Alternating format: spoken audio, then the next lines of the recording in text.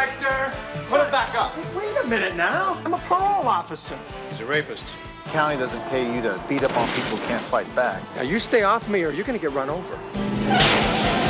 Hey, where the hell did you learn to drive, woman? Don't worry about it. Friday night's gonna be okay. I can't wait. You throw the gun in here, Sonny, or I'm gonna kill her. Drop the gun, Colson.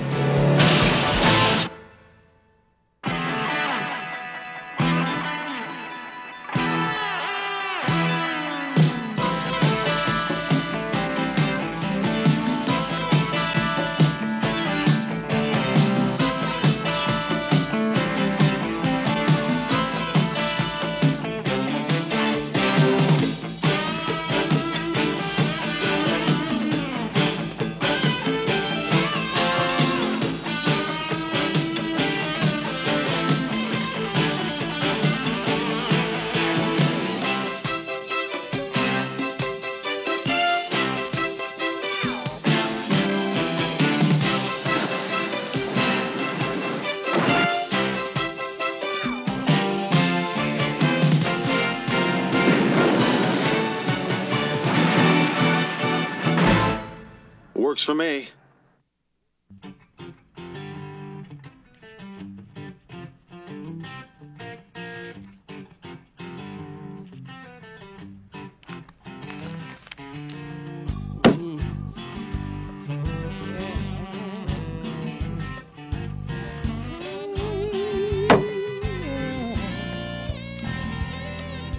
You're stuck on yourself. You love to make the young girls cry. The boulevard lover with an attitude. You always do or die. You don't care what people say, as long as you get your way. But when it all comes down, will you stand on a nasty reputation? Breaking all the rules in every situation. You're the coolest crew. But when you look in the mirror like you so faithfully do, tell me who's fooling who?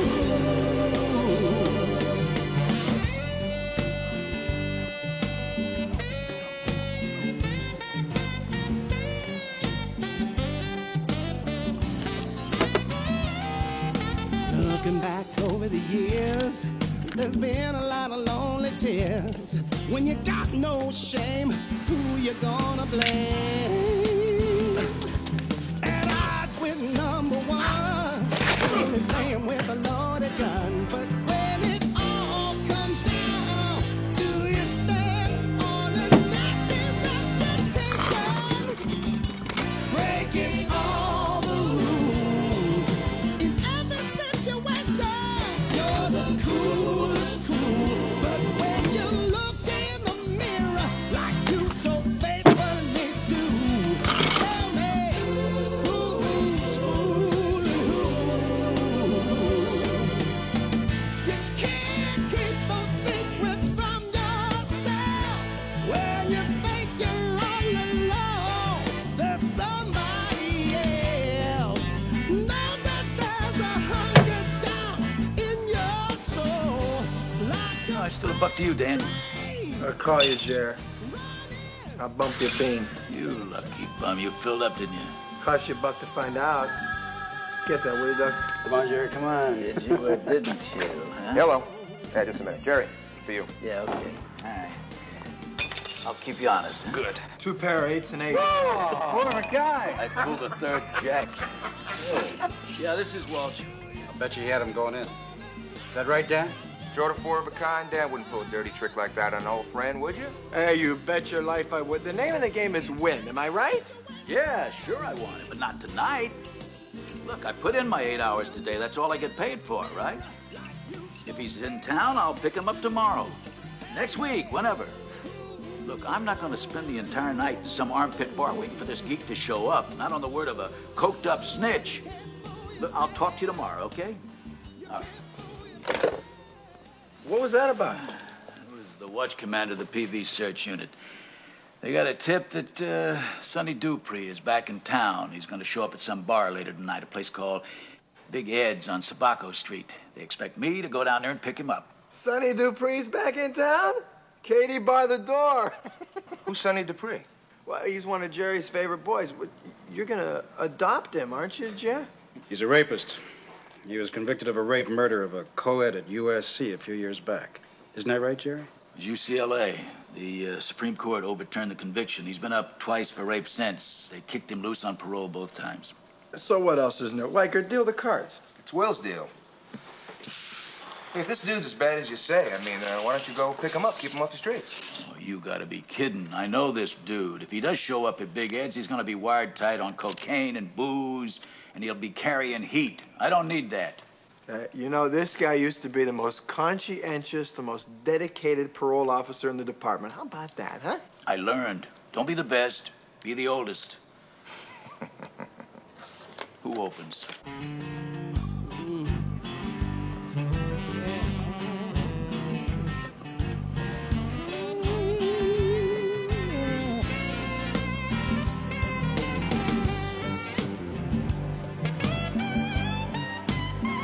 But when it all comes down, do you stand on a nasty reputation?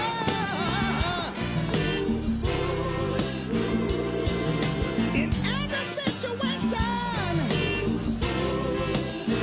But when you look in the mirror like you so faithfully do, tell me who's fooling who? Oh, you can't fool yourself. You can't fool yourself. But when you look in the mirror like you so faithfully do, who's fooling who? You can't fool yourself. You can't fool love. Yeah, you're right. It's real open and shut. Okay, look, how do I spell Dupree again? D-U-P-R-E-E. That's James, right? Okay, thanks, Mr. Colson. Look, I'll be down about an hour to get that file. You gonna be there? Okay, who should I ask for? Nina Sloan. Sloan. Got it. Okay, thank you. Bye-bye. My case. That's the Walsh case, right? The parole officer that got murdered. Mm-hmm. Need any help with that? Nope, it's real open and shut. The shooter was a parole violator by the name of Sonny Dupree, apparently. All I gotta do is find the guy. Missing persons could handle it. Oh, Hunter. About Friday night. Friday night, with me and Jack, and Jack's sister from Poughkeepsie, New York, remember? We're on, right? Well, I said I'd think about it, but I didn't say I'd go. Come on, what's to think about? It's gonna be great. All you gotta do is show up. It's not gonna cost you a dime. Jack's gonna pick up the check. And look, Jack's sister is really nice. She's very pretty. She's bright. She's a lot of fun. Yeah, so's a collie. Hunter, would I set you up with a dog? Come on. Are you sure you don't need any help with that Walsh case? No, I told you, it's easy. It's just open and shut. All I gotta do is find the guy. Yeah, I probably could use a little help on the case. Yeah. Come on. McCall. About Friday night. See, I promised Gordo I was going to help him paint his mom's apartment. Maybe another time, though, okay? Hey, McCall. What'd you do? Get turned down by every single guy in the precinct?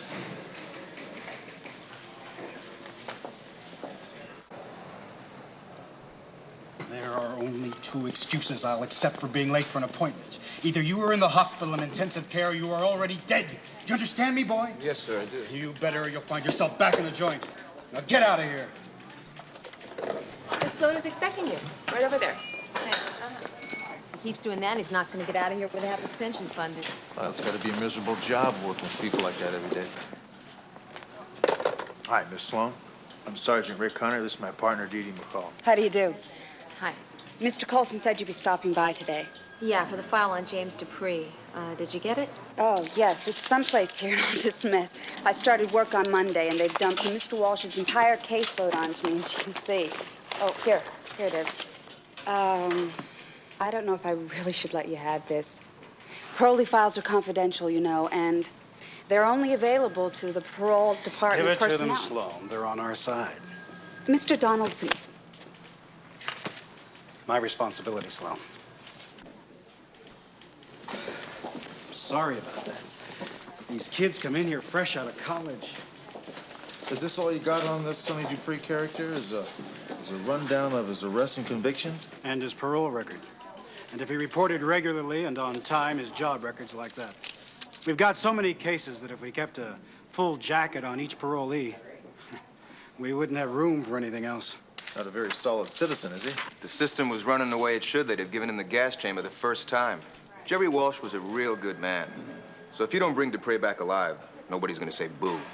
Well, are you sure Sonny did this? Well, I know Jerry was after him for a couple of months to throw his butt back in prison for parole violation. Got a tip last night he was back in town, he went out after him. You know what's weird about this? When Jerry got the phone call, he said he wasn't gonna go after Dupree. It's too dangerous. Dan kidded him about it, remember? So he changed his mind. You sure about that? Look, he was killed not 2 blocks from Big Ed's bar, which is where Dupree was last night. And he was after Dupree for a couple of months. I mean, he had a real burn on putting Sonny back in the slammer. He talked about it all the time. I mean, Dupree isn't exactly what you'd call one of nature's noblemen. But Jerry's dealt with worse. We all have. But if it was Dan, then I could understand it. Dan? Colson. He's a real hard case. Yeah, where is Colson? I called him. He said he was going to be here. He went out a little while ago. I think he went after Sonny himself. And I'll tell you something. If he finds him, they're gonna need to pick up what's left of him with a blotter. Standing between these four walls, you only surround me, witnessing a rap. Violence is our enemy. What happened to my human rights? Keep your arms steady. Garbage collector! Sonny!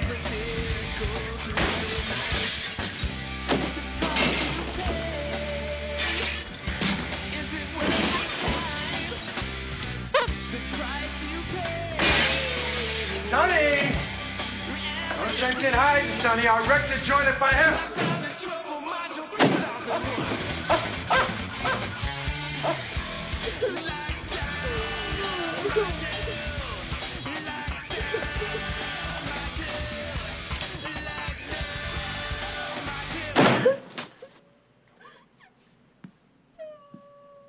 Where is he? Where's Sonny? Please, don't hurt my baby. I want Sonny. Where is he? I don't know. Don't give me that I don't know garbage. Now you let me know what's happening or someone's gonna get hurt. It just may be you, buddy, if you so much as blink. Now, just take it easy and drop the gun right back on the bed. Now, clasp your hands behind your head. Attaboy. What's going on here? Who are you people? Don't worry about it, Mrs. Dupree. We're the police. Hey, if you're the cops, we're on the same Hey, put it back up. Hey, wait a minute now. I'm a parole officer. I'm Dan Colson. My creds are in my right-hand pocket of my jacket. He broke in here. He didn't ring or anything. He just smashed in the door. You saw what he did. Well, don't worry. He's not going to hurt either you or your child. What's the idea of treating these people like this, Colson? Who the hell do you think you are? Her husband killed a parole officer. My buddy for 20 years, and she's harboring him. Dupree is only a suspect right now, Colson. Now, you may have probable cause to come in here, but not to terrorize these people and bust this place up. He's a parole violator. Now, I have the right to bust in any place I want where I think he's hiding. Sonny didn't violate his parole. He's got a regular job. He's leading a straight life. Sure. Can I take my hands down now? Still doesn't give you any right to terrorize a woman and a child, Colson. Listen, before you two start shedding tears for these people, you ask yourself how many cops are dead because some parole officer was too soft with guys like Sonny and his family. Hey, Colson. More cops get hurt because jerks like you butt into their business, so why don't you butt out?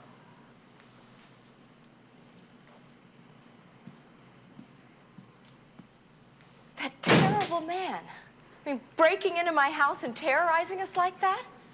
Why didn't you arrest him? Well, I know it isn't much of a consolation, but the law gives him that right. Look, I know Sonny broke the law, and he has to pay for that. But he never meant to hurt anybody. And to put him under the thumb of a man who's a worse criminal than he ever was. Mrs. Dupree, do you know that your husband hasn't checked in with his parole officer in the last 5 or 6 weeks? That's not true. Sonny goes every Wednesday morning at 10, like clockwork. Ask Mr. Walsh, his parole officer. Well, I'm afraid we won't be able to do that, you see. Jerry Walsh was murdered last night. Oh, my God. Mrs. Dupree, where was Sonny last night? He was home. If he wasn't at home and you're lying, don't. It'll only make it worse for both of you. You know, minutes before Jerry was murdered last night, your husband was seen leaving a bar just 2 blocks away. Sonny didn't do it. He couldn't. He's not a killer. Well, he did kill a girl, and he did go to jail for it. He was drunk, and he ran her down, and she died. Look, I'm grateful to you for stopping that man. But I don't have anything more to say to you. So please go. Please. Thank you.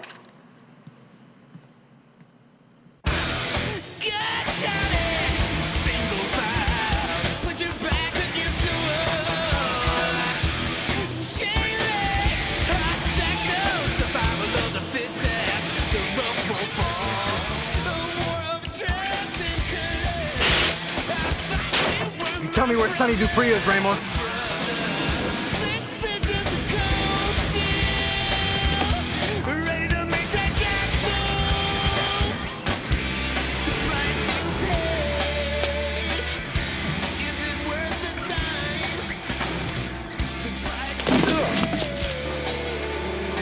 How you doing? Sam Lubbock around? Lubbock to the cashier's desk. Mr. Lubbock? Talk, Ramos. Where's Sonny? I want Sonny Dupree. The next time I ask you questions, you answer nice and polite. Well, if it isn't Sergeant Hart's and Sergeant Flowers, the Miranda twins. You read any good rights lately? Hey, Colson. What the hell are you doing around here? My job, Hunter. Oh, come on. The county doesn't pay you to beat up on people who can't fight back. They're garbage. I'm trying to keep the streets clean. Give me a break, huh? Let me tell you something once and for all. This is now a homicide investigation. That makes it my turf. You stay off of it. Hey, I've got jurisdiction here as much as anybody. Now, that scum killed my buddy. Now, you stay off me or I'm gonna run you over.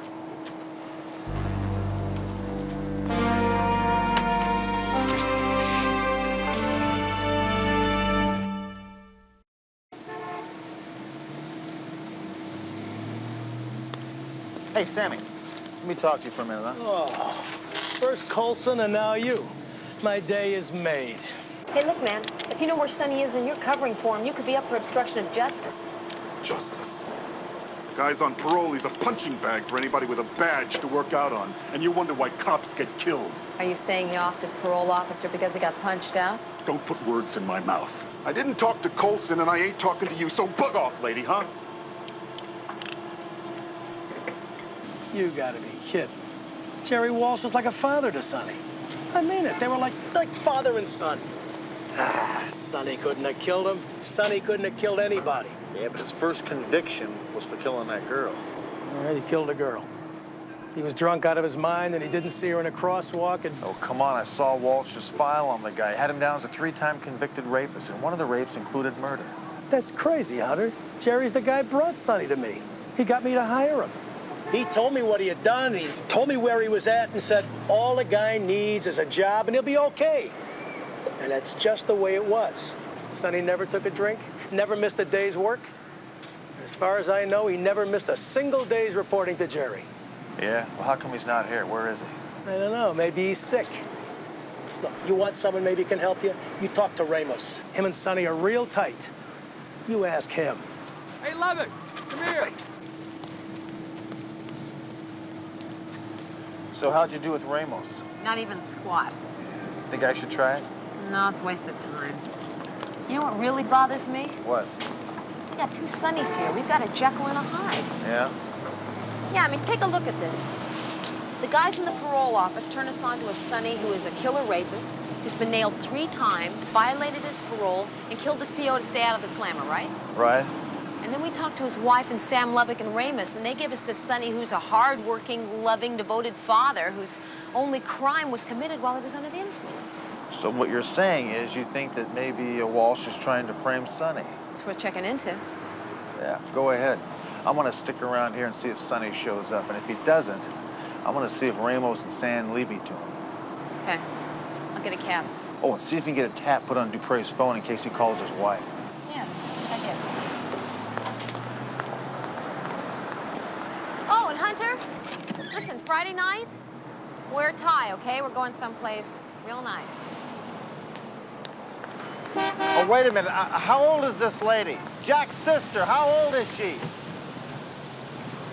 Just want to know how old she was.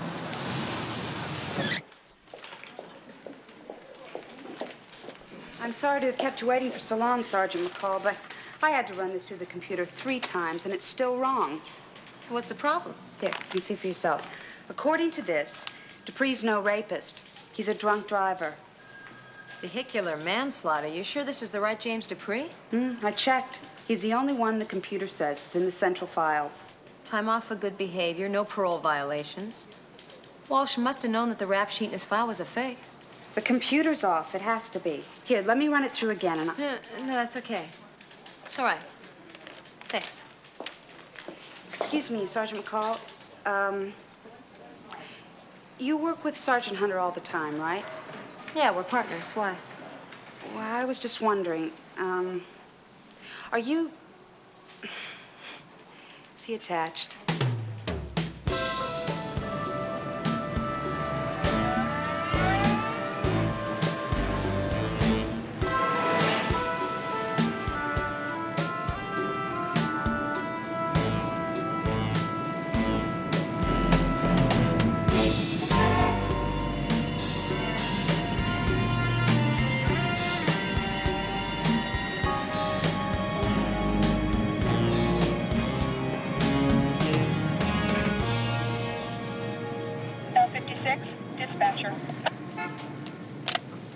This is L56. Go ahead. I got a patch call from McCall, Hunter. Hold on a second. Go ahead, McCall. Hunter? Did you get that tap put on Sonny's phone yet? Yeah, it's in work. But we better stop looking for the bad Mr. Hyde and start looking for the good Dr. Jekyll. Oh, you mean he's not a rapist and all those good things? He's clean? Just like his wife and Sam said, he's only been up for vehicular manslaughter. Well, then why is the guy running? Well, when we find him, I'll ask him. What do you mean, we? Where are you? About a half a block in front of you. Look, Mom, I appreciate it, but I think I can handle this stakeout by myself. Then you already know you've grown a tail? Tail, what do you mean? Colson. He's a couple cars behind me. Oh, there goes my pigeon now, McCall. Do me a favor and get Colson off my back, will you? Hey, look, Hunter, I'll take Ramos and you follow Colson, okay? If any car's gonna get creamed here. Be a pal, will you? If I make a sharp right-hand turn in this crate, the whole front end's gonna fall off.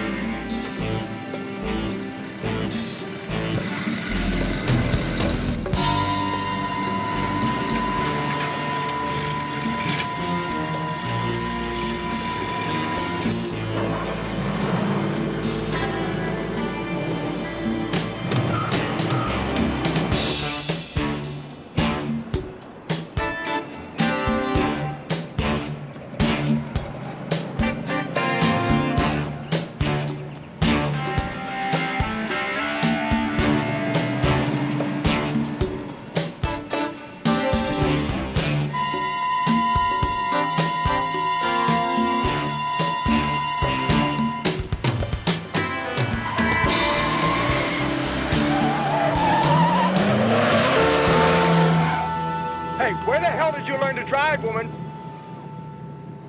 McCall. Why don't you get that piece of garbage off the street before you get a ticket for littering, Colson? Hey, I'm gonna have you up on charges. Do you hear me? Do you hear me? I'm gonna have you up on charges.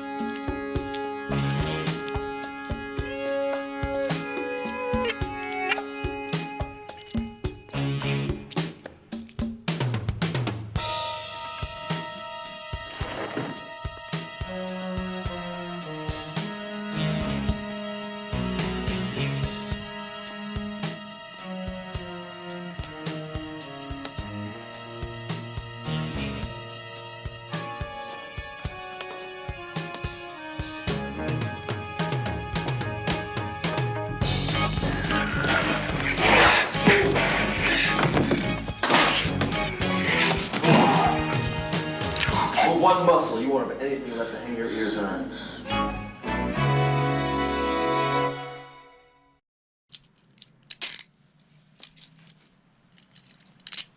You have the right to remain silent, Sonny. You also have the right to your choice of an attorney. You're a regular comedian, Hunter. You're not being very smart here, Sonny. You're adding kidnapping, assault, resisting arrest, or suspicion of murder. You're digging yourself a pretty big hole here. I didn't kill him. You were seen leaving Big Ed's last night, minutes before Walsh was killed. I've got a witness to that. Don't talk to him, Sonny. He's only gonna twist what you say all around and set you up. Look, Ramos, why don't you go outside and get some fresh air and clear your fat head? I'll clear your head, man. I'll clear it real good.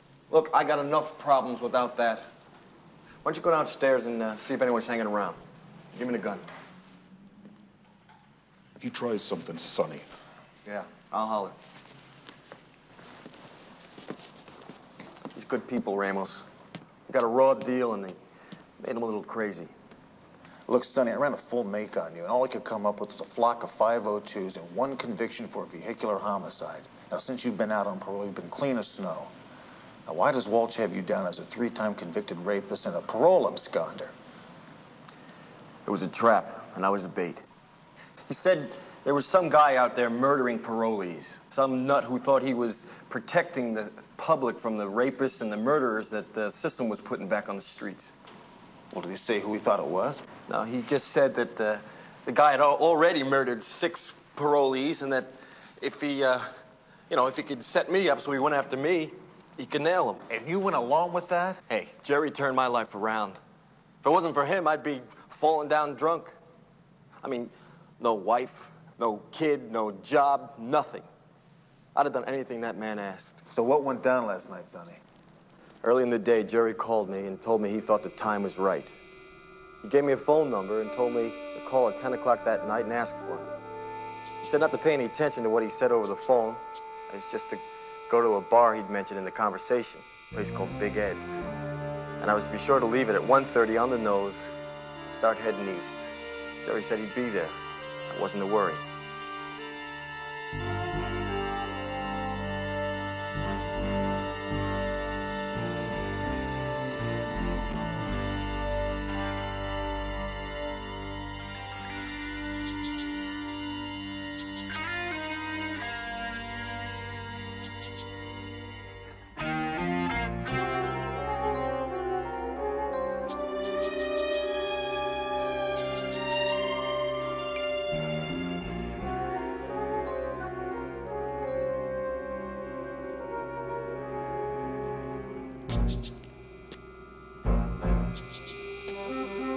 I thought the footsteps I heard behind me were Jerry's, but I couldn't be sure. What if it wasn't?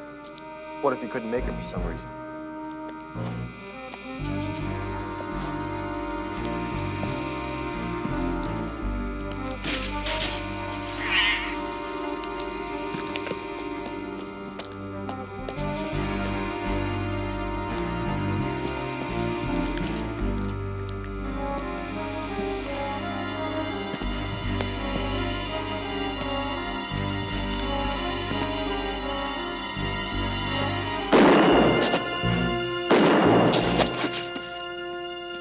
yell out. I wanted to jump up and grab that guy by the throat and bash his head against the walls, but I couldn't move. I couldn't breathe. I was frozen there behind the garbage cans. Did you see the guy? Yeah, I saw him. Almost as clear as I see you. Was it Dan Colson? He was another parole officer that worked with Walsh. He was supposed to be his friend. I don't know. And I never saw him up there, and Jerry never told me about him. But if it's the guy who killed Jerry, I can ID him. Get me out of here, Sonny. Come on. What, so you can take me in?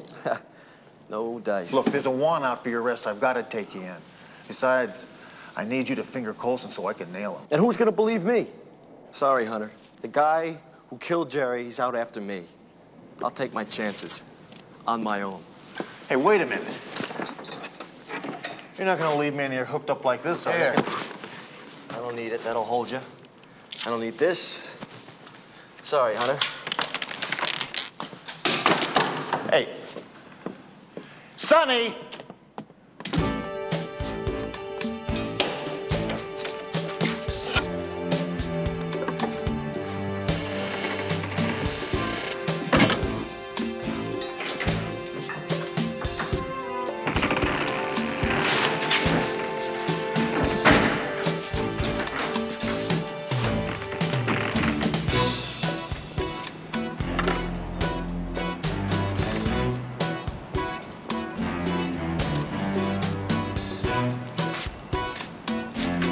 L56, come in, please.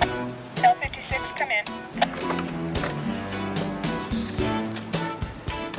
L56, come in.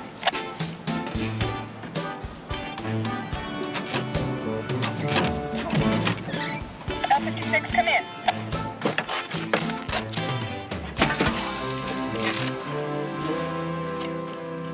This is L56, over. Stand by for Sergeant McCall, L56. Hunter? Where have you been? I've been trying to find you for the last half hour. Well, I've had a little radiator problem. Well, then you're okay. I didn't know you cared. Of course I do. Look, I'd hate to disappoint Jack's sister. She's really looking forward to meeting you. Hunter? Hunter? I fold. Me too. Natural flush, all I get is the ante. This is lousy three-handed. I think I'm going home. Me too.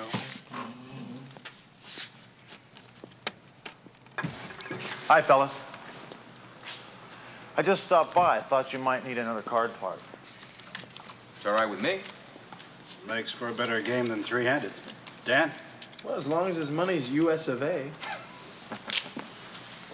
What's the game? It's dealer's choice, quarter and half. New player deals. Okay to check and raise? Anything goes as long as you don't get caught. How about a little Pete Loftus stud? Only Pete Loftus I know is a parolee. Was a parolee. He's dead. He was murdered about 6 months ago. Your bet. Cuter. Is that why they named the game after him? In memoriam? I think it was Pete, or Dum Dum Madigan. Or was it Feats Jackson? I don't get this. All those guys are parolees. Dead parolees, Weichert. There were 12 of them, all a part of this tight little group of yours, all shot down in cold blood. So big deal. These guys are always getting themselves knocked off. Why, they're parole officers? Hey, what kind of garbage are you dishing out here?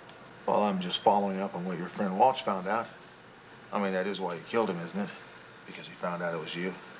Hey, Sonny Dupree killed Jerry Walsh, and everybody knows about it. Now, are we playing cards here, or what? I've got a witness that saw the whole thing go down, Colson. And he describes you to a T. So arrest me. No, not right now. I've got some loose ends I want to tie up first, but when I do, I'll know where to find you. You're running a bluff. Hey, damn it, Hunter. I mean, I don't know why you're doing this or what you think you got here, but I, for one, resent what you're doing to Dan. Now, either you back off or I'm going to file a complaint. Well, that's your prerogative, Weichert. But if I was you, I'd read that printout first. It's got Sonny Dupree's rap sheet on it out of Central Files. Not the one Walsh dummied up to nail the murderer. See you guys.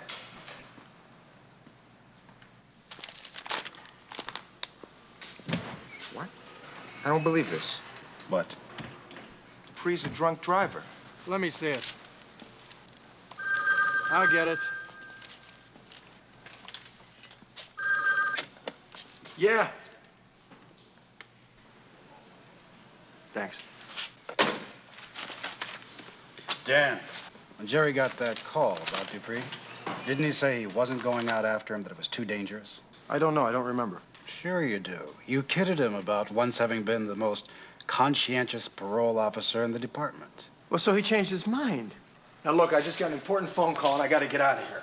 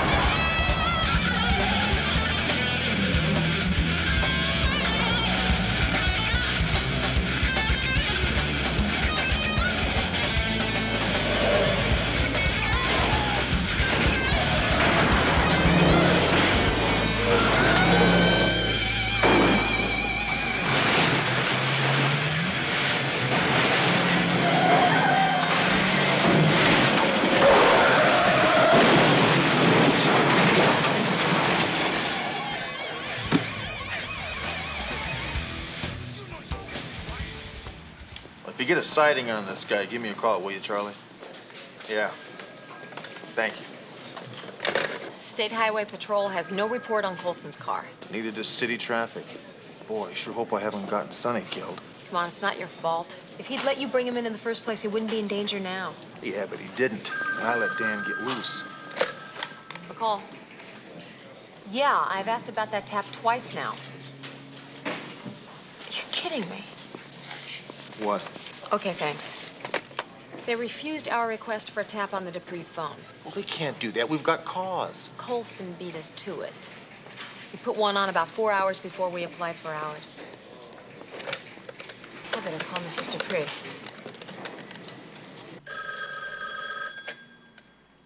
Hello? Hello, Mrs. Dupree. This is Sergeant McCall. Have you heard from your husband? Why, no, I haven't. You sure? Yes, I'm positive. Okay, well, if he does contact you, warn him not to say anything that'll give away his whereabouts. Your phone's tapped. Mrs. Dupree, did you understand that? Yes, I understand. Thank you.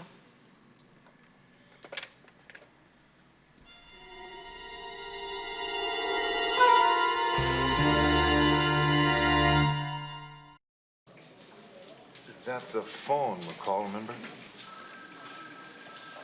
Mrs. Dupree says Sonny didn't call. So? So the way she said it, I don't believe her. Well, why would she lie? I don't know. She sounded scared. Look, about this women's intuition business, I've done a study on this. Communications, please. Yes, communications. This is Nina Sloan at the Parole Bureau. To whom am I speaking? This is Lieutenant Decker. How may I help you, Miss Sloan? Yes, I'd like to know if there has been any traffic on 555-7273 yet. That's the tap that Colson had put on the Dupree phone. Hold it and I'll look it up for you. Thank you. There was a incoming call to that number at 2:47 p.m. from an unnamed male caller. There was a second call from a female Sergeant McCall, who we've identified as a member of the LAPD. Oh, yes, we already have that. But could you please give me the readout on the 247 call? I already gave a readout to Mr. Colson, didn't he tell you? No, I was out of the office then, and he is now. But our supervisor would really like that information, so if it's no bother... No bother, Miss Sloan. Thank you. Pick up line 4. Phone rings twice. Female voice, hello. Male voice, hello, Trish. Female voice, Sonny, is that you? Are you all right? Male voice, I'm okay. Now listen. Female voice, Sonny, where are you? Male voice, don't ask any questions. Do as I tell you. Pack a suitcase with enough stuff to last you and Cindy a few days. I'll call you later around 5:30 and tell you where to meet me. It's 5:20. We gotta roll. Listen, that will be just fine. I do have one more request, though. If another call should come in on this line, will you please notify Sergeant McCall via the police dispatcher? Thank you so much.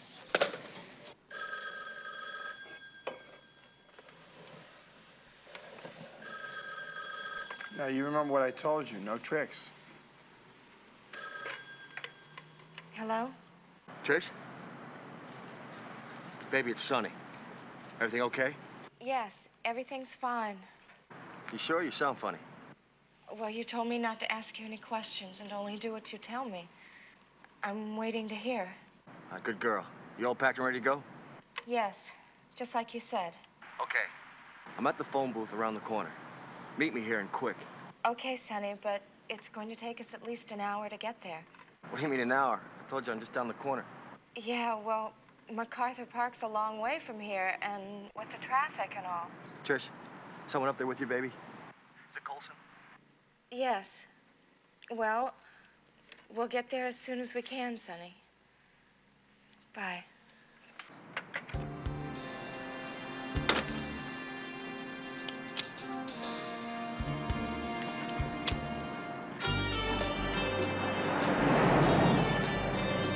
You want to play this way?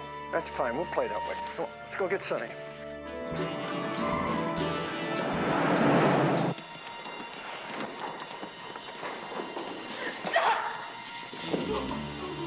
You throw the gun in here, Sonny, or I'm gonna kill her. Don't hurt her. Let her go. Now, that was a real dumb move. See, you should have run when you had the chance. But now...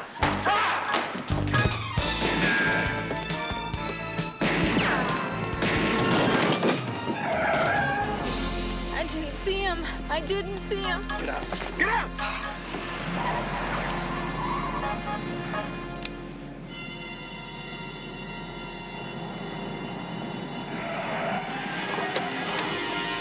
Drop the gun, Colson! Hunter, let me get rid of this guy. He's nothing but garbage. I said drop it now. Sonny! Sonny! Drop the gun, Colson!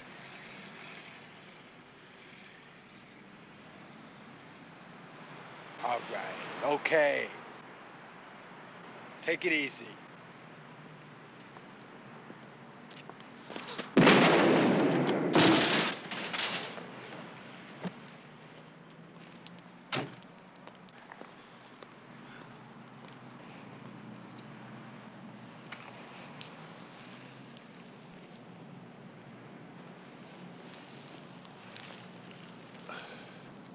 How's he doing?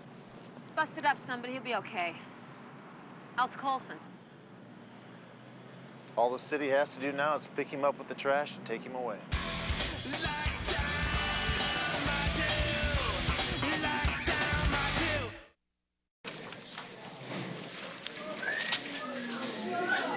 Okay, Roscoe, let's go. Hey, McCall, what's the deal here? Whoa. Found this guy breaking into McLean liquor store, and I gotta book him. It's Friday night. Yeah, well, as far as I know, we're still booking felons on Friday nights. It's 6:30 Friday. Me, you, Jack's sister, dinner? Oh, boy. I forgot to tell you, Hunter, I broke up with that creep a couple days ago. You see, he had this weird idea. Forget it. Anyway, well, dinner's off. That's great, McCall. I go and get this suit pressed. I wash and launder this shirt. I even buy a new tie. You know how much money I spend on these posies? All right. Wait a second, Smith. Yeah. Come here, will you? Will you do me a favor? Will you book this guy? Sure. 2 for the price of 1. Let's go. Thanks a lot. Okay, look, here. Let me have those. So the evening is not a total loss. I will go to dinner with you, and I'll even wear your flowers. How's that? Whoa. You look handsome. Well, thank you. You going out? Well, yeah, kind of. Yeah. Oh, I knew I should have called before. I wanted to invite you to dinner, to thank you for not making things hard for Sonny Dupree and Ramos. You could have had their parole revoked for what they did to you. Maybe another time. Oh, hey, wait, Nina. Hey, look. I see McCall all the time. We can have lunch or dinner some other time. And besides, her taste in food is not really mine. I'd love to have dinner with you. What would you like to eat? You won't believe this, but I'd really like a chili dog.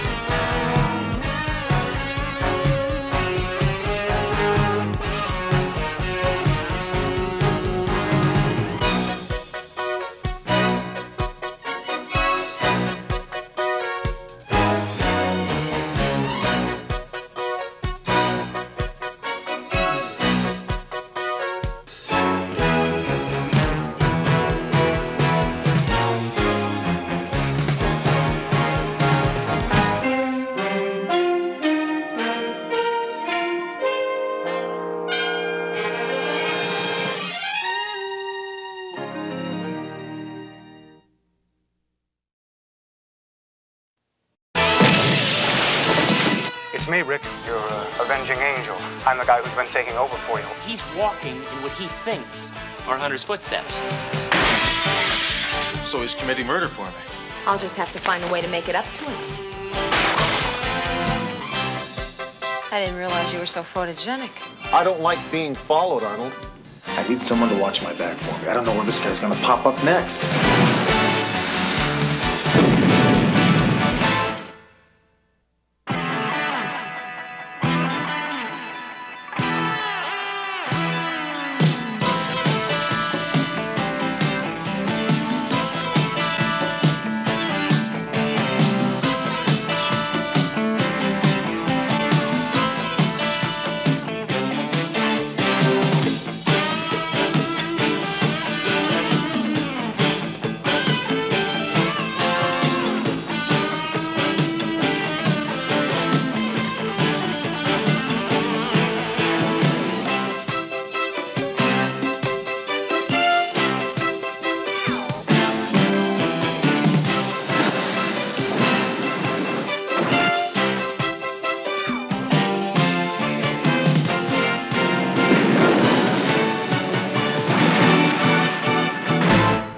Works for me.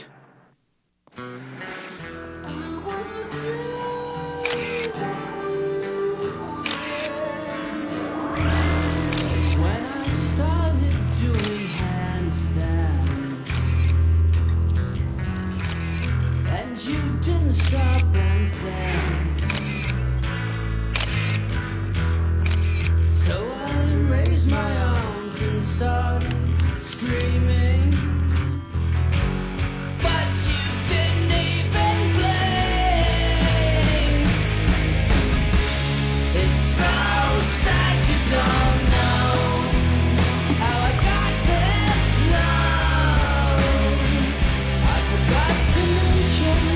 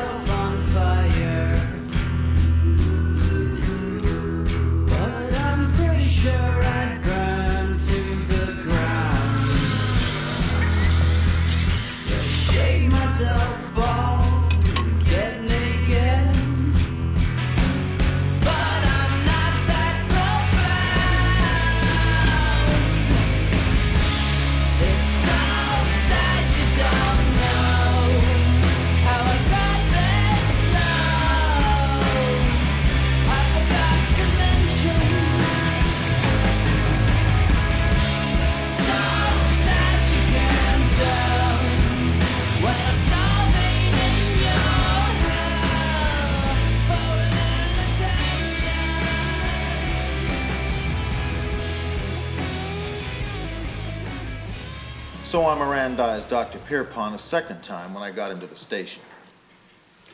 A second time, Sergeant.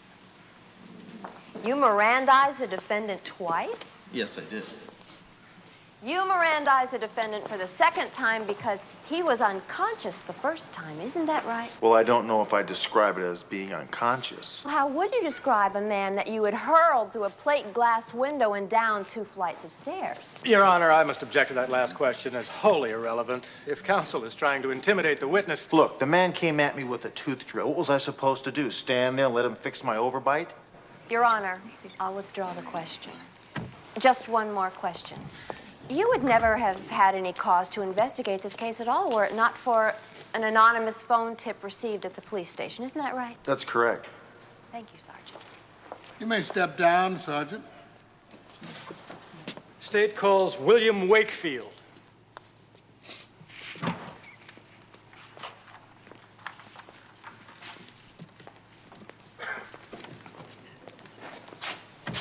Raise your right hand.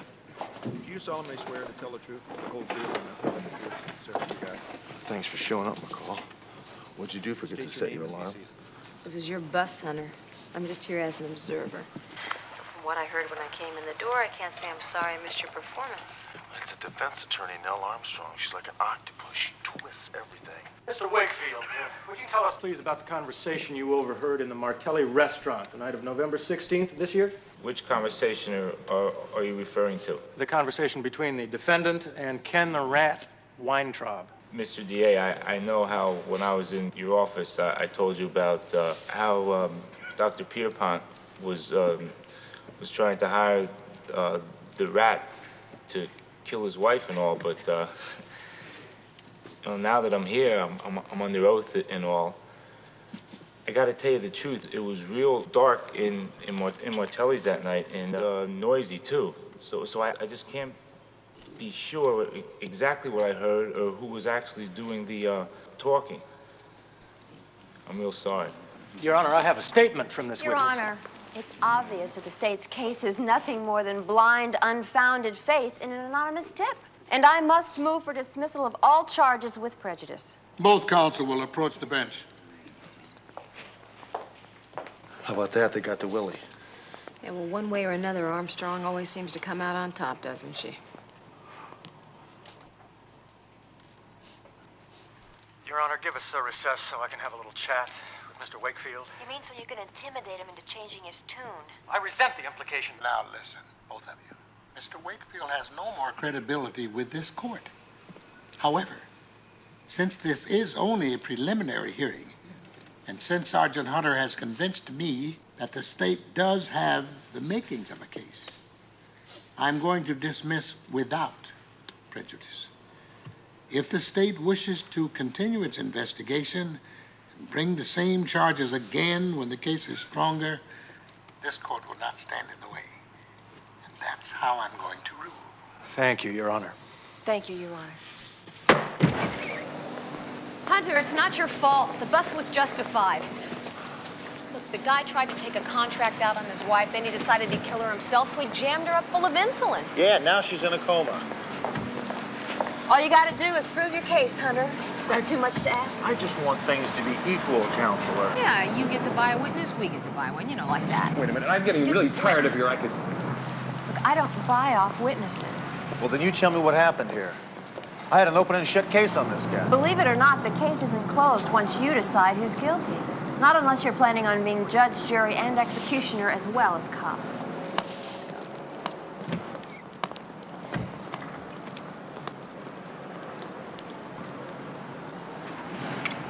See you later.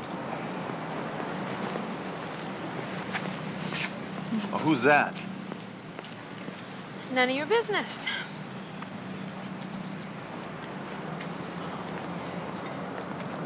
All right. Okay. His name is Ted Hawk. Ted Hawk? Forgetful U.S. attorney? Forgetful? What do you mean? Well, he forgot his briefcase and left it over your house last night, didn't he? Hey, you're not too lovesick to keep from helping me nail Pierpont, are you? What do you need me for? Well, when I talked to him last week, the rat denied everything. Oh, you think I'm gonna have better luck, huh? Feminine wiles triumphing over brute force? Yeah, I thought more along the lines of you take the back door, I take the front door in case he tries to make a getaway. All right, you can count me in. I just hope the rat is as obliging. Yeah, well, if he's not, it's dead end time. My only hope then is if the whole bunch of them get hit by a bus. Starting with the lying scumball Willie Wakefield. Come on, let's go pick up the rat. Give it up, Weintraub.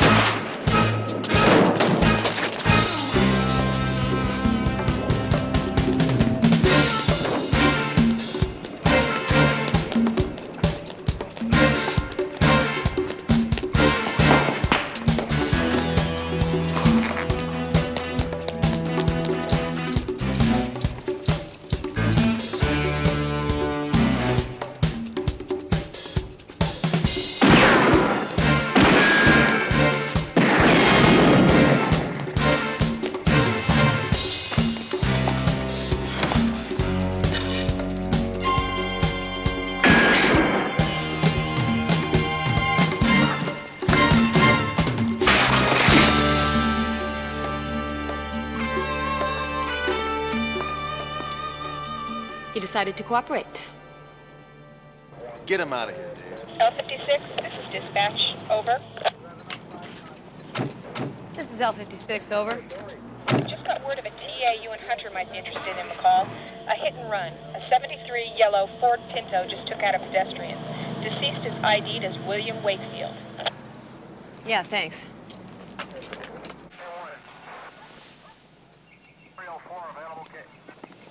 When you wish upon a star. You got it there right on the curb. Hardly a traffic lane. Hardly an accident. Well, what brings you here, counselor? Well, for reasons known only to me and my psychiatrist, I listened to the police bands. What happened? Well, it's just an experiment to see which was tougher, the human body or a 73 Pinto. I'd say the 73 Pinto won out, wouldn't you? Listen, for the record, I don't like winning cases this way. Well, for the record, you haven't won it yet. That's right, Rick. She hasn't.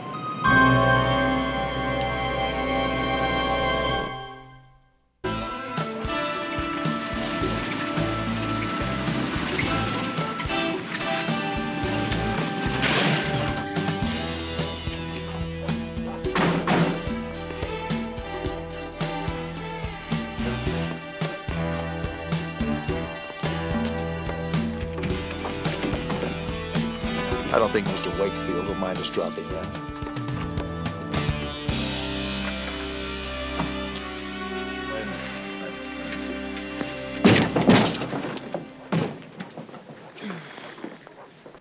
Right, what are we looking for? Money. The kind you pay to somebody when you want them to lie in court for you.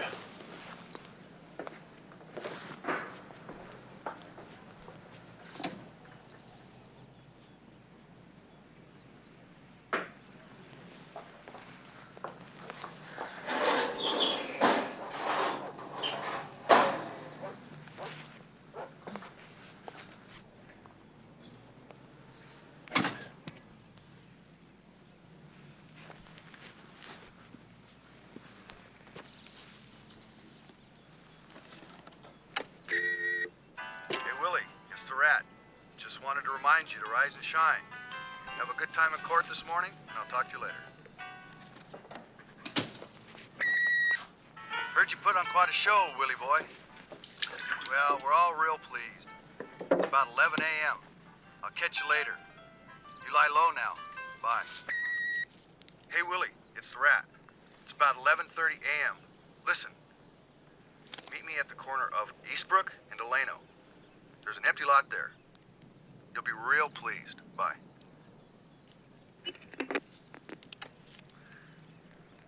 Hey, Hunter? Yeah. Come here. All right, good girl. You know, I don't understand one thing. How could the Rat have called Willie at exactly 11:30 when we were having a shootout with the guy at exactly the same time? I don't know, maybe his watch was off or something. And why wasn't there music in the background of this third call? Yeah, well, don't worry about it. We got the bribe money, you got the tape that lured Willie to his death. That should be more than enough to convince the Rat to give up Dr. Pierpont. We'll tie up the loose ends later, okay? I think we ought to bring in the doc. Well, you bring the doc in. I have to go to the market. The market? McCall, you're on a case here. You're on a case because I promised Ted I'd make veal marsala tonight.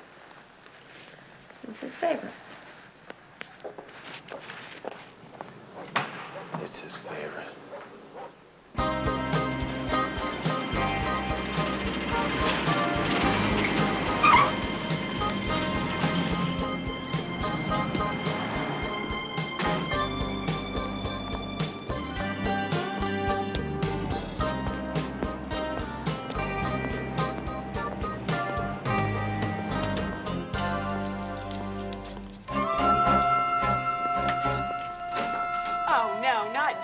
We just finished cleaning up the broken glass from your last visit. What? Hey, Doc. Quick recovery.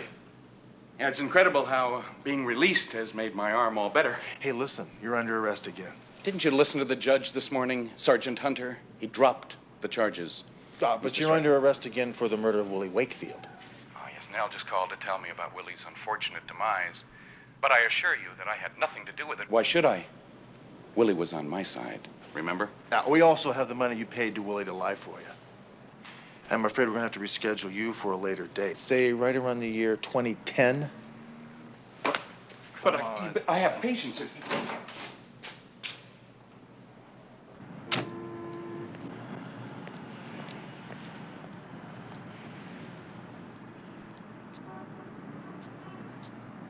You were right, Hunter.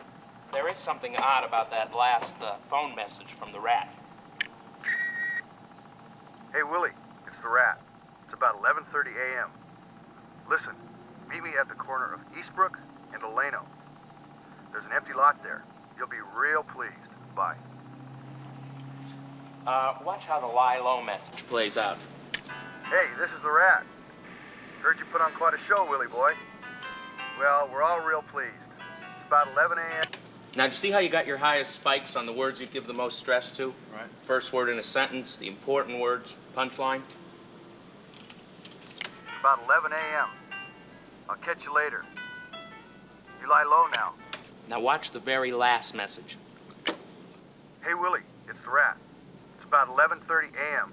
Listen, meet me at the corner of Eastbrook and Delano. There's an empty lot.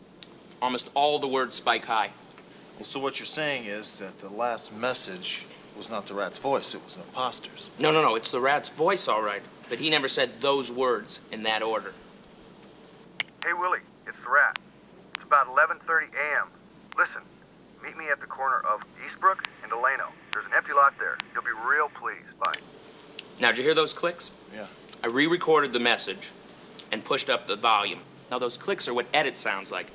It seems like someone was taping the rat's voice and took the words out of context, edited them into a new message which was played over the phone and into Willie's answering machine. That would account for both the excessive stress on so many words and the absence of background music.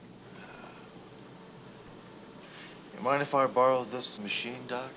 Hunter, your reputation with breakable objects is hardly exemplary.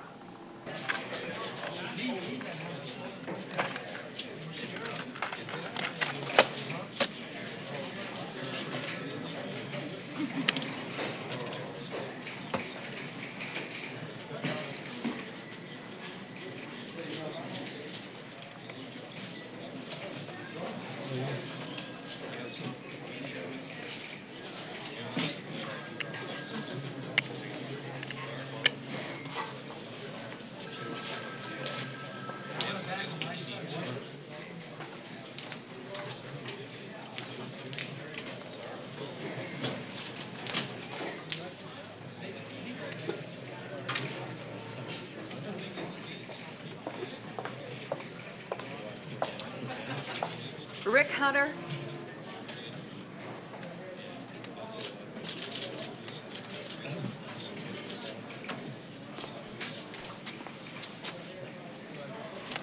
Consider yourself served. Malicious prosecution, false imprisonment, intentional infliction of emotional distress, violation of civil rights. Oh, did you leave anything out? I can always amend later. Right now, I've got to go pick up the good doctor. He made bail. He's really becoming a career with you, isn't he? But someone out there wants him worse than I do. Somebody did kill Willie. And somebody did plant the money and the message about Pierpont. Now, somebody wants to nail him, so I think it's best if you just stay in custody. What evidence do you have for that? I'm sure he'll be fine.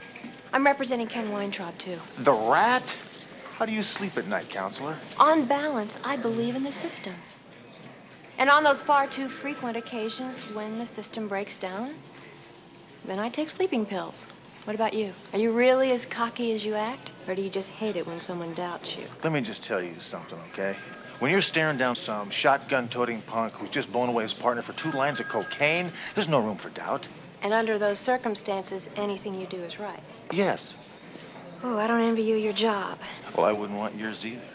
Guess we have something in common then after all, huh? Perhaps. See, I told you she likes you. Well, I hope the market wasn't out of veal. I hate to have Ted settle for anything that wasn't his favorite.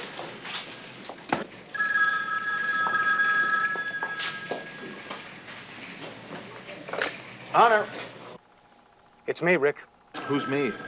Well, just think of me as your, Avenging Angel. I'm the guy who's been taking over for you while you've had your hands tied by this ridiculous legal system of ours.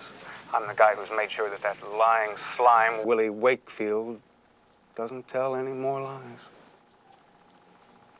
I'm just sorry I wasn't able to, run him over with the bus the way you wanted, but the end result is the same, Rick. Hey, this isn't funny. Who is this? Is this some kind of a joke? No, I never joke. I don't think I know how to. But I do know how to take care of my friends, so don't you worry about that silly lawsuit she just handed you, because you can't have a lawsuit if you haven't got a plaintiff, isn't that right, Rick? I'll say goodbye now. Oh, wait a minute.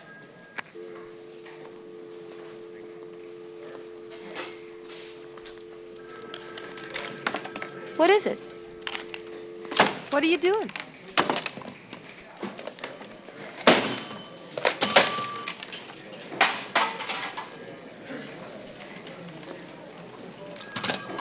Someone's been listening in on me for the last week. I've been bugged through this whole Pierpont trial.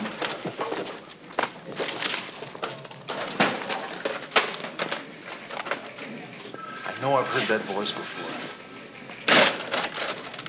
And I think I know where. What voice? Yeah, what voice? What the hell's going on here? Some guy was just in here yesterday fixing that phone. This is the tape of the anonymous tip I got on the Pierpont case. Police crime tips. Please leave any length message after the beep tone and do not leave your name or phone number unless you wish to be contacted by us. Dr. Anthony Pierpont's wife is in the hospital. She's probably going to die. This isn't any accident. He's been trying to find a way to kill her for quite a while now. And now he's finally gone and done it. That was my Avenging Angel, and he just told me he's gone after Pierpont. What are you talking about? Hey, Hunter! McCall! Hunter, I swear I'm gonna take this broken phone out of your paycheck!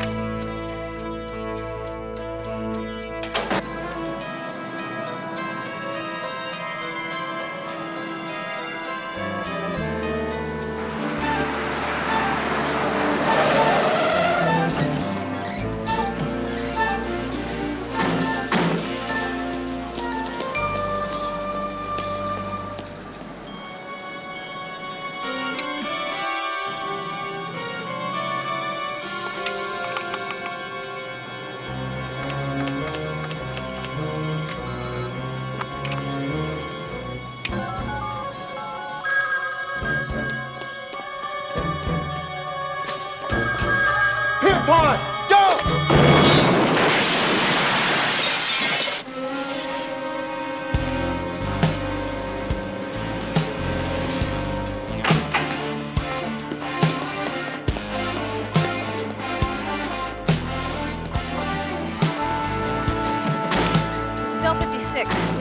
storage wagon and a black and white at 847 Tower Place. Yellow Pinto, the same model that ran down Wakefield.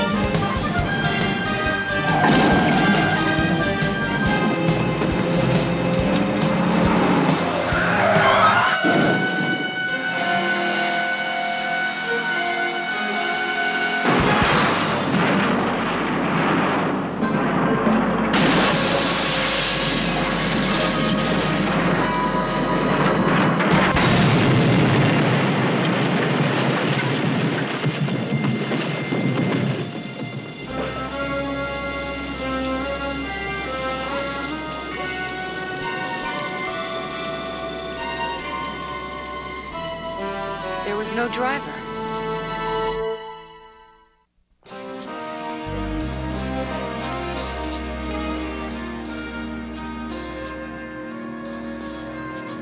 Well, when you lost sight of him around the truck, he jammed the gas pedal and jumped. The only explanation? Well, I don't think that kind of explanation pertains to this Avenging Angel guy. Sure it does. He admires Hunter so much that he's trying to define himself by the qualities he sees in Hunter. Like some kid seeking his father's approval, he's walking in what he thinks are Hunter's footsteps. So he's committing murder for me. And he must be damn confused because you're not grateful.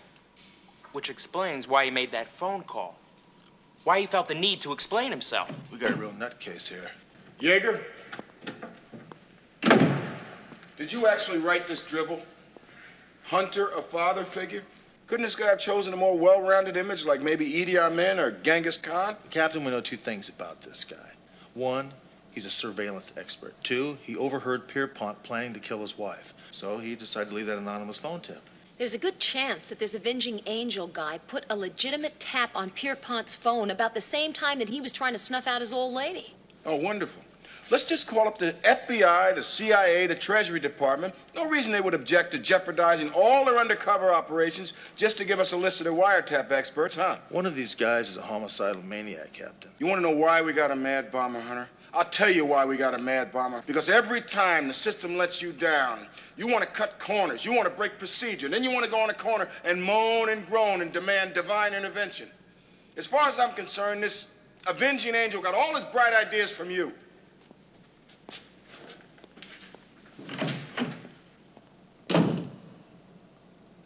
Hey, Doc, you think you could wire my phone to record all incoming messages? You still got that stuff I gave you? Yeah, sure do. Fine.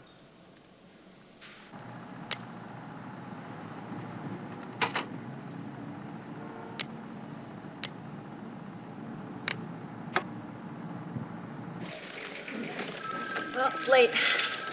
I'm gonna get going. See you later. See you.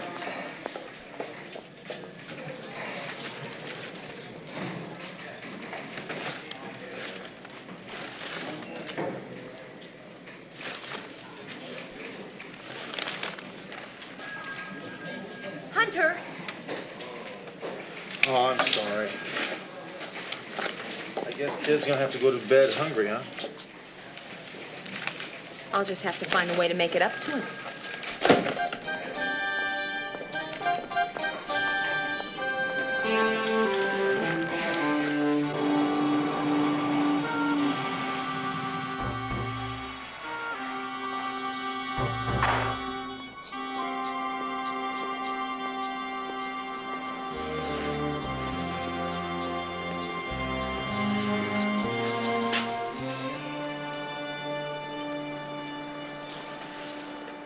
Well, what brings you into the low-rent district, counselor?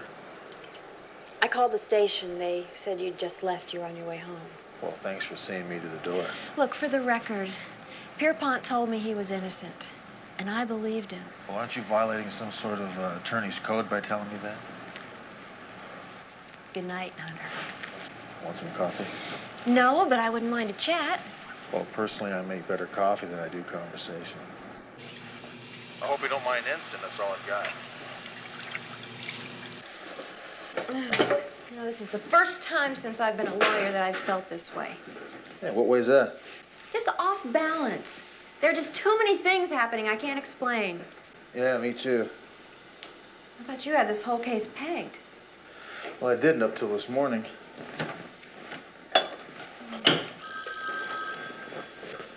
Yeah. What are you doing, Rick? What's she doing there? Well, we're just having some coffee. She's one of the enemy. She's one of them. She doesn't understand what we're trying to do here, what has to be done. She's the one that's trying to stop us from stopping the other. You, of all people, should understand that, Rick. Well, that's what I'm trying to explain. You can't explain it to them. Not to them. They only understand one thing. We gotta get out of here. Come on. Why? What's wrong? Where are we going? Just get in the car and drive.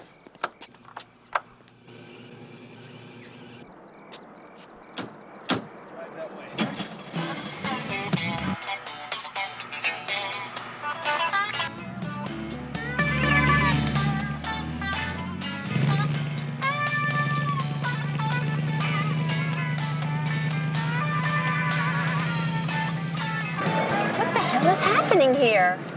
No, don't turn it down. We're being bugged. Now, there's a guy that's been casing me. He's the one that just called. He's tailing us now? I don't know. Look, there's a wooded area up ahead where the road bends. Now, you just keep driving as if nothing has happened. I'm gonna jump out. Yeah, just what do you intend to do? I'll have a little chat with this guy. He's got to be the guy that's killed Willie and Pierpont. Look, Hunter, be careful. I just meant don't fall on this guy like a gorilla coming out of a tree. If you've got no witnesses, no proof, nothing. If you roust him, you'll wind up right where I had you, squirming on a witness stand without a net to catch you. Well, that's hardly the way I saw it go down, but I get your point. I just want to give this guy some heat, that's all. Now look, when you get home, lock up tight, all right? I'll call you. Okay, I'm in a phone book in Palms. Now, when I get out, there's a stop sign right up here. Stop there for a minute and then go. Got it? Yeah.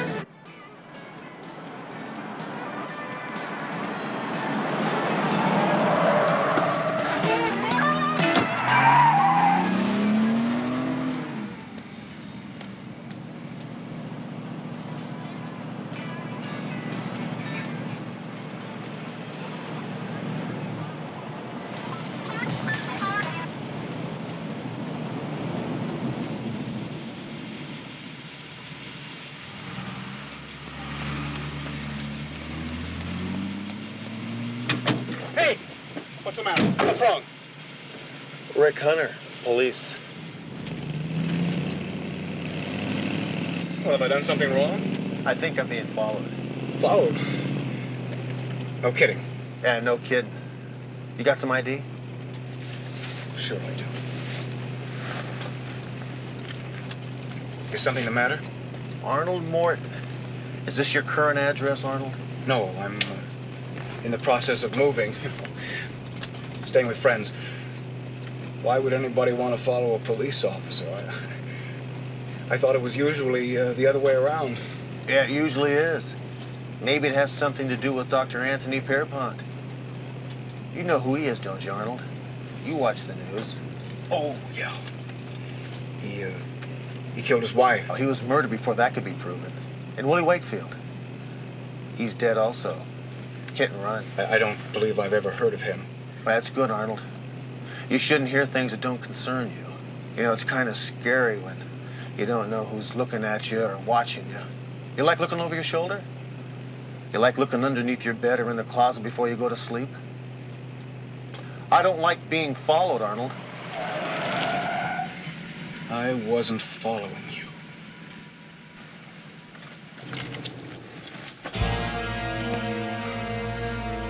Sure you weren't.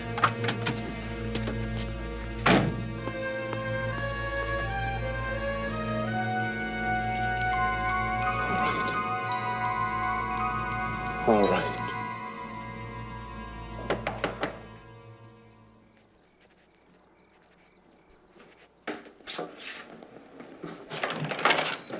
How you doing there, McCall? Hunter, what are you doing?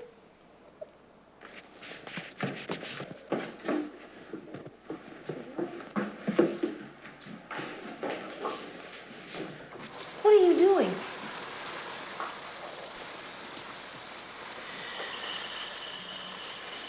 Are you nuts? What are you doing? I just met my Avenging Angel. Now, I don't know how he's doing this, McCall, but he's got me bugged, and he's got me watched every single second of the day.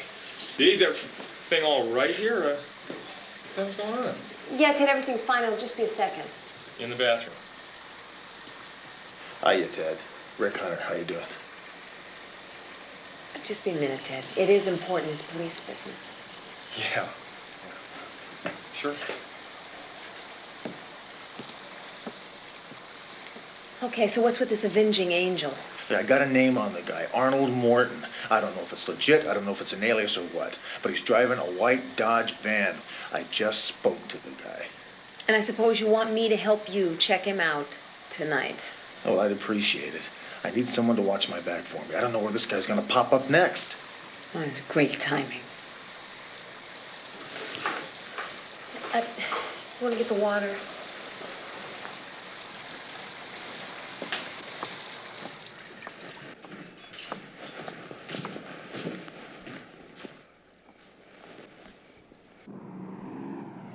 I caught the L-56. An APB on Arnold Morton. We'll get it on the wire immediately. Yeah, thanks a lot. I appreciate that. L-56 clear. Okay, which way do we go? Federal building. Why? Did you get away to get that wiretap list? U.S. attorney ought to have a copy, don't you think? Hunter, I don't believe you.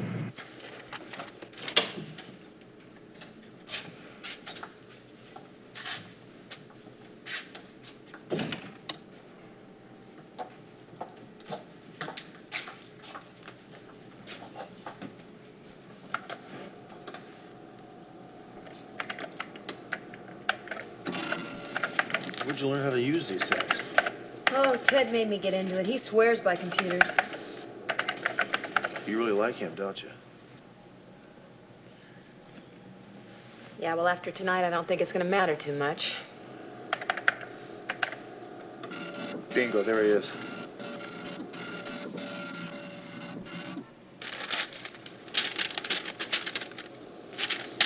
Arnold Morton. Yeah, I was an independent operator doing a tap for the CID at Martelli's restaurant about the same time that Pierpont was trying to take a contract out on his wife. Yeah. Interesting address for an angel, huh?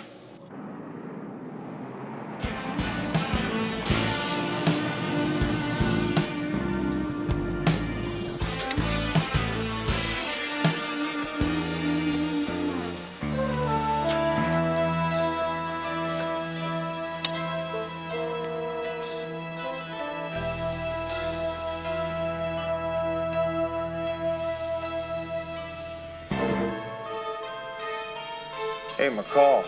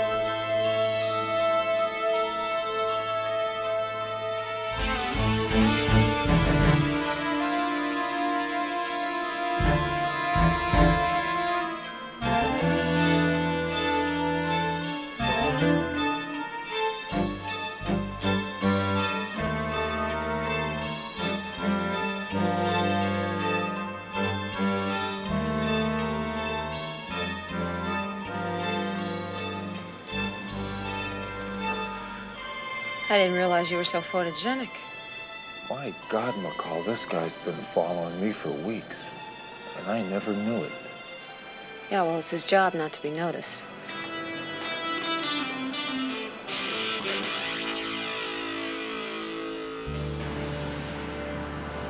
I'll check with Smitty and see if he got lucky on any of these photographs we got at the roller rink. Yes, Morton guy did some piecework for the CID, so he's probably got a military background. Maybe a traceable record.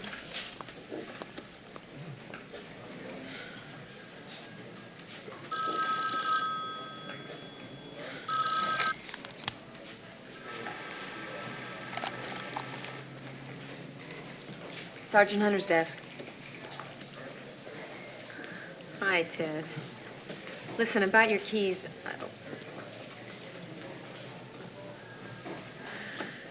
That sounds so good. I am starving. Okay. I'll be over in a sec. Bye.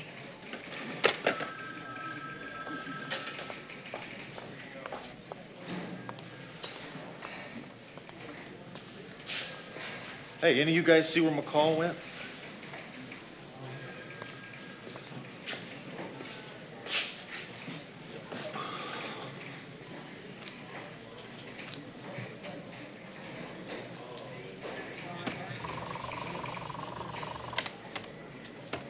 Sergeant Hunter's desk. I was looking for Dee Dee McCall. Hi, Ted. Listen, about your keys. Meet me at that coffee shop just around the corner from here. Country Cafe. In 10 minutes. What do you say? Oh, my God. Hi, Ted. Listen, about your keys. Meet me at that coffee shop just around the corner from here. The Country Cafe. In 10 minutes. All the spikes are high. This message is a fake.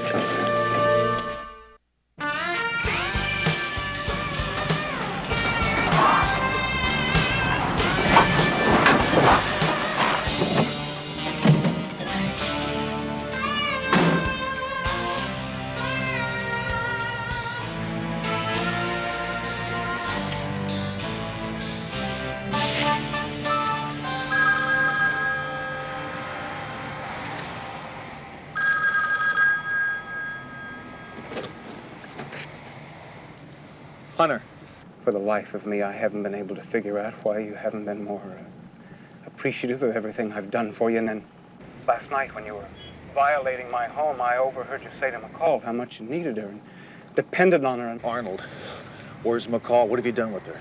There's just no place for McCall, and I know she understands that. And Arnold! Where's McCall? Well, goodbye, Rick.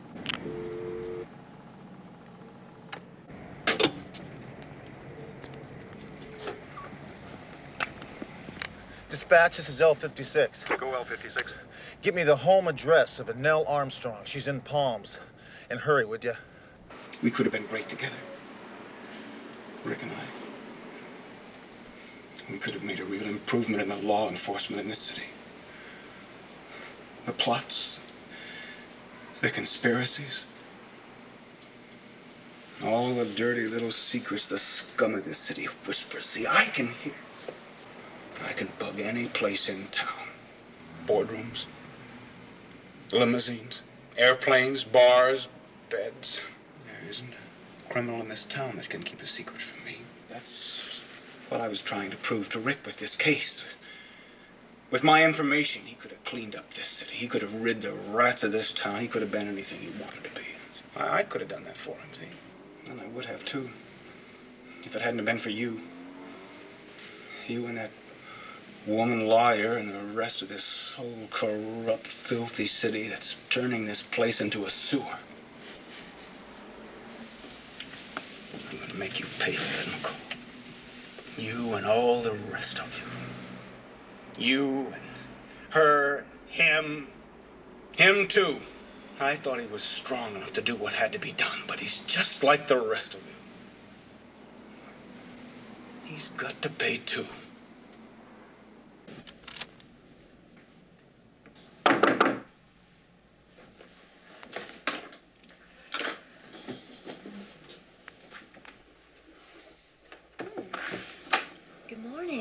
I hate to barge in like this. No, it's fine. Are you okay? What happened last night? It was a false alarm. You're kidding. That's what you came here to tell me? Well, actually, I came in here to do this.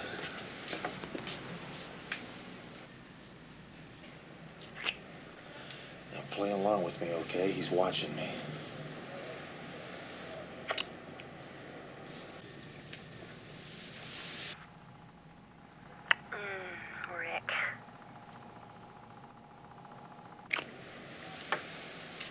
So is this your way of placing me under arrest, Sergeant?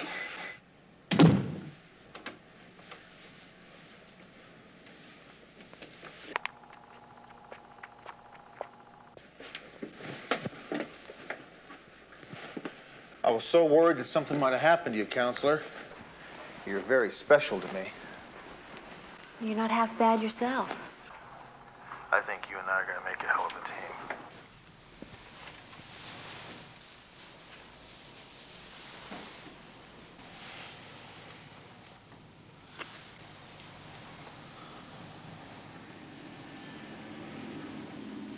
Hold that pose.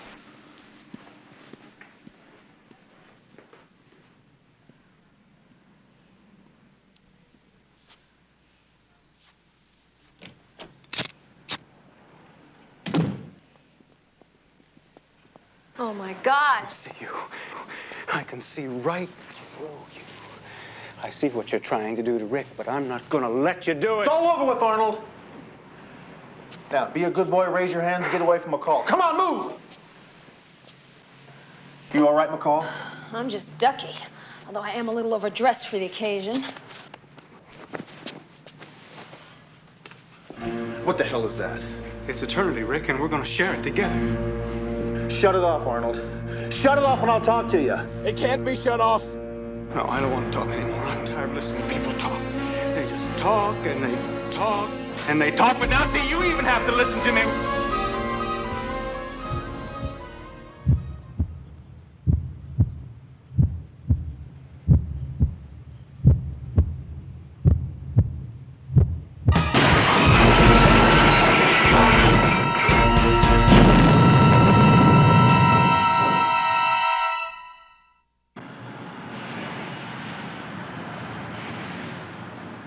Well, today was your day, all right. But I'll get you tomorrow in court. Okay, talk to you then. Bye. She did it to you again, didn't she? She turned you inside out on that stand. Well, believe me, McCall, when I take her to dinner tonight, I'll return the favor. Hey, you and Ted ought to join us. Oh, thanks, but I promised Ted I'd make him that home-cooked meal tonight. Hey, you and Nell can come over to my place if you want. Well, that's a good idea. Dress casual, take my shoes off, put my feet up. I'll bring the wine. Yeah, sure. Got any money on you? Yeah. Good. Give me, 60. $60? What for? Veal is $14 a pound. $60 will cover what went bad, and, it'll buy for tonight. All of India could live on $60. Not on veal marsala. I don't even like veal. Okay, then don't come over. Hey, wait a second here. You took all my money. Does that mean you're gonna come over? Well, I don't have any choice. I don't even have enough money to buy wine. Red wine goes with veal. You owe me 10.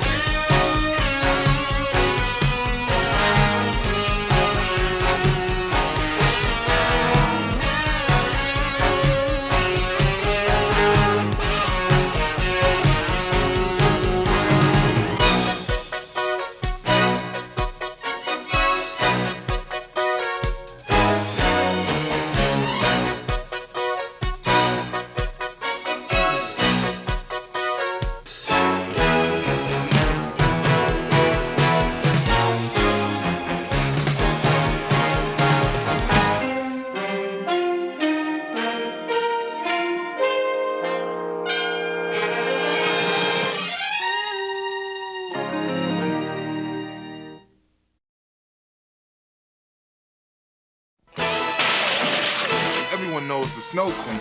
She's the connection to the stars, man. I caught her right in the middle of a self-made snowstorm. She's a material witness in a homicide back in New York. Hunter, she's my prisoner. If you hadn't jumped in, she never would have gotten away. Oh, I believe that.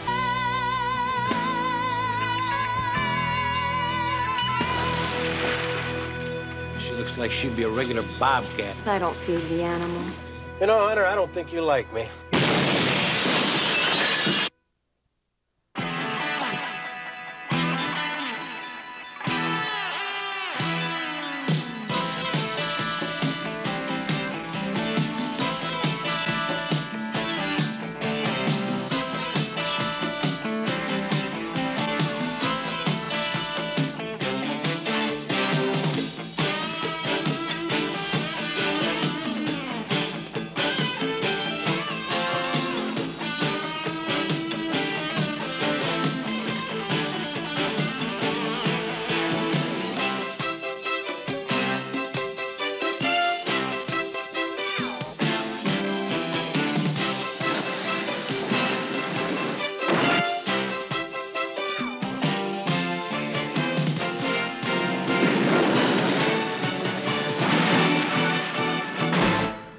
Works for me.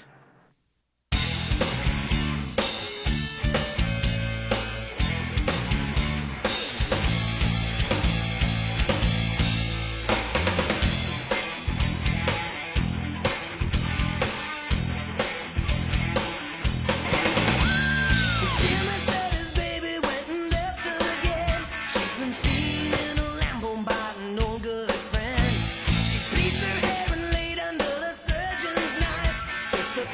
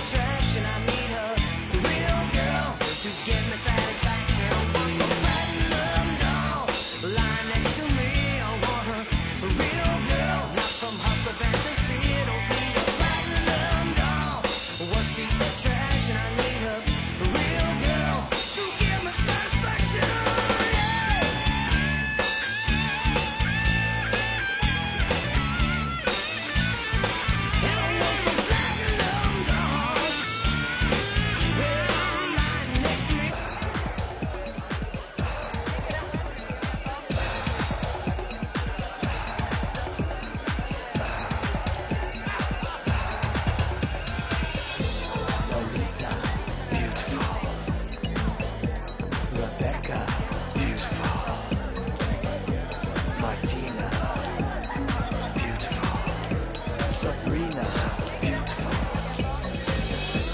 Christina, beautiful. Vanessa, beautiful. Mia, beautiful. Magda, beautiful. Deborah, beautiful. Tina, beautiful. Blanca. It's me again. Sheila. Sure is. Hey, look, whoever this guy is you came here with, he's obviously not back from wherever he went, so maybe he just upped and left you here alone. Yeah, wouldn't that be his bad luck, huh? Or won't it be yours if he comes back and catches you still watching my clock? Whoa. Hey, hey, hey!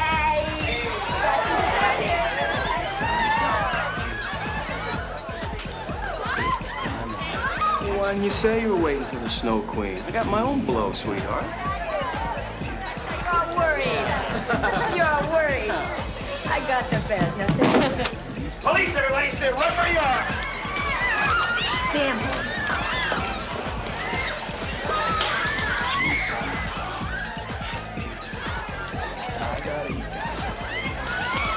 Hey, Paul, homicide, all right?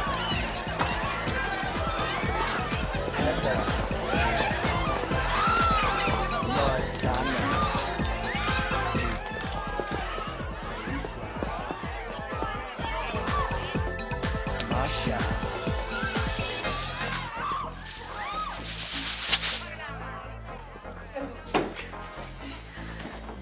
Terranova, where is he? Where is he? He drove up with you, didn't he? Damn it, damn it, damn it, damn it. It was supposed to be my year. This is supposed to be my year. My bus. You're damn right it is. You think I was just after a couple of joints and some abusers? Bernie, I was trying to connect with Vic Terranova. Call, look around you here. All right, Vic turn around. Terranova anywhere here? Bernie, he would have been here Come on, if you didn't spread it. come You know blowing it. in through the door like the prince of the city. Now look, I have been on this stakeout for a long time, busting my buns to get in a position to bag Terranova, and tonight was it if you hadn't have come. We received complaints from 2 respectable, law-abiding citizens in this building who are entitled to peace and quiet. And the proper response of law enforcement agencies in this city when crimes are reported.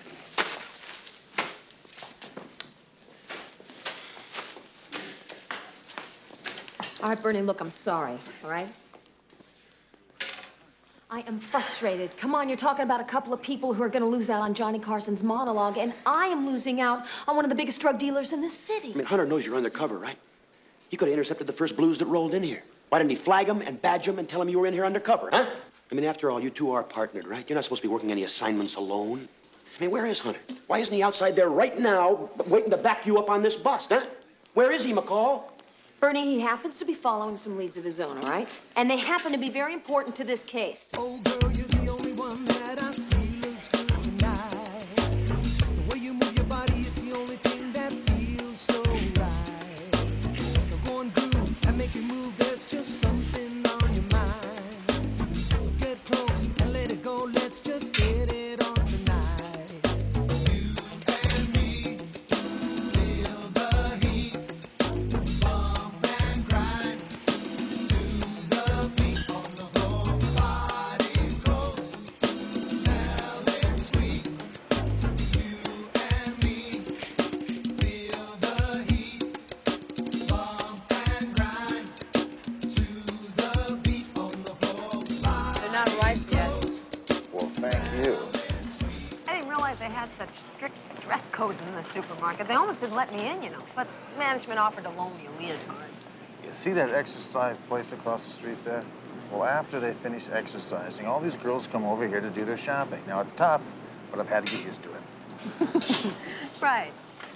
That's why you don't shop at those 2 markets that are right around the corner from your house. Look, I've told you why I shop here. I know. It's because the produce here is so much better. What is it that you want?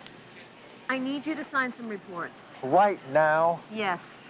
Look, you and I made a bust last night. Twilliger's on to us again. The captain is down there ready to paddle me, so you have to make an appearance. Look, it can wait till tomorrow.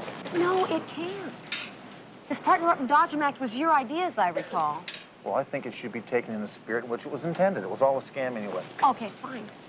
But now we just made a bust that's put me closer to Vic Terranova, so let's do this.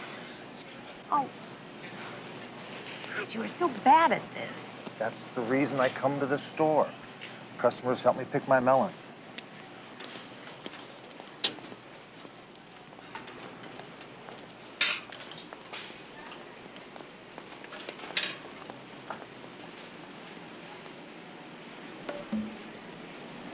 What?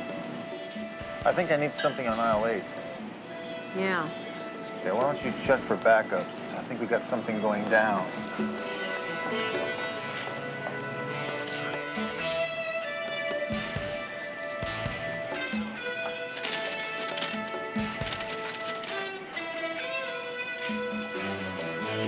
You think this stuff does what they say it does? Not that you know. The only thing you've put underneath your arms is that shotgun. Freeze! Police! There's another one outside.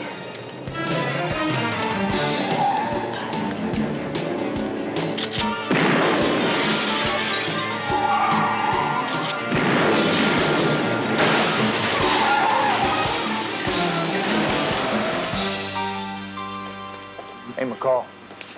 I thought it was only one to a customer. So how'd you come up with 2 busts at the same time? Well, they weren't the same time. They were 20 minutes apart. Well, I told you two not to try double jacking me anymore, didn't I? You guys split up last night. You're running separate assignments. That's why you didn't have anybody working the outside who could have stopped the raid and given us a chance to nail Terranova. I still think we can take a run at Terranova through the Sally Lapone we brought in. No, you can't. Sally Lapone's not going to tell you anything. What do you mean? She's been running in this circle for close to a month now. She can prove that half the people she scores for in this town, she does through Terranova's connection. Well, she's not your prisoner anymore. She walks out of here in 6 hours. That's crazy. Captain, I caught her right in the middle of a self-made snowstorm. I can use that to squeeze her. Yeah, she's already traded that in for a bigger chip. Now, just a second. Hold the phone here. Now, McCall and I didn't bust our butts on this case to have it pulled from us like a bad tooth. Well, it doesn't matter, Hunter. She's a material witness in a homicide back in New York. Now, evidently, she's the only one who can ID the killer. Now, that takes precedence over a possession rap. Certainly, if the tables were turned, we'd expect the same cooperation. You could have at least let me talk to her before you told her this case was a lock. I might have gotten her to open up, you know? You know something, McCall? The only thing you have to worry about is what's going to happen when I nail you and Hunter in one of your little games. Now, believe me when I tell you, your troubles are just beginning. Detective Sergeant Molinas, NYPD. Hey, Sugar, that piece of paper puts me back on a plane in 6 hours, so you better say yes to lunch or like it's a big loss for you. And I'm gonna have to go peddle all this charm back east, and you're never gonna be able to brag to all your friends that Jackie actually chose you out of all them California blondes just fighting to jump his bones, huh? Hunter, this is Detective Molinas from New York. Hey, only my close friends call me Detective Molinas. It's Jackie. And he's my loss. She looks like she'd be a regular bobcat in a sack, huh? Well, Jackie, looks like you're here to take Sally Lapone back to New York, huh? Yeah. Yeah, I guess she happened to be in a wrong bed when some piece of crud got off. She may or may not be able to help close that one, but we do what we gotta do, don't we, huh?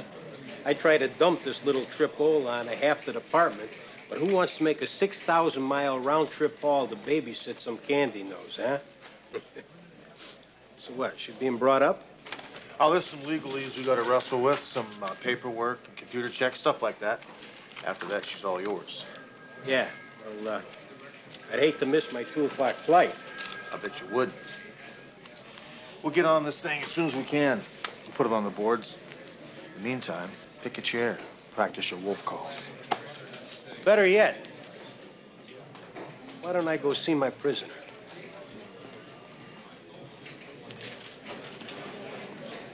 I got nothing to say to you, honey, so why don't you just give it a rest for a while? Sally, how old are you, for Pete's sake? You gonna spend the rest of your life crawling in and out of the gutter? You come out of New York, you wind up out here, you get nailed on some possessions charge. Now you're gonna go back to Manhattan, testify against some dead pushers so you can get kicked free and wind up in another cesspool. What can I say? Guess I just enjoy it down here, huh? If you don't mind, this conversation isn't exactly rocking my socks. I know and you know. that I don't have the time and I don't have the leverage to push you. Oh, you figured that out, huh? Good, good. Look, Sally, I need something from you. I need something from you that's going to put me closer to Vic Terranova. Well, actually, it looks like you got exactly what it would take to get next to Vic. Can you party? Hmm? Better yet, if you know your way around the music scene, you're as good as on his dance card. I need more, Sally. I need your help. I don't need yours. Oh, come on, cheer up, McCall. Better luck next time. Like I've been saying, this is gonna be my year. Hey, Cupcake, you got that right. You just won the New York lottery.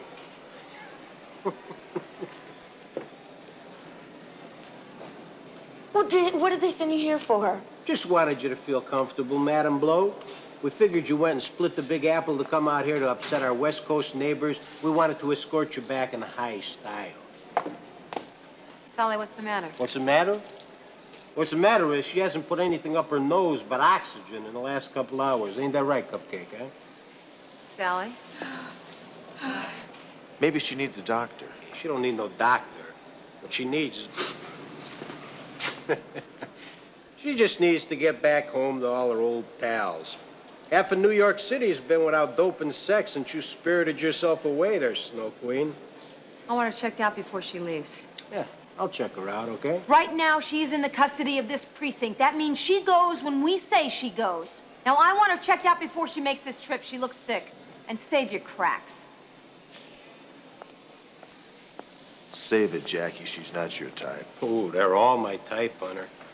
And the ones that aren't, I make them my type.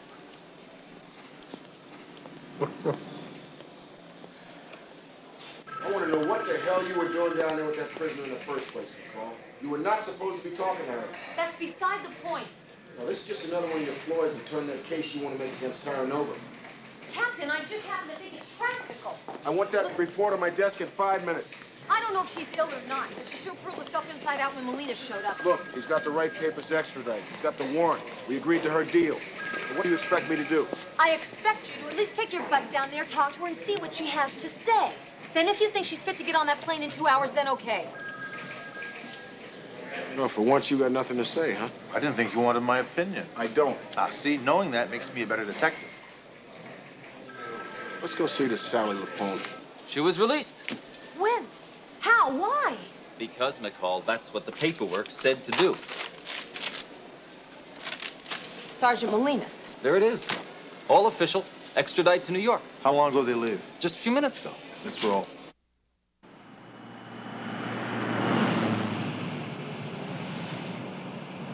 Please, please. I'll swear I'll never say anything. I haven't, right? I haven't. I won't. You're right, you won't. I won't. I swear. Listen.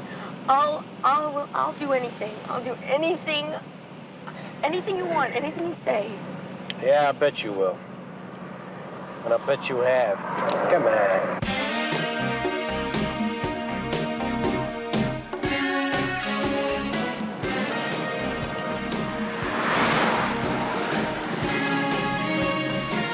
There they are.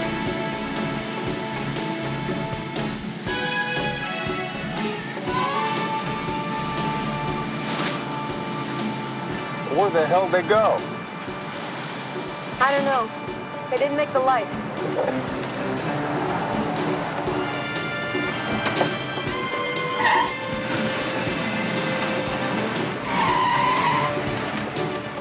There they are.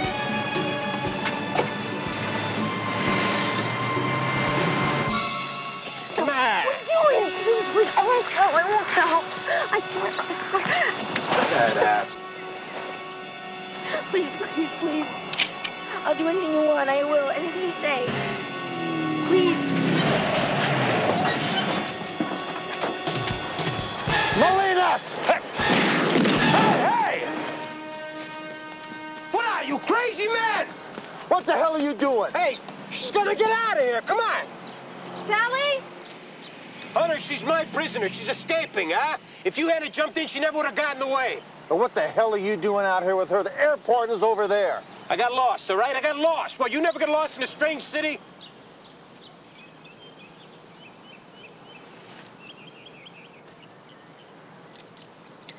Oh, come on, huh? Look, they were hurting her, all right? She said they were too tight. I was loosening them. She rolled out of the car and she bolted.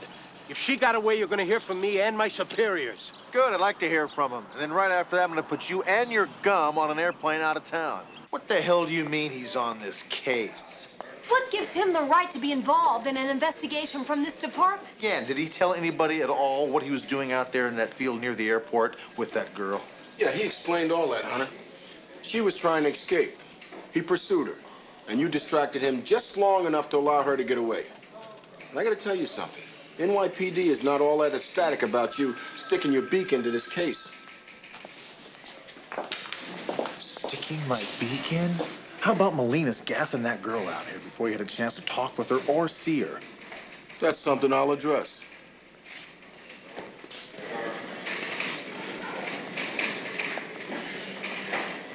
Hey, Captain, I just want to thank you a lot for letting me help out in this matter. Now, you can save the kudos, Molinas.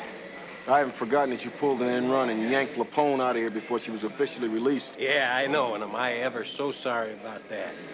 I admit my overzealousness is as much to blame in this whole matter, and that's why I just have to do my all to help out in this. I'm sure you just heard the same things from Sergeants Hutter and McCall, so I don't want to belabor the issue.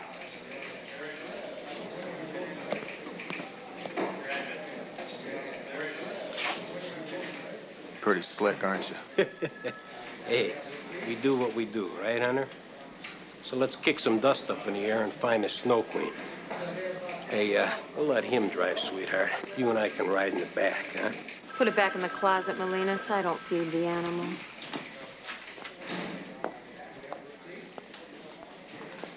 Gonna have fun grinding the rough edges off of you, Dee. Oh, McCall. Bang, zoom to the moon. I know, relax. This is just what we want. It is? Yeah. We gotta keep an eye on this big jabron while we look for Sally, correct? Well, when he finds her, we find her. Hey, babe. Thought I'd give you another chance. Think he was going to kill her, Hunter? Well, when we see her, we'll ask her, won't we? Yeah, well, you can ride with Popeye Doyle there. Me, I'm going to take a run at Terra Nova. I think there's a real good chance that Sally's going to show up there looking for some cover. Besides, Sally gave me some good leads on how to go. She did, yeah? Like what?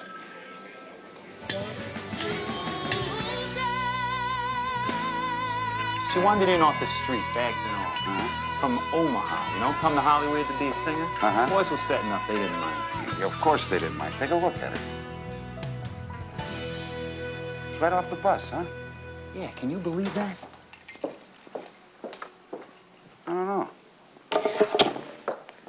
So what'd you think? Not bad, not bad. I got a surprise for you. Hold on. Well, you're in luck. The owner just came in. I'd like you to meet Vic Terranova. Oh, Mr. Terranova, hi. It's nice Vic. to meet you. Call me Vic. Only my kids' friends call me Mr. Terranova. Vic, I'm Dee Dee Howard. So you want to be a singer? Well, yeah. I mean, professionally. Uh-huh. I mean, I am a singer. Uh-huh. I sing. Do you know anything at all about this business, Dee Dee? Pay scales, personal management, arrangements? No, not a whole lot. I figured maybe if I knew too much, I'd be too disillusioned to try to break in, you know? Probably. I hear you're new in town. Where you staying? Actually, no place just yet. I've been looking for some place in the area I could afford. There are just not a lot of those places around. I was just walking by the club and I thought, what the heck? Stranger things have happened, right? Right, right. Tony boy. Come on, come on. You mean I got the job? Oh, no, not quite. You're in Hollywood. You're not over the rainbow. Well, and I don't understand. Look, I don't want to take any charity. Slow down, Omaha. I didn't say you couldn't sing. What I am saying is that you're trying to break into a very competitive business. It's obvious that you have a voice. It's also just as obvious you may not be right for this type of life. Now, what you need to do is to develop your talent, work on an act, meet the right people. You're a nice kid, out of your element. I'm just looking to help you out. If that's not enough, you can shove off. Keep the dough. Hey, Mr. Terranova's a stand-up guy. He likes to help people. You know, you're lucky with all the brajoles out there you wandered in here.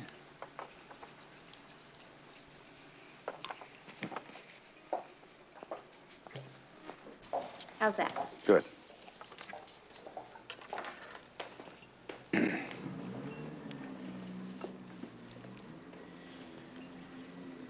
Mr. Terranova, Look, I'm alone, you know, and I just didn't want to make the same mistakes I've heard other girls have made coming to this town. You're a nice lady, Omaha. That's why I'm glad you landed here. I don't want you making those same mistakes either. Now listen, why don't you go find yourself a place to stay and then come on back here later on tonight? Tonight? Boy, I bet this place is jumping at night, huh? Yeah. Everybody gets all dressed up in Yeah. here. Must be great. Listen,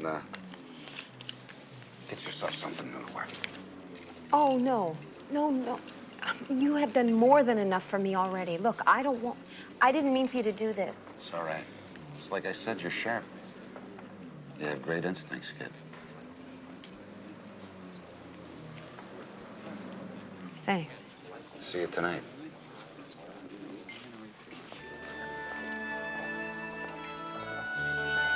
Nice going, kid. Thanks. You'll be all right.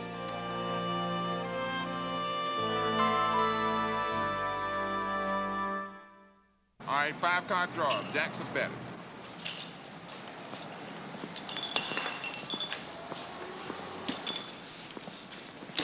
Don't you coneheads know it's against the law to gamble? Who scraped you off their heel?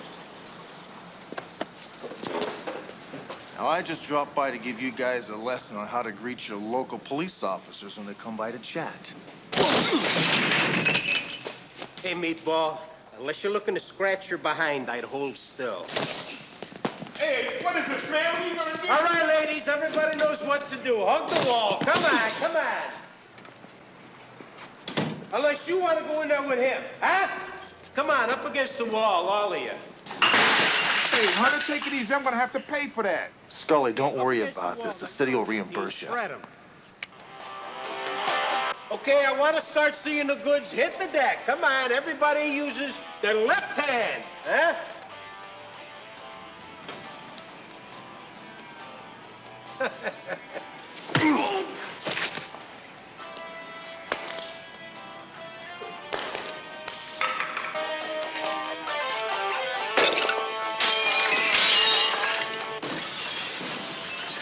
Any of you pukes want? Sure, I remember from when I was still doing session work. Everyone knows the Snow Queen. She'll supply you with anything you want. She's the connection to the stars, man. She was a warm body and a fun time to just about every musician I played with. And if she could put that chair up her nose on a pipe and smoke it, she would. And she turned half the town on to it. Where the hell would she go if she was in trouble? You're talking real trouble, that I don't know.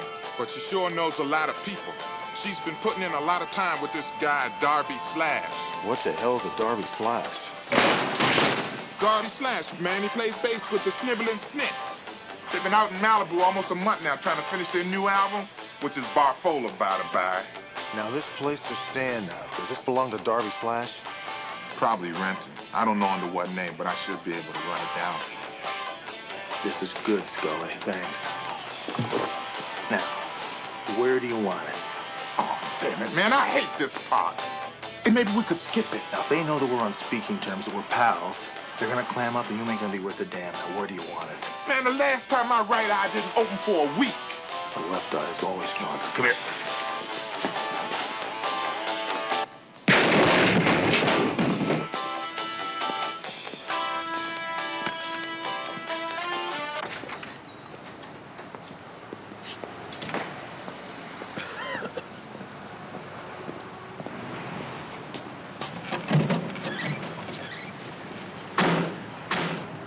What'd you get for the Mullen's Island? Nothing?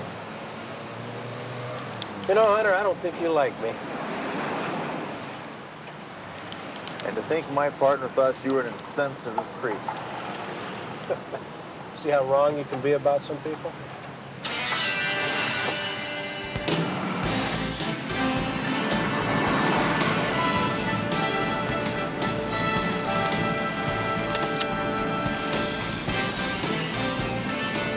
Hey, you want to pull over there so I can get some more gum?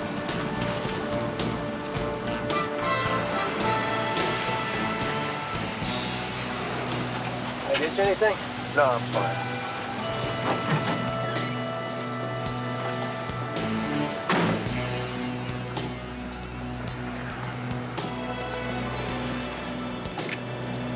This is L56. Patch me through to R&I. Yeah, it's Darby Slash. Probably not his real name. As soon as you get an address on him, get back to me, would you?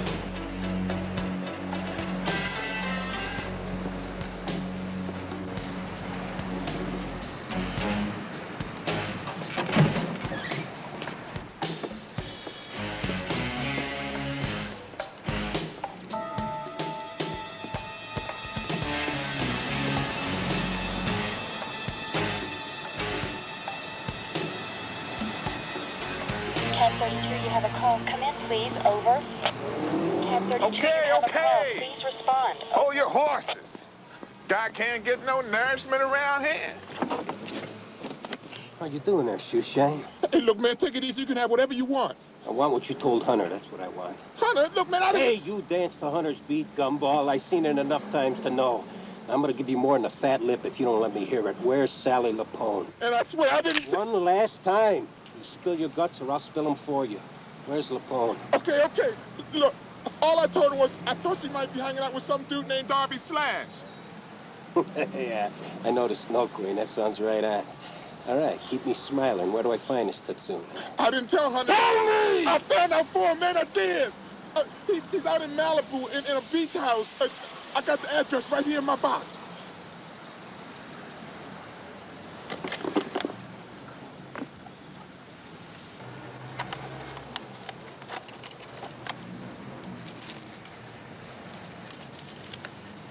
(11763) Pacific Coast Highway? Right, that's it. That's all I know. This is where she is? That's where the guy is. I don't know if she's there. I swear that's all I told him. Is that it?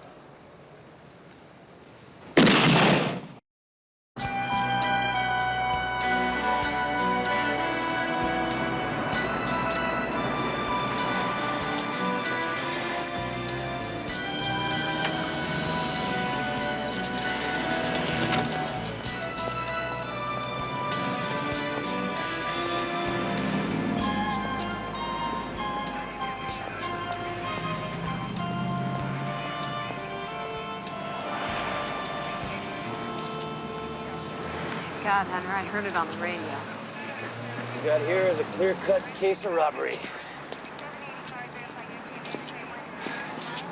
You know the victim too, McCall? Yeah, I knew him through Hunter. Just started his shift. Talk about your bad breaks. Get yourself blown away for 20 bucks and change. Hunter?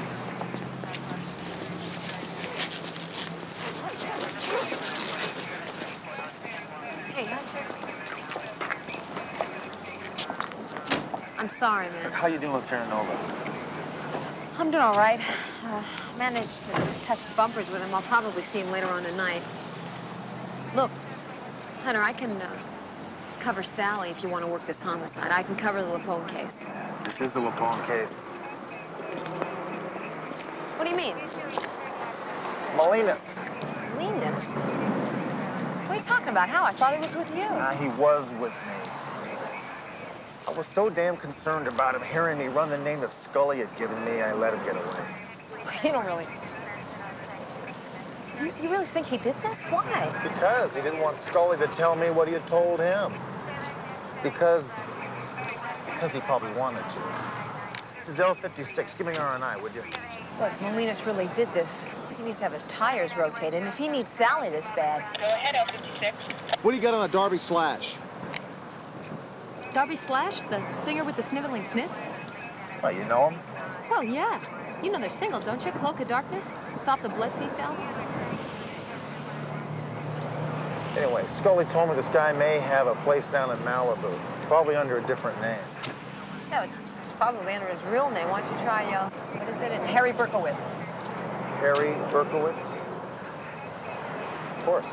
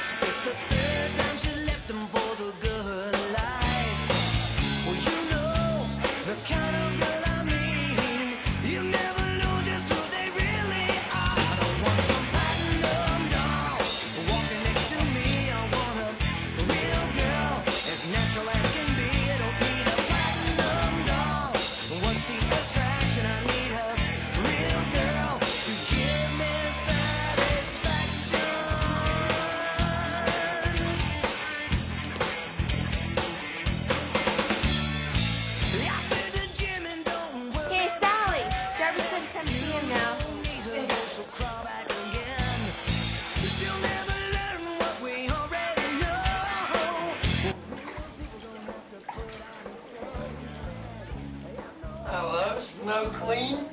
How have you been, sister? Actually, I'm kind of in a little fix. Yeah, you do look a little wired. Actually, I need some money. I hate to ask. What kind of trouble? Nothing. I need some place to stay, you know? Wait. I kind of need some help.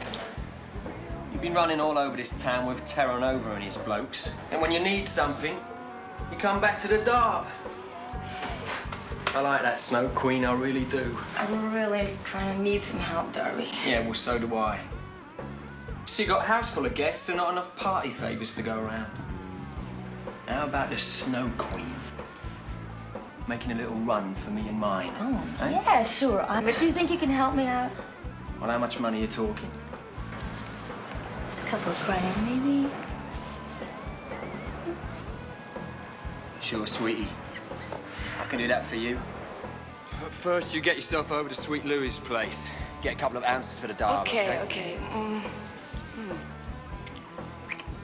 You know the Snow Queen's always there for you. I'll ring him up. Say you'll be there. I'm kind of out of wheels, though. Well, take mine. The keys are in the pocket. Should be out of the garage. I'll be back in a bit. You think that you'll have the money for me? Yeah. Because I really appreciate this, Darby. I really do.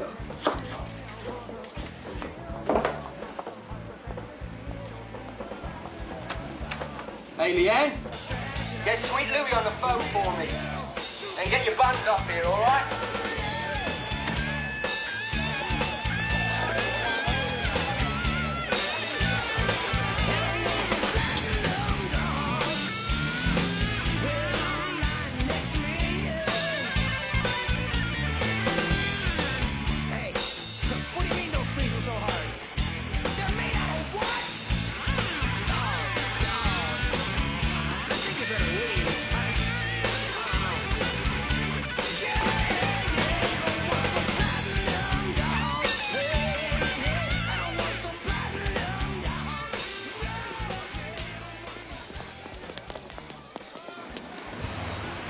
Hey, Tarzan.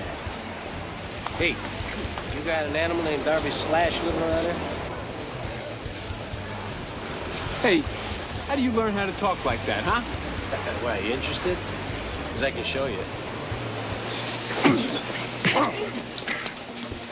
All right, talk to me, pussycat, or I'll break you down so your girlfriend can carry you home in a basket on her arm. He's upstairs, man. He's upstairs. Come on.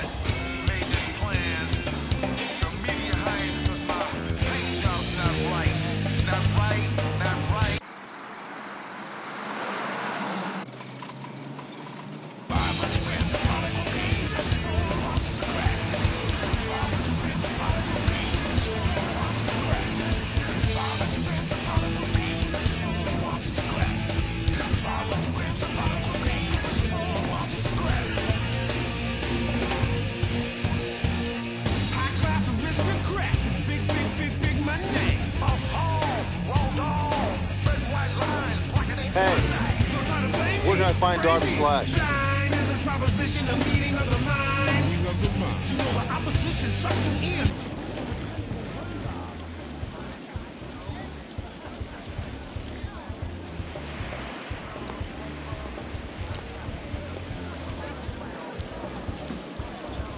Where were you when this happened? Were you here? Did you see anything? Sally Lapone, the Snow Queen? She was here, wasn't she? She. Where did they go? Sweet Louie. Darby just wanted to party. The new album is gonna be great.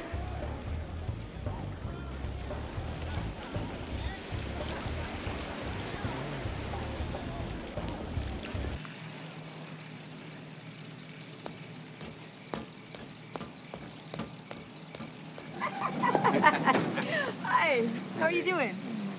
Darby sent me out. Forget Darby. You want to stay with me, Mama? What forget Darby? Listen, as long as Darby's buying, I'll keep coming back and coming back and coming back. Come on, I got a fright. Yeah? You can make me a good deal. Look at that. Right, this is the deal. That's part of it. All right. I'm the other part, right? Uh-huh. But no, who's this? This is Smiley. Well, hello, Smiley. Nice to meet you. It's my home. Partake now. Don't kill yourself.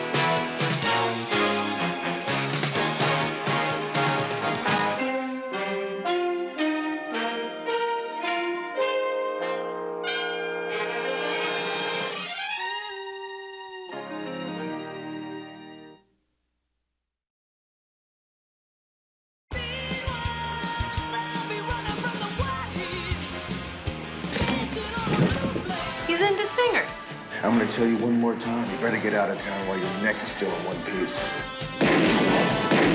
This guy's a one-man killing machine. He must have really hated this dress. I can afford you. Can't afford your cop girlfriend there. And nobody can afford to see me blow another cop away.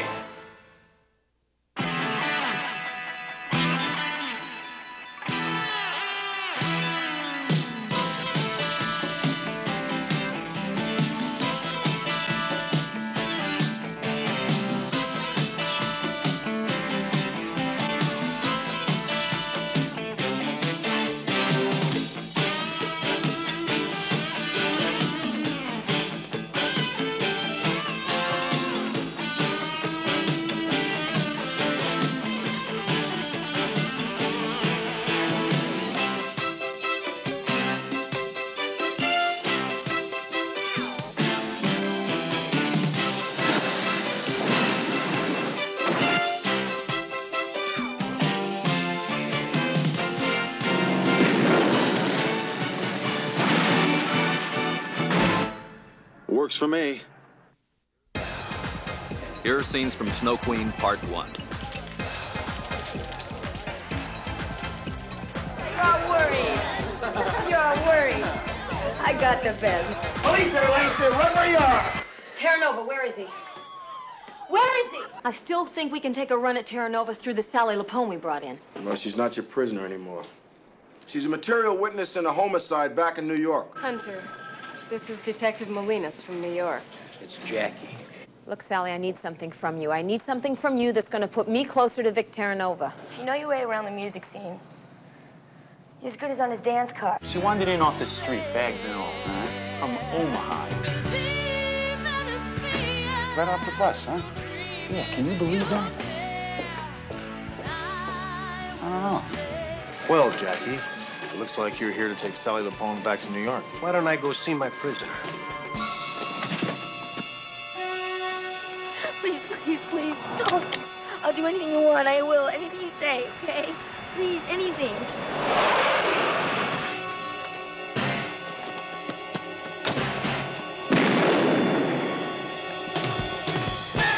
Think he was going to kill her, Hunter?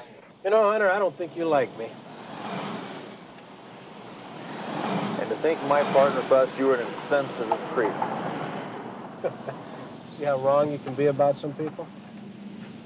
Where the hell would she go if she was in trouble? She's been putting in a lot of time with this guy, Darby Slash. I want what you told Hunter, that's what I want. Hunter, look, man, Hey, you danced to Hunter's beat, gumball. I seen it enough times to know. This is where she is? Is that it?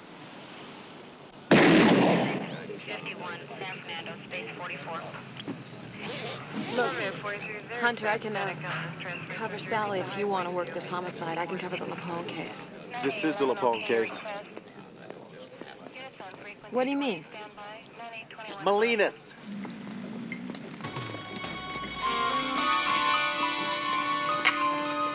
And now the conclusion of Snow Queen.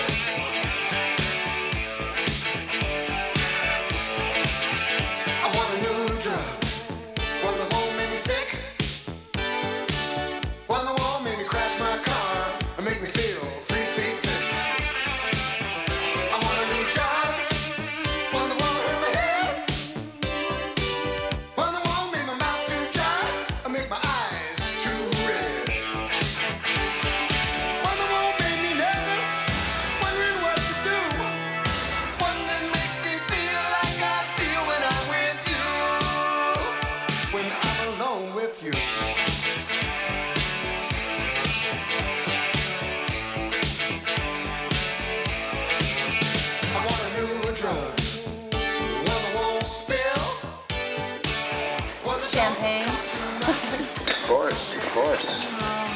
Anything for you? No, I'm fine. I like that new outfit you bought, Omaha. You know, that's the thing. Every girl I meet, shopping becomes second nature with her, don't it? Yeah. So you gonna tell me? Yeah, I said in a while, didn't I? Tonight we're going to do something a little different. We're going to have somebody join us on stage. Put your hands together for Dee Dee Howard. I changed my mind. Who knows? Maybe it's the outfit you bought. Now, come on, get up there. I want to see you in front of a live audience. Go ahead. Who knows? They may make this amateur night a permanent thing around. So what are we gonna do? Anything you want. If it's on the radio, we know it. Hey, Vic, it's Sweet Louie. Sally's over there. Going for someone else. She needs some cash to split town. Hey, he says, if he gives her the dough, she'll disappear and forget the score. Okay, Tony, boy, I don't have to talk to him. Tell him to have some fun with her and then help her disappear. Akabish. I told Darby I was holding you up. Finishing another deal. Oh. You got a deal for me, huh? Oh. Ooh. I got a deal for you.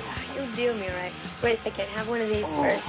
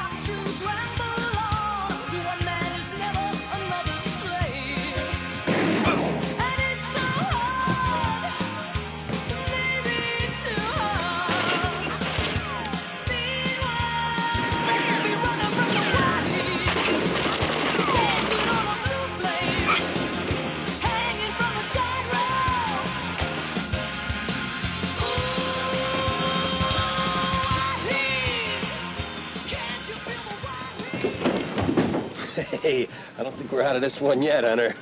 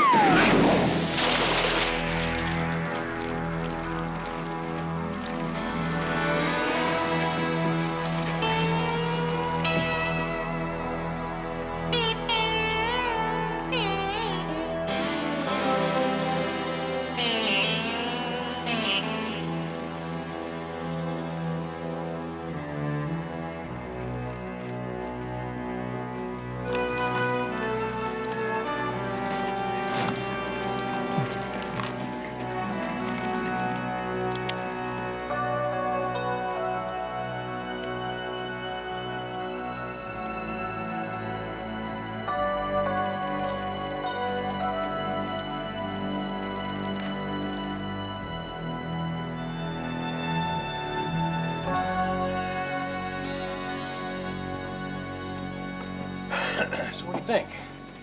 Gotta get a medal for this, huh, Cheech? I'm not looking for a pat on the back or a commendation here. Look, Hunter, excuse me, but this is a righteous bust. For this precinct, you and Detective Sergeant Molinas. You know, you two guys don't make too bad a team. Speaking of which, it's only because this all looks so good in all of our packages, and I'm not frying your kiskers for being without your partner again. Well, let's forget about McCall. Let's talk about the idiot I got to chase around town. All right. So you say he gave you the slip. So what does that do? This guy's a one-man killing machine, and if he finds Sally LaPone before I find her, she's going to be on the table with the drain at the end of it. Let me tell you this, and let me make it as clear as possible. I don't like you. No, I don't like your methods. I think you're a rule breaker. And I can't figure out for the life of me what the hell makes you think you can operate outside the regulations of this department. That all? No, that's not all. I think your family tree stinks. And I don't believe for 1 minute that you have nothing to do with them and they have nothing to do with you. But I tell you one thing, I'm a good police officer, a damn good one. I don't hide from the truth. And that's what you gotta bring me is some truth. Not this gut instinct stuff. Bring me some facts. When you can do that, come back. I'll be all ears.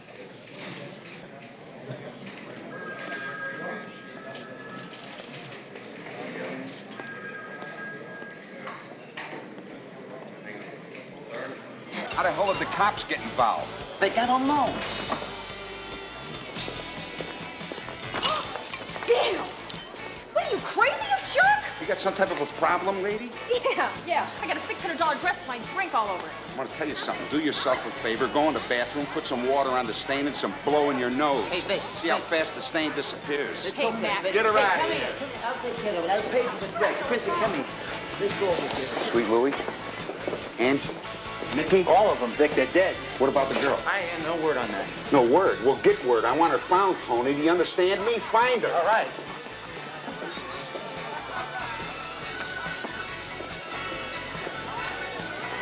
Hey, Vic. This might sound sort of lame, but is there anything I can do? Anything you can do.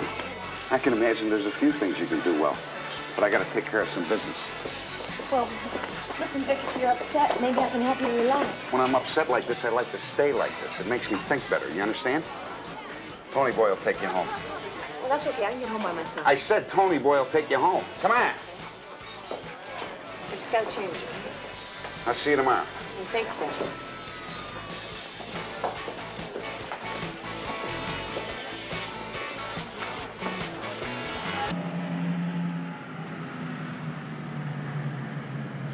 Thanks for seeing me home. I'd offer you something, but I don't. I get everything we need right here. Well, I'm already wired enough as it is, what with Vic letting me sing tonight and everything. Hey, Vic's that kind of guy, and I'll bet you that kind of chick. No, I'm just beat, Tony. Yeah, well, after a little toot, you won't be. No, listen, I think maybe I ought to just hit the sack, really. Okay, anything you want, babe. Tony! Tony, come on. Come on, Tony, what? I'm not into this, okay? Hey, this isn't Disney. Huh? You've been here before.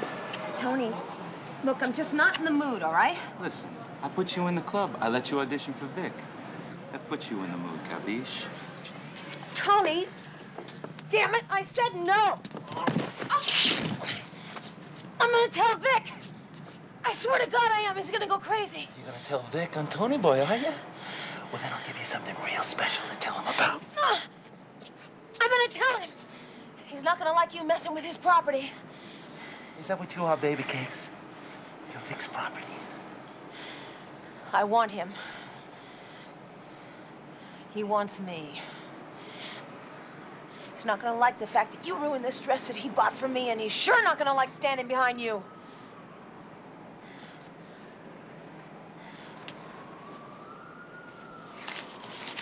Yeah, get yourself a new dress. After all, that's what we both want, right? For Vic to be happy.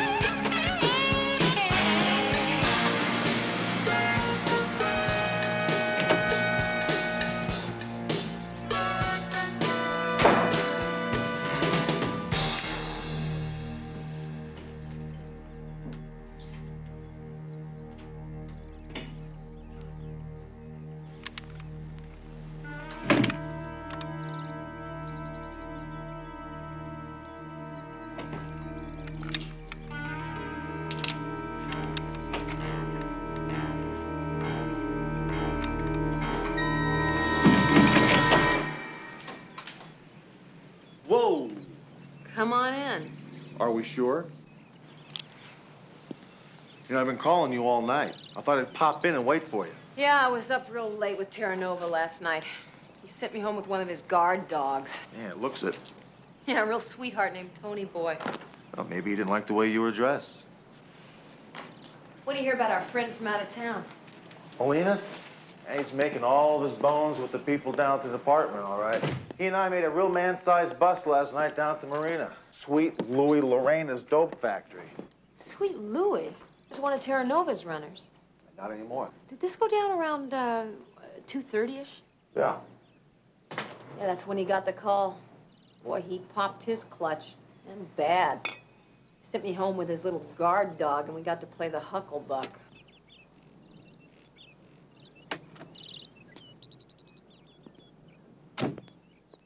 Yeah, Molinas is really building up brownie points with the captain.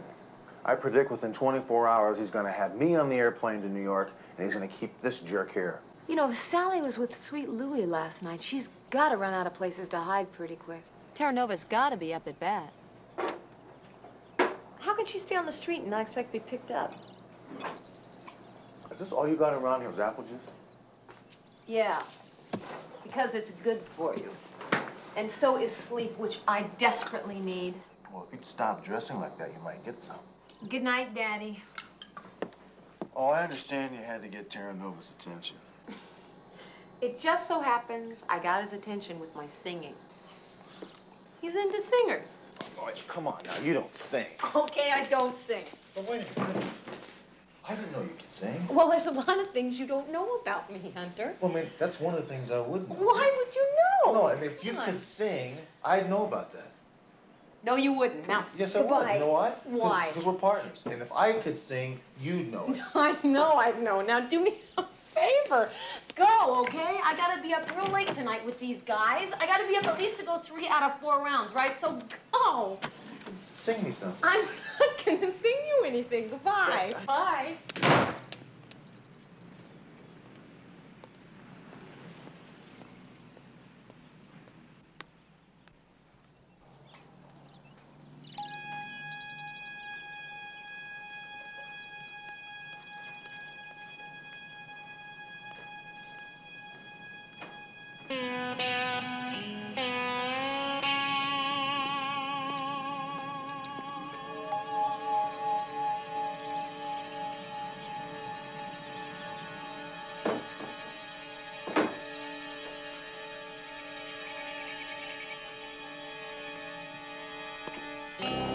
Let's set up for someone just off a bus. Omaha.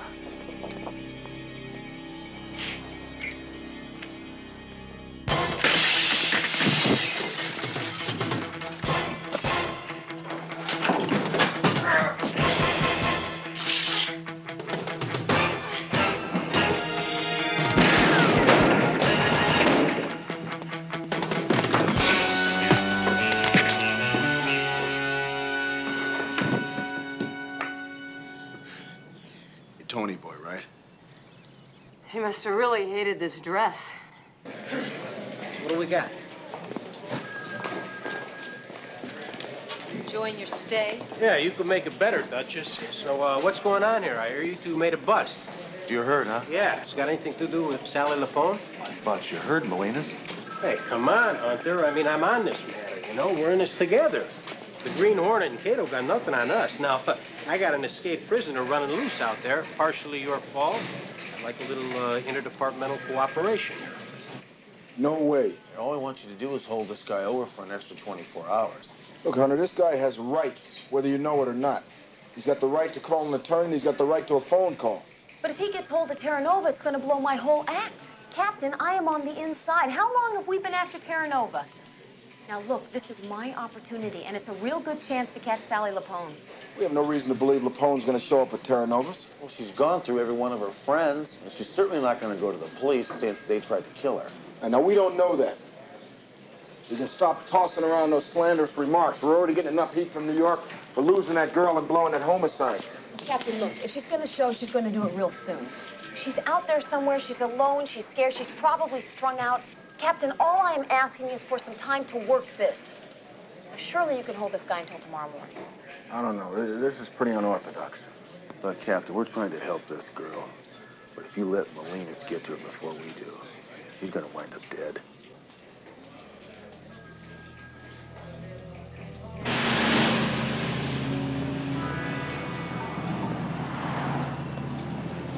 Hey, baby, you're out early, huh?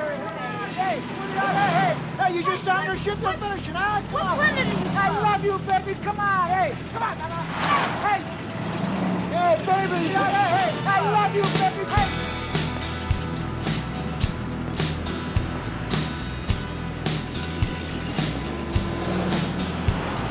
Come on, Mama, come on. Hey, honey, you couldn't even afford me. We're saving our lives. 20 bucks. Just come.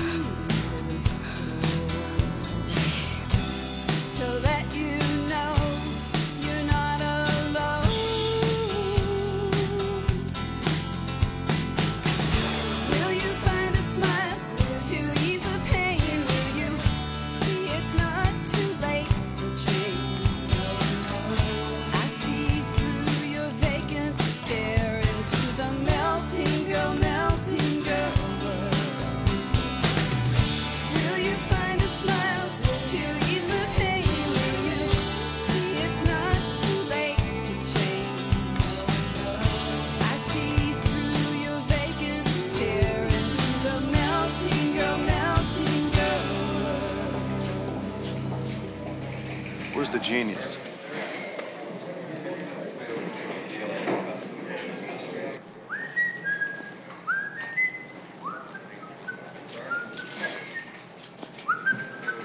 Hey, Hunter. You know, while you still can, Molinas, why don't you get on that airplane back to New York?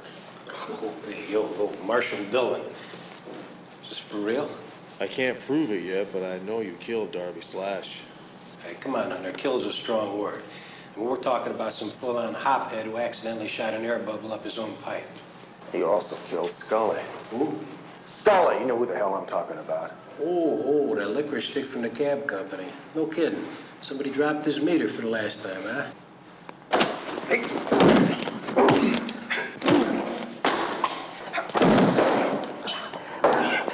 Man, you're crazy. You're nuts. You don't know what nuts is, Melenas, until you've had me on your butt. I'm gonna tell you one more time, you better get out of town while your neck is still in one piece. Because if you don't, I'm gonna break it for you.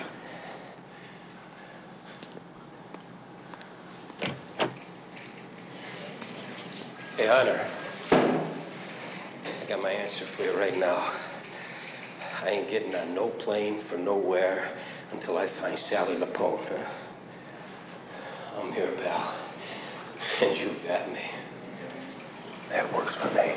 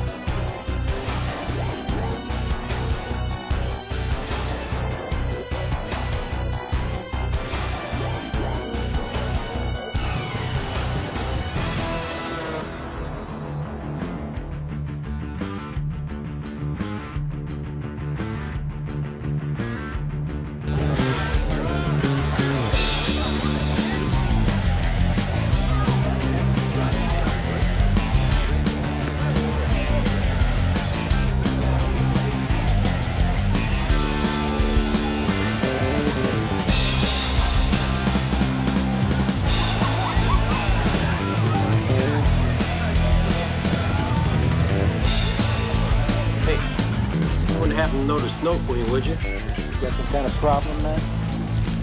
Just looking for Sally Lapone, the Snow Queen. I asked you if you got some kind of problem. No, I got no problem.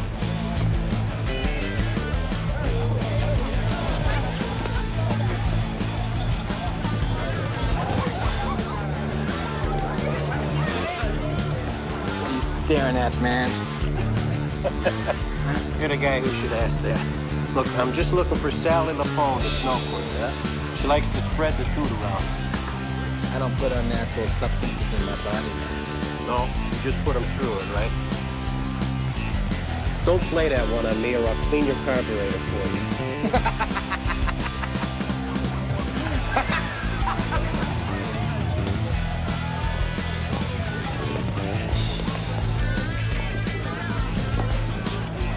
Hey, scratch. Now.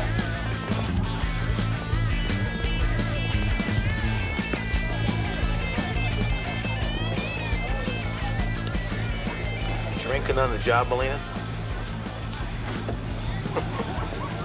I consider it a compensation. Otherwise, I might give this whole bunch a haircut. What are you doing here? Well, I thought I'd drop off some information you might use. United Airlines got an 11:30 red-eye leaving tonight.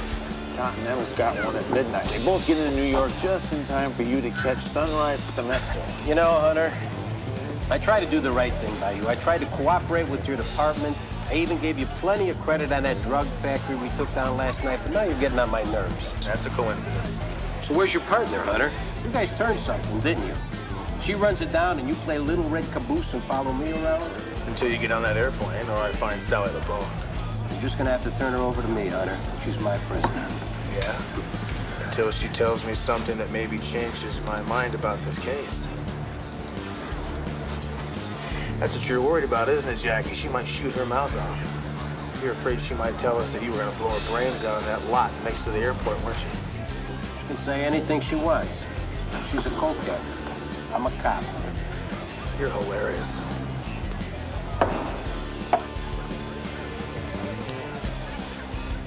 Hey, I'm just going to the little boy's room, Hunter, huh? I mean, feel free to join me again. We always have so much fun in there together. Come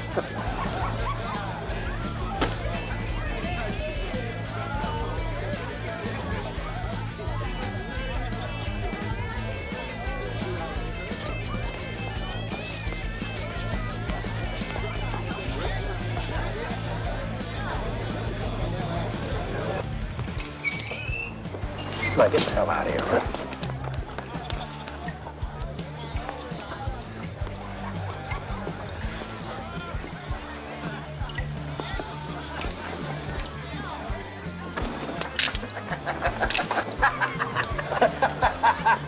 Now, isn't this a nasty turn of events, huh? No, come on back. Otherwise, you'll make me real mad, and I'll have you take all your jewelry off and wash up, and then you're gonna have to walk around like human beings, and I know that'd kill you, right?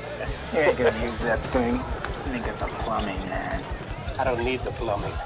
I got this stinking badge, man. Back off, you two.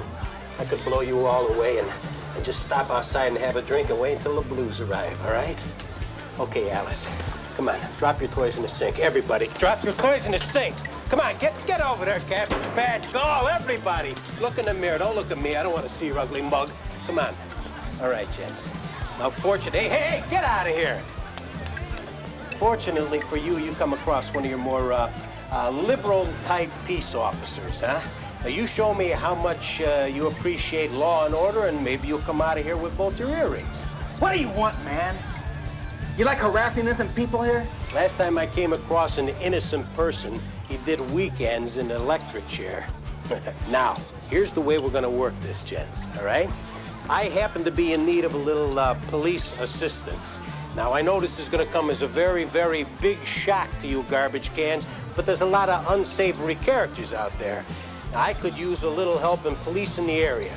So in the name of all that's good and holy, and so I don't have to drag your butts out in the alley and blow you all over the sidewalk, I hereby deputize you three jingos police officers.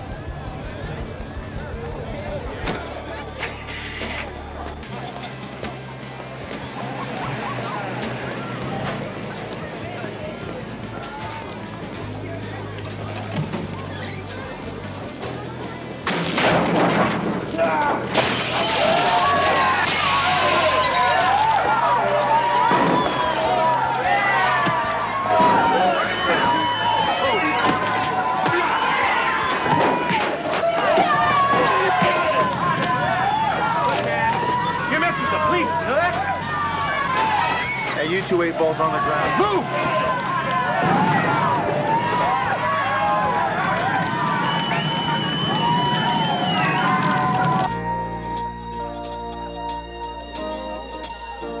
He's got to be out there somewhere. Send somebody over to his place again and check out that bimbo that he was with last week. Jeannie, something like that. Yeah, right. Hi, Vic. And where the hell has he been since you two had this little episode? Vic, I don't know. I was just so scared he was gonna come back in worse shape than he was. He was so crazy. He wanted me to do that cocaine, and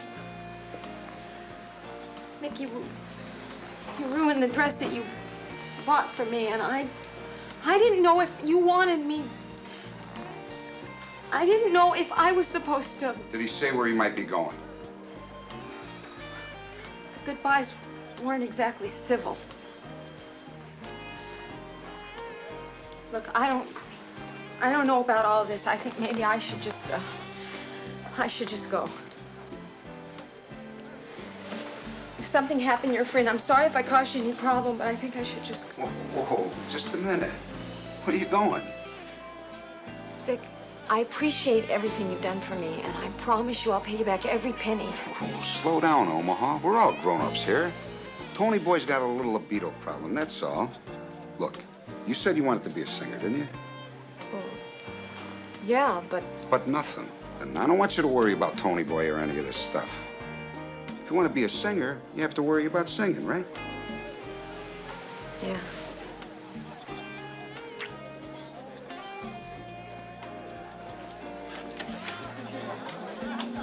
Where the hell is he? Sign here.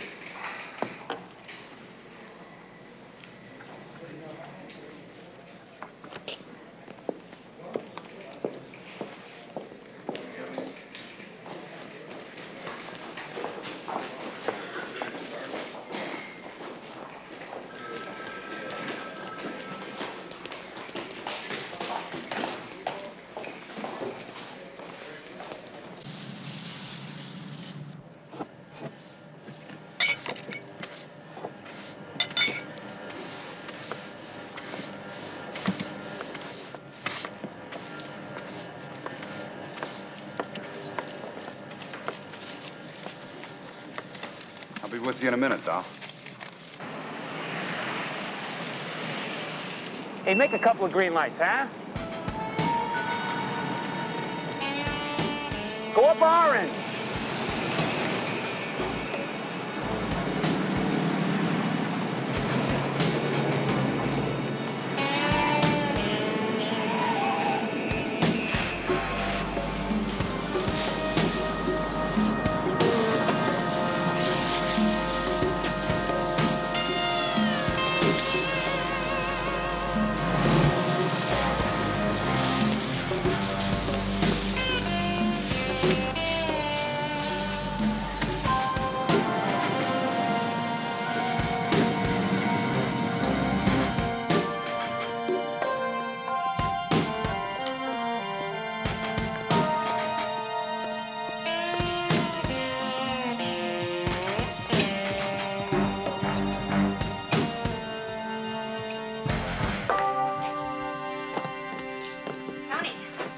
Where's Vic? He left.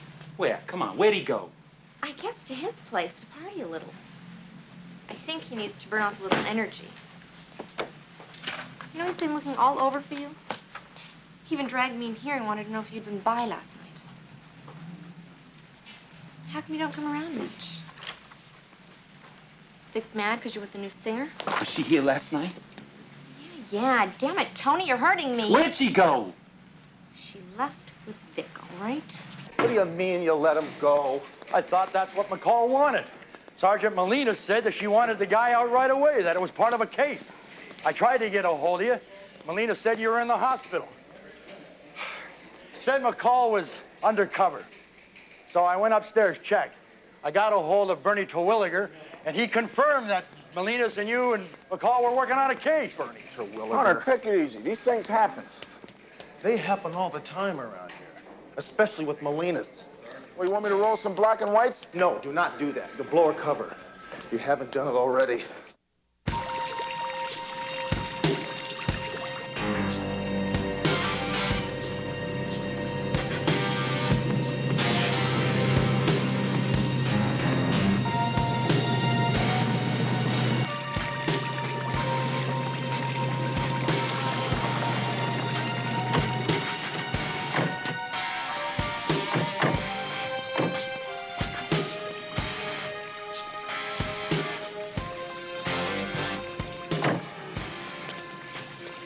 Guys go everywhere with you? Everywhere but the bed.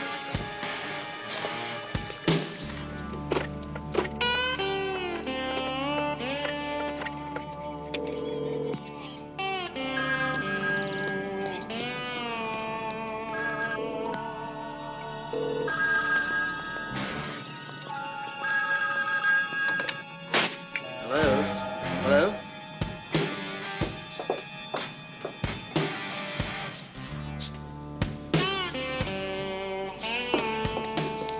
Listen, I'm going to Vic's. He come by, I miss him, you tell him to wait. And if he's with that broad, don't let her leave, okay?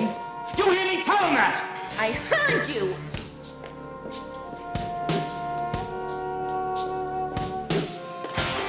Not bad place, huh? Okay. Looks like a museum. Yo, Vic! Yeah, what? Viene subito! Listen, I'll be right back, all right? Make yourself comfortable. Yeah.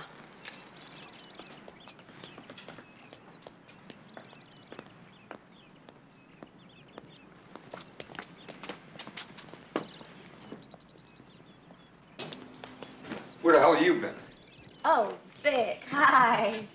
Hi, I'm sorry. You're sorry, huh? Yeah.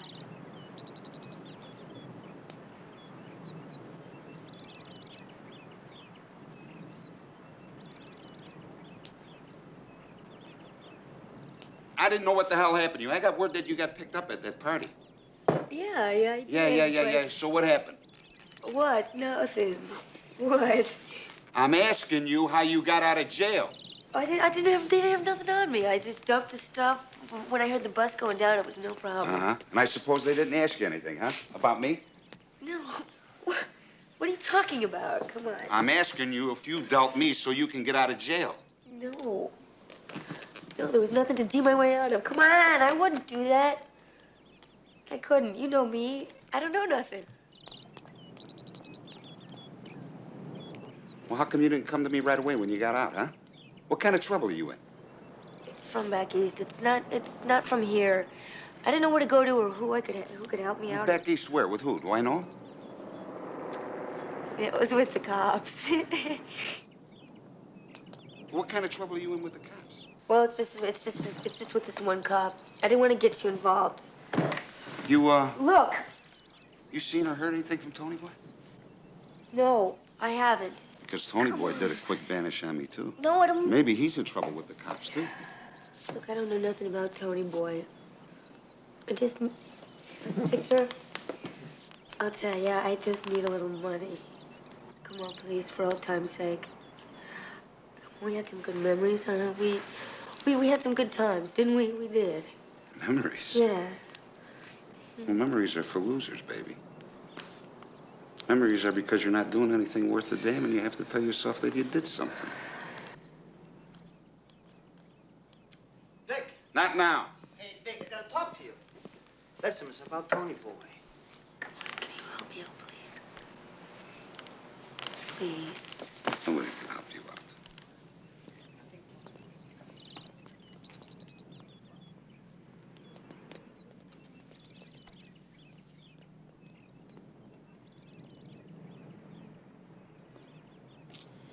Sally? Sally, don't panic. Look, I'm gonna help you, all right?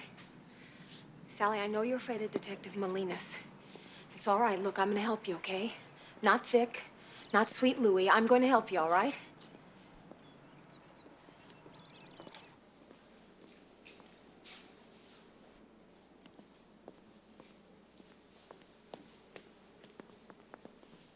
Excuse me. Where can I find Tony Boy? I don't deal with him anymore. Yeah, well, that's all very well and good, ma'am, but I still need to know where he is. Who the hell are you? I'm the guy that's gonna remove your intestines if you don't butt out. Now, where's Tony Boy? It was Molinas. It was Molinas that I saw kill Randy.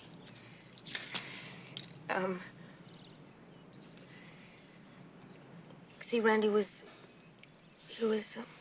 into a little bit of dealing. Not a lot, but enough. And he said that there was this cop that was shaking down pushers. Guess because he couldn't get his share of the big timers, so he was after some of the small timers. And so Randy decided that he wasn't gonna take any crap from this cop, you know? And so this cop came and killed him. I guess he just did it to make an example of him. Then you saw Molinas kill Randy. Like, I could hear it all. I was in the bathroom. And I looked down and I saw the whole thing go down, and then the gunshot, and Jesus, I screamed. I couldn't help it. It was just a reaction, you know? And so I locked myself back in the bathroom, and it was kicking the door down, and I was getting my stuff and getting out of the bathroom window. And then I didn't see this cop again until he came here to take me back home. But I knew I wasn't gonna get back home. I knew that I was gonna be dead in that field. It's the end of the white line for the Snow Queen. Sally. What? I'm gonna help you. First, we gotta get out of here. Now, you have to promise me one thing, that you won't bolt, all right? Now, look, I'm gonna give you my home number and address. Now, if something happens and I can't show up, you call this other number here. It's Sergeant Hunter. All right, well, what's gonna happen to you? She's going to a party. Vic, I tried to find you. I ran into Sally here, and she seemed so upset, I figured I'd call her a cab. I have a better idea. Let Tony Boy give her a lift. He can drop you off on the way, Omaha.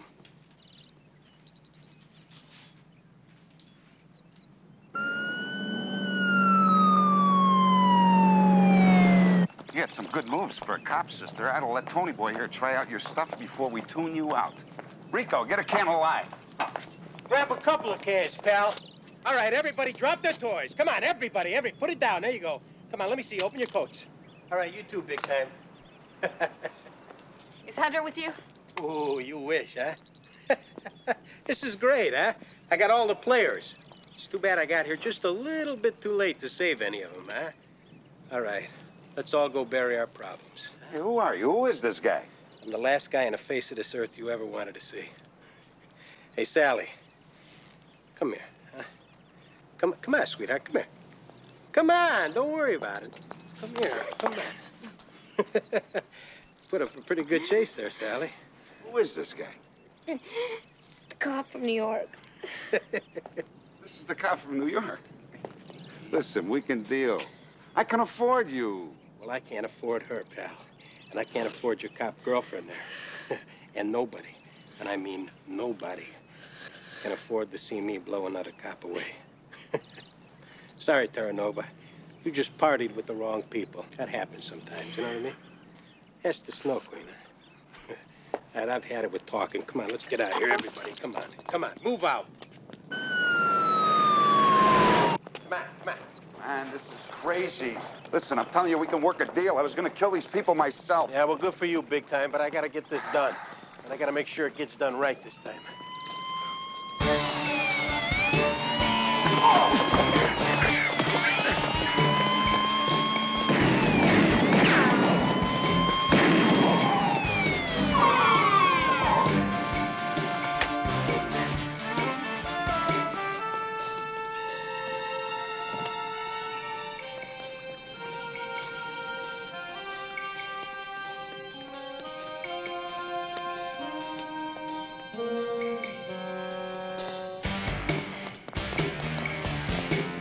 Hold it, Snow Queen.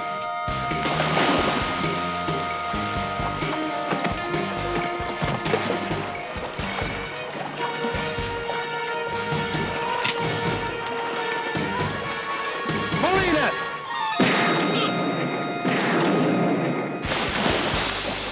Come on, Sally.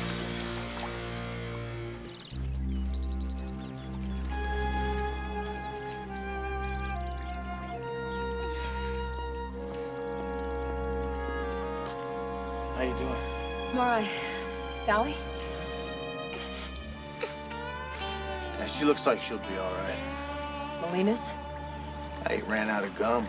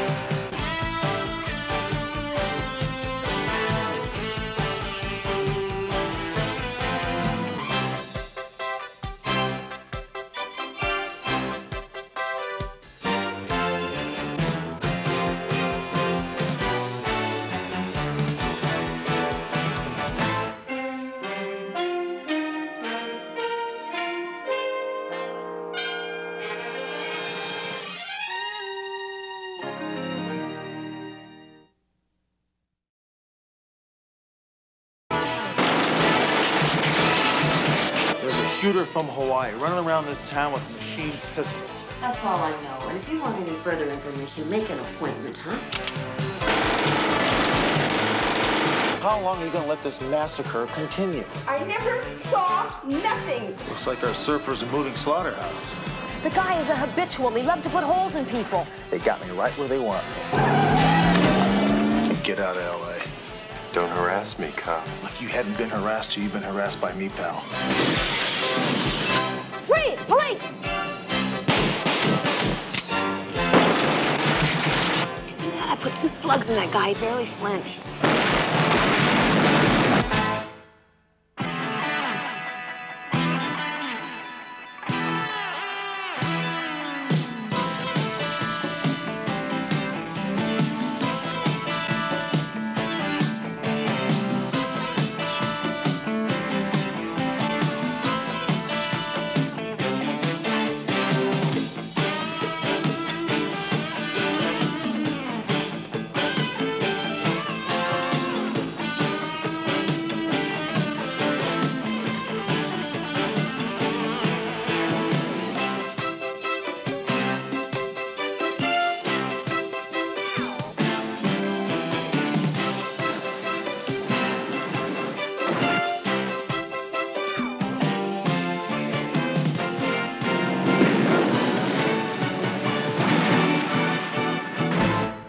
Works for me.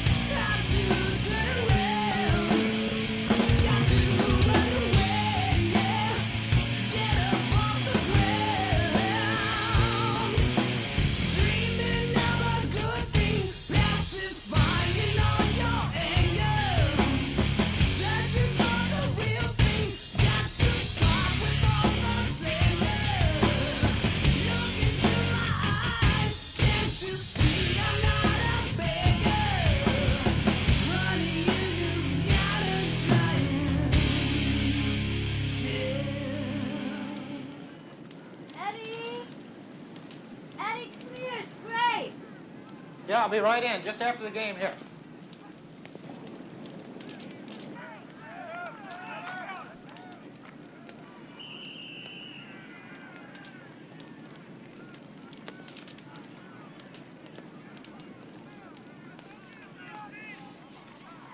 Got a message from Trader Man, Mr. Marks.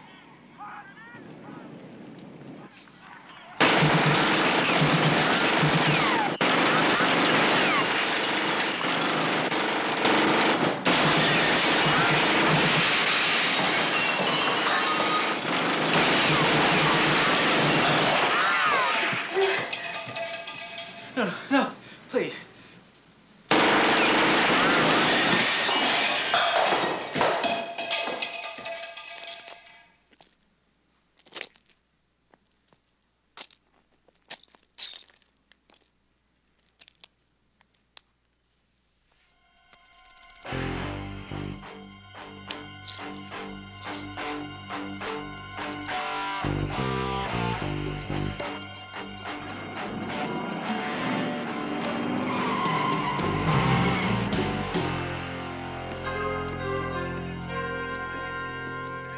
Marlene, if you saw this guy in the Hawaiian shirt again saying a lineup, how hard do you think it would be for you to pick him out? Well, think about it. I mean, did he remind you of somebody, maybe? Everybody reminds you of somebody, right? Not when you're from Elkhart, Indiana. We don't get a lot of beach boys out there. You ever do any business with Eddie? Any business that Eddie did, he did it on the phone. Marlene, he wasn't exactly an insurance salesman. He was into some bad business. Look, I'm not going to stand here and tell you that he didn't sell some grass to make some extra money. But that was just to finance a film company that he had. He was going to direct his next project, and I was going to star in it. You know, it was going to be one of those slasher flicks, but with a classier script. Anyway, he kept the drug business completely out of our thing together. It was never a big deal. Is that why he's headed downtown in the back of a wagon right now? So he sold some coke, too. But who doesn't? And for that, he's supposed to die? Marlene, he's one of the biggest heroin dealers in Los Angeles. And if you ask me, he made a very bad business mistake. Marlene, is there anything else you can think of that would help us? Well, the other day, I remember he was talking about Hawaii, about some guy in Hawaii. He was talking to a buddy of his on the phone. I think maybe that his name was Quattro. Quattro?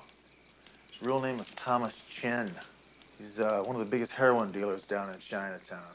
Owns a real ugly bar down there. Got his name when he lost a finger when he was a kid. I see. Is this all you know?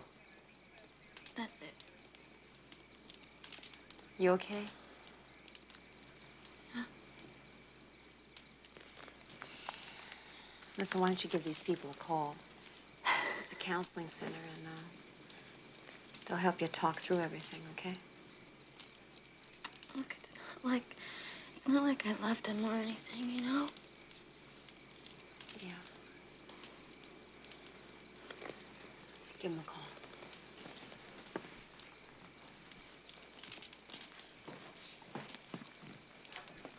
What we got here, McCall, is a classic example of somebody sending somebody a message. This syringe business was meant to attract someone's attention other than ours.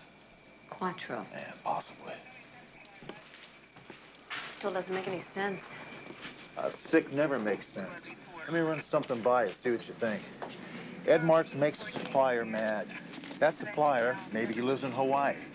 Suppose Quattro has the same supplier. Now, Mark would expect Quattro to play the middleman to get the heat turned off, which would explain the telephone call. What do you think? We're not gonna know unless we go check it out. Let's start with Quattro's. Let's go.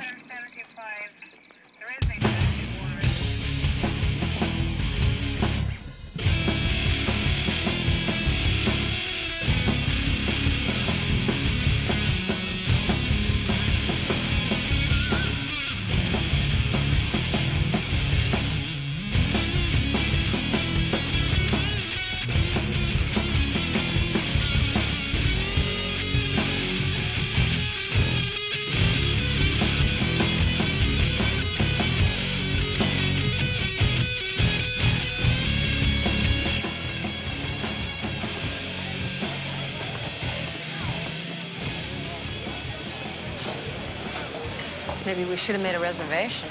You cops never quit, do you, huh? We served one miner one time, and you keep coming back. Why don't you take your business somewhere else? 2 colas, draft. Gracias. Has Quattro been in here tonight? Hasn't been in yet. And when he does come in, you're gonna have to wait your turn. Surf's up. He works fast, eh? Didn't even bother to change his shirt. Hey, which one of you people is looking for Quattro? Look, you guys don't want to do this, do you?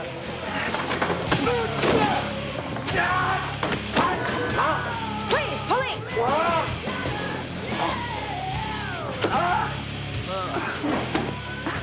All right, now, where's Quattro right now? I guess you didn't hear me very good. He's having dinner at Madam Kent's. I'm guilty, like he always does. Like he always does? Hey, Hunter, maybe our Beach Boy knows his regular hangouts. Get over there. You better not be lying to me. If the truth, I ain't lying. Well, that's good. You know why? I hate liars.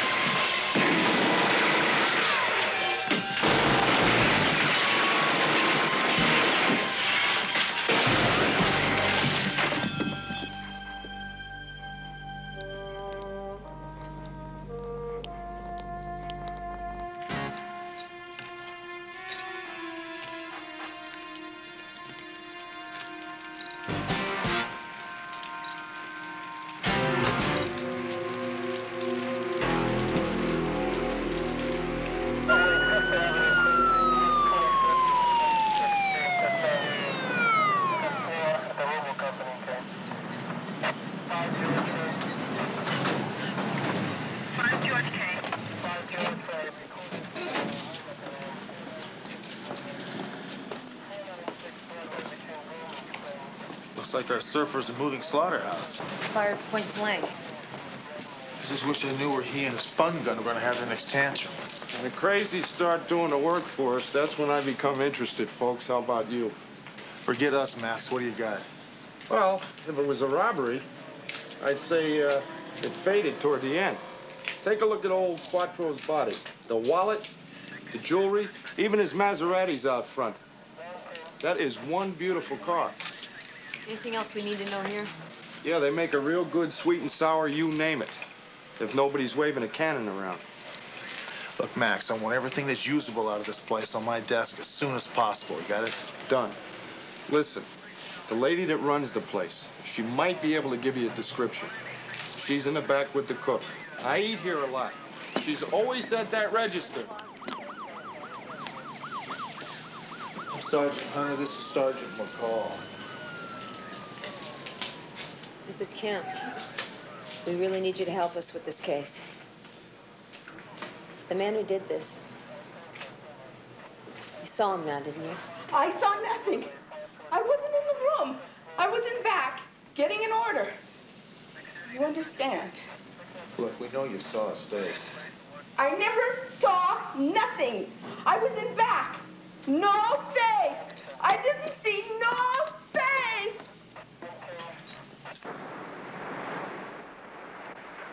I did have a little problem. Or just a little welcome, but it's under control. Yeah, everything's working real good.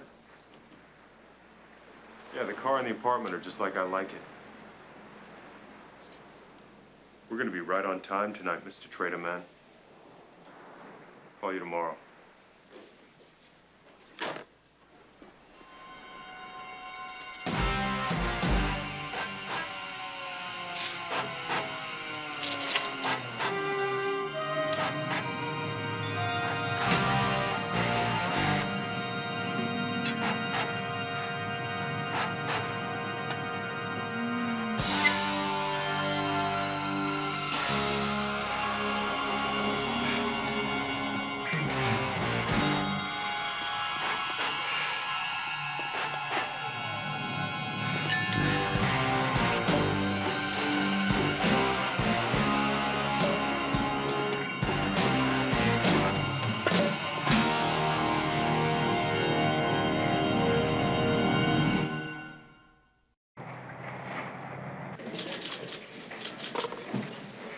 We'll never understand the garbage that goes on in this department. Don't tell me. No matter how much you batted your eyes, Vice didn't want to tell you their deep, dark secrets, right? We're on the same lousy side, and they treat us like we're Russian spies or something. Oh, you think it's funny? You try talking to them. Departmental sniping, McCall? Captain, we got a triggerhead out there, and our investigators down in Vice have decided to get selfish with clues that we need to solve this case. Now, you tell me who's running the asylum. What'd they tell you? Sorry, Sergeant McCall, it's jurisdictional. You know, they like words like that down there, you know. It is jurisdictional. Look, McCall, you have to weigh the importance of your case against the importance of the case that they got in the works. You know, if you flush all the Johns at one time, you run out of water. In other words, since it was only a dealer that was shot, it's no big deal. In other words, don't step on departmental toes when they're working on a major drug bust. You know what really gets me here, Hunter? The fact that you think this is so funny. I'm just trying to keep some perspective here. You want to spin out being my guest? Me? If I can't laugh at these nuts rules, they got me right where they want me. I know where I can still dig up everything we need to know for sure. Watch what you step in. If you wear the right shoes, you can step in anything.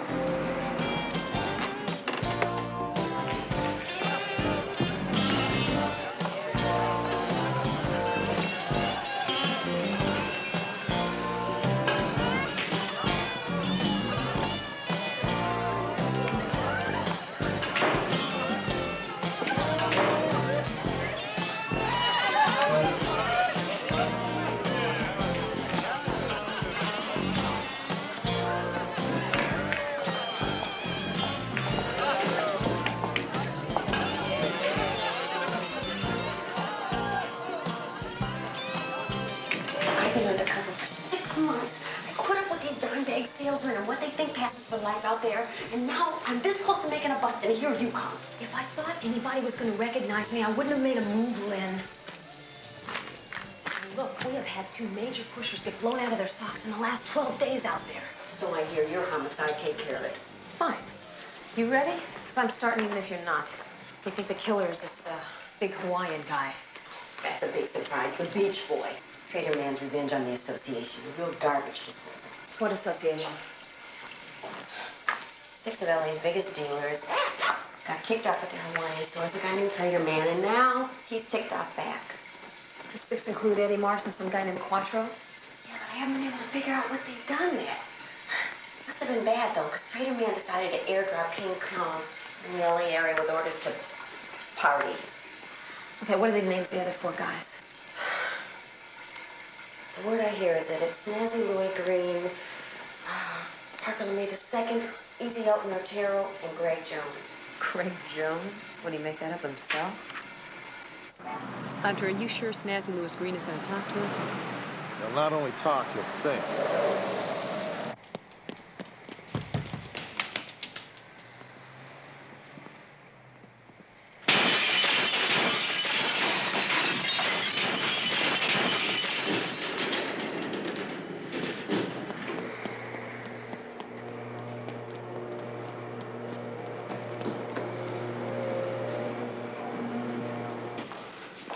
Looks like you wiped out Kahuna.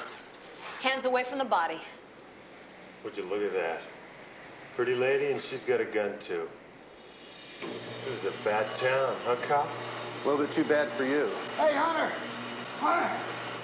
This is the guy that broke down my door. Now you gotta make him pay for that. I mean, he's gotta pay for what the city. Maybe you ought to pay for it. Shut up, Snazzy. Hey, Hunter, I'm a businessman being harassed on this. Now, what are you on, his side or mine? Definitely not his. Have lunch, will you? Have lunch? Hey, Hunter, what about my door? That door costs money now. Come on. Hey! It's a questionable bust, McCall. The department's not going to play ball if all we've got to go on is your hunch. No matter how convinced you 2 are that this guy's the shooter of this Eddie Marks and this Quattro guy, it's going to take something firm, and you don't have it. What do you mean we don't have it? That's what I said. The pistol he was carrying doesn't match, and the ballistics are way off. Airport detail says this guy came in from the islands yesterday. Now, Honolulu PD has got a record on West Capano that's longer than most countries. The guy is a habitual. He loves to put holes in people. Yeah, but Honolulu hasn't pinned any homicides on him, have they? And unless this woman points her finger, we can't hold this guy long enough to even find out what he had for breakfast. Hunter's down there trying to talk her into coming here right now. Trying to talk her into it? You mean on top of everything else, we got an uncooperative witness? Look, she'll ID him, Captain. Yeah, but the court's not going to hold him on just a lineup ID. Well, we can hold Wes Capano till we get more evidence. Look, the answer's no. I'm scared. Don't you understand? Look, Marlene, the last time I talked to you, you said you'd help us. Yeah, well, things change. Look, I appreciate everything you guys are trying to do, but there's no point in talking because I've got a cab coming any minute. Well, that's funny. I always heard you could never go home again. Let me worry about Elkhart. All I know is I want to be somewhere that hula boy and his machine gun can't find me. I just wish you guys would find him and stick him on a rocket and shoot him off this Marlene, I know you're not going to like hearing this, and I don't blame you. But just because you're scared doesn't mean you shouldn't help us. You should have seen what he did. Well, I wish I had. I'd be right down there at that lineup this very minute. No, you wouldn't. Marlene, don't you understand? Eddie is not the only one that's been murdered here. He's killed several other people. Now, how long are you going to let this massacre continue?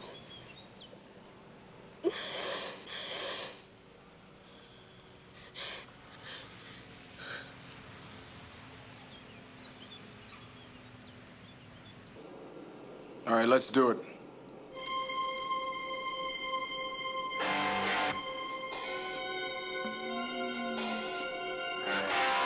Face the front.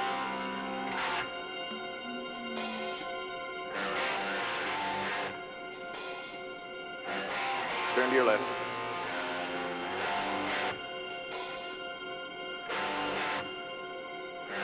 Face forward.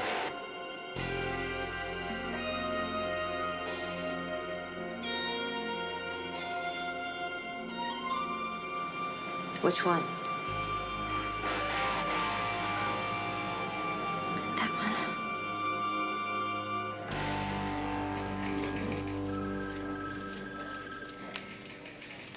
You're free to go now, Capano.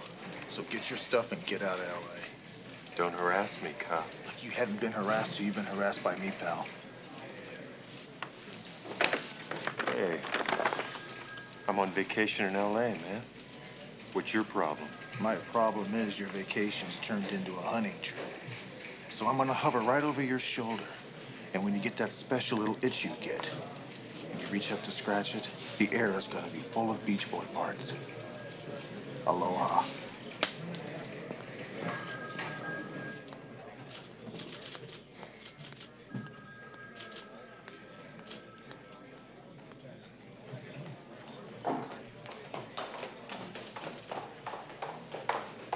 Sergeant McCall.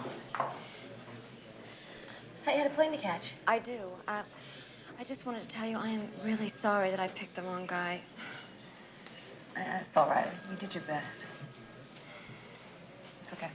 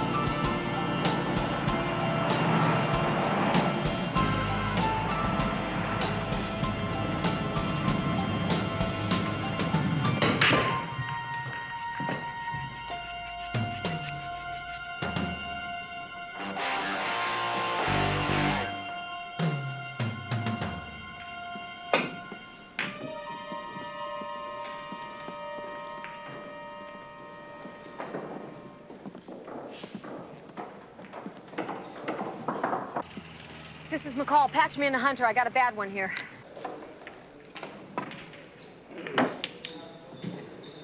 Hey. Hey, remember me? Yeah. You're the guy who ate my dog. Hey! I'm talking to you. Look at me when I'm talking to you. You silly, dumb-looking pansy. Go. We're at the last call bar. Snazzy just went in, and I think this thing's about to split wide open. Listen to me now. Stay out of there. Got it? Turn around. I'm not gonna ask you again. Hey! Better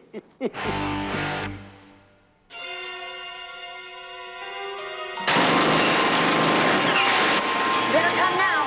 Something's going down, and send some units.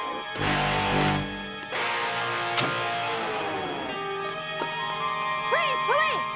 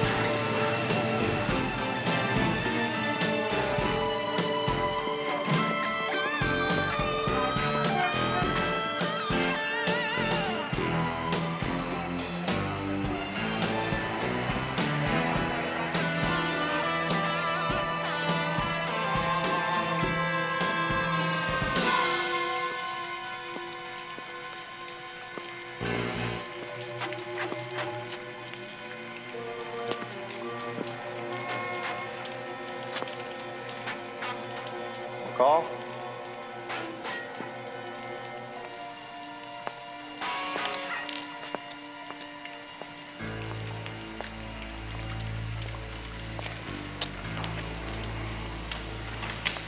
She didn't know what hit her.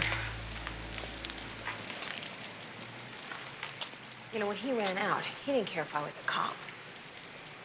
We could have had the whole department out there, he wouldn't have cared. Where do you get people like this? How are we gonna stop him from killing the next guy?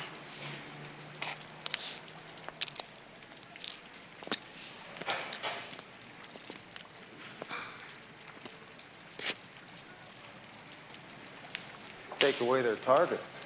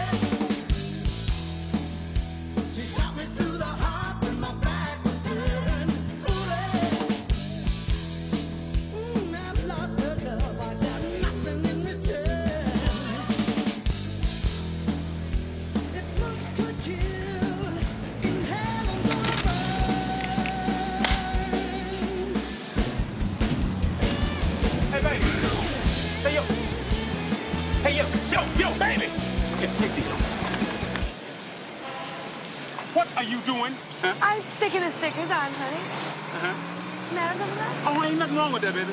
Except this is not sale merchandise. Get these stickers off of these cassettes, baby. Okay. You are ruining my business. Do you know that? Okay, I'm sorry, Bart. Hey, look, I'm look, sorry. Look. Just use your brain, all right?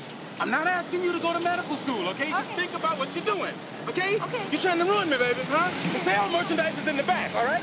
Come on, move it, move it, move it. Come on, baby, what is wrong with you, huh? I cannot take you no place. I don't know what the... What is it? What is it? What? We've got customers. It doesn't matter. Good afternoon, officer. Well, how are you doing, officer? Can I help you? You cassette people or album people? We're taking you into custody, people, Barker. Hey, yo, what's going on here, man, huh? I didn't pay a parking ticket or what, huh? I mean, this ain't Nazi Germany here, you know. Relax, it's not a bust. Just like you ain't no cop. Yeah, okay.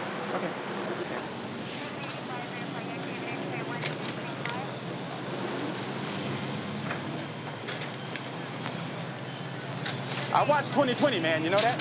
It's great. Yeah. They butt fry people like you. Come in here and bust me, tell me this ain't no bus, huh? You making a real sad mistake, man. Yeah. Give me Irving Shapiro. Yeah, tell him it's Parker LeMay II. Mm-hmm. What? Then get him off a long distance, damn it. He's my lawyer. Baby, will you take it easy? What are you trying to ruin me or what? Hey, you want to do me a favor? Huh? Get her the death penalty. I will pick up the tab, all right? Huh? Look, get out of here. Come on, just leave. Just leave. Okay.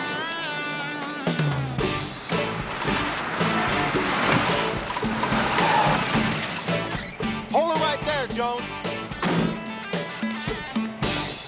Hey, give me a break, Hunter. I didn't do nothing. What is this all about?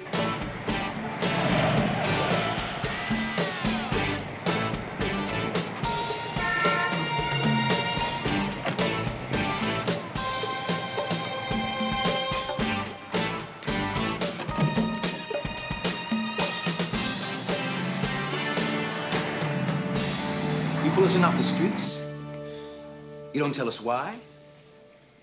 You read us no rights? You're looking for a lawsuit, Sergeant Joe Friday. Look, you idiots, I'm gonna explain this to you one more time. We didn't bring you people in off the streets on charges that would stick. Then you're talking harassment. You know, my lawyer has to actually come down here. He's gonna eat your nose. It's not harassment, LeMay. Then it's bull, Lady Cop. You know it, and we all know it. Hey, LeMay, I don't need you to talk for me. You got it? I don't need trash on my side. Who you calling trash, punk, huh? Hey! We brought you in here to save your tails. You want to settle, you do it on your own time. Now get over there and sit down. Sit down! We'll save our tails, huh? Well, I make you a promise, Lady Cop. I will always wear my safety belt. Now, can we go? So Mr. Otero and I can have a little talk? I love it. Now look, there's a shooter from Hawaii running around this town with a machine pistol. He's already killed Eddie Marks, Quattro, and Snazzy Lewis Green. Your peers, I believe. I got no peers. Sit.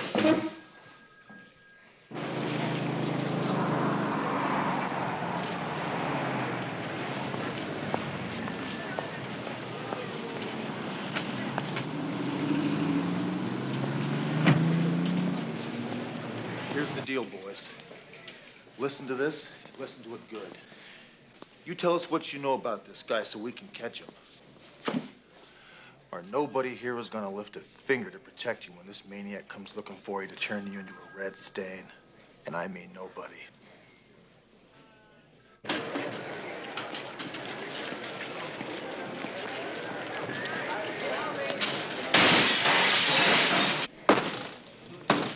Now get out of here, all of you.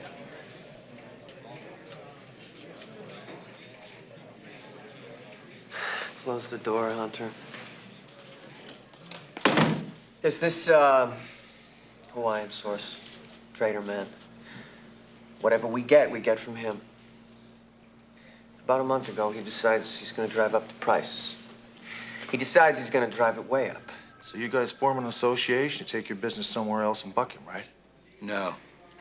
Bucking wasn't good enough. We wanted to punish him. Where'd you go? We heard about this Miami connection. A guy named Ocean Jimmy. He runs straight white octane in from South America. So the trader man hurts you, and then you hurt the trader man. Hurt ain't the word. Where's Parker LeMay? Here. Oh. Look, oh!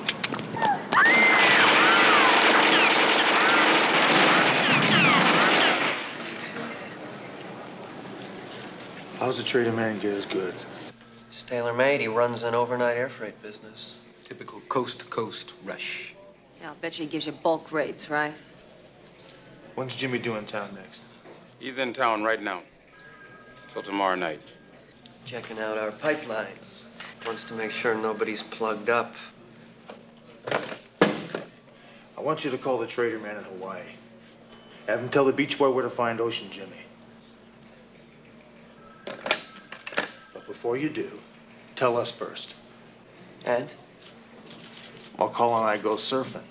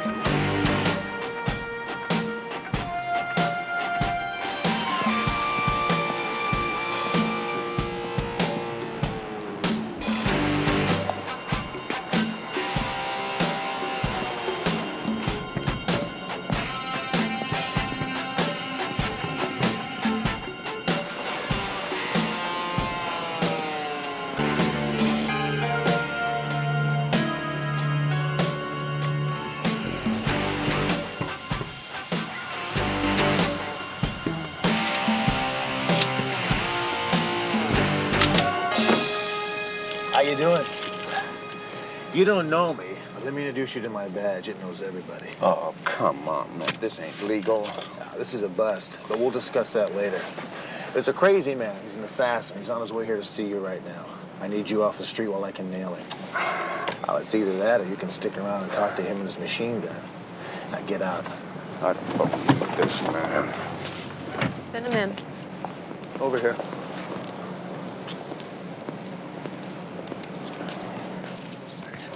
You're never gonna make this stick, man. Oh, yeah? We got a warehouse full of dope in there. I think we'll make that stick. It's a step in our general direction. And if you play along with this, maybe that spanking you're gonna take won't hurt so much. Okay, what do you want? We want the Trader Man's name. Trader Man, you kidding? He's a competition. We know that. His name. Is that gonna help me? Yeah, sure will. Okay. Joe Brannigan. Lives in Hawaii. Guy deals in condo developments for cover. Get him out of here.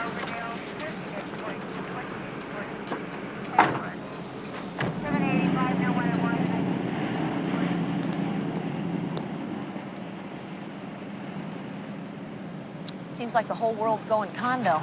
Yeah. You know, this guy's got to own property around here somewhere. You have your walkie-talkie. Chuck? Yeah, this is Hunter. Give me a make on a Joseph Brannigan and all the real estate he owns downtown and at the beach. Roger. Yeah, get back to me as soon as you can, will you? Thanks. Huh, maybe a vacation home? Yeah, for the beach boy, maybe. I don't know, I was wondering. Thought maybe you figured it out, decided not to show up.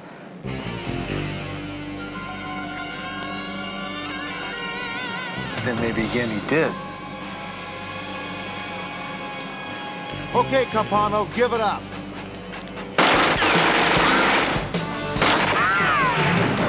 I'll take the fire escape.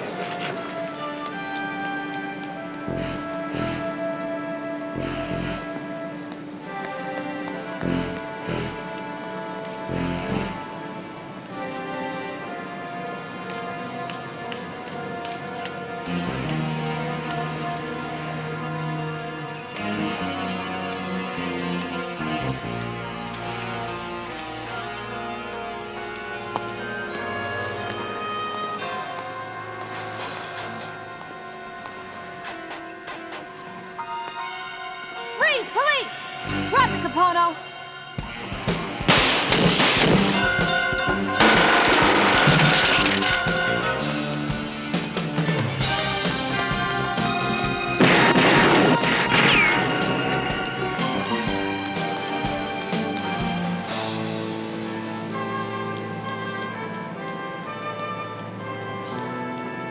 Hey, you all right?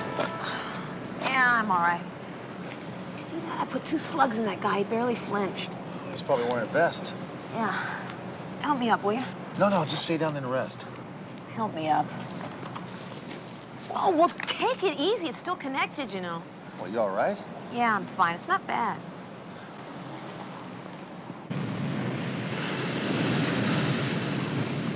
Ocean Jimmy's had police protection, Mr. Trader Man. Yeah, I'm clear in L.A. I got a flight booked in an hour. See when I land.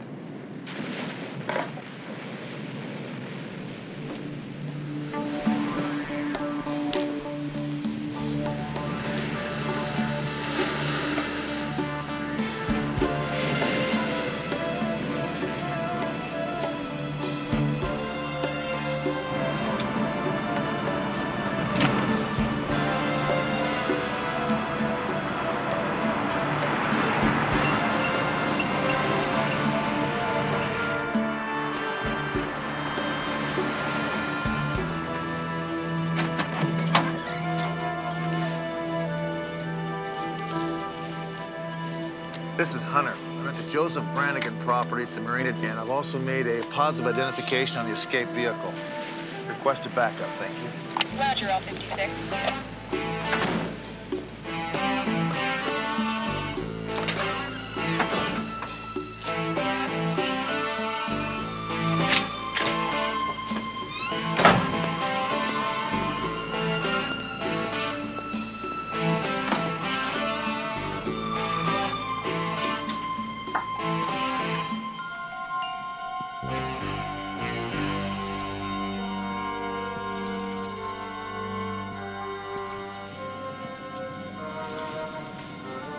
Carry your bags.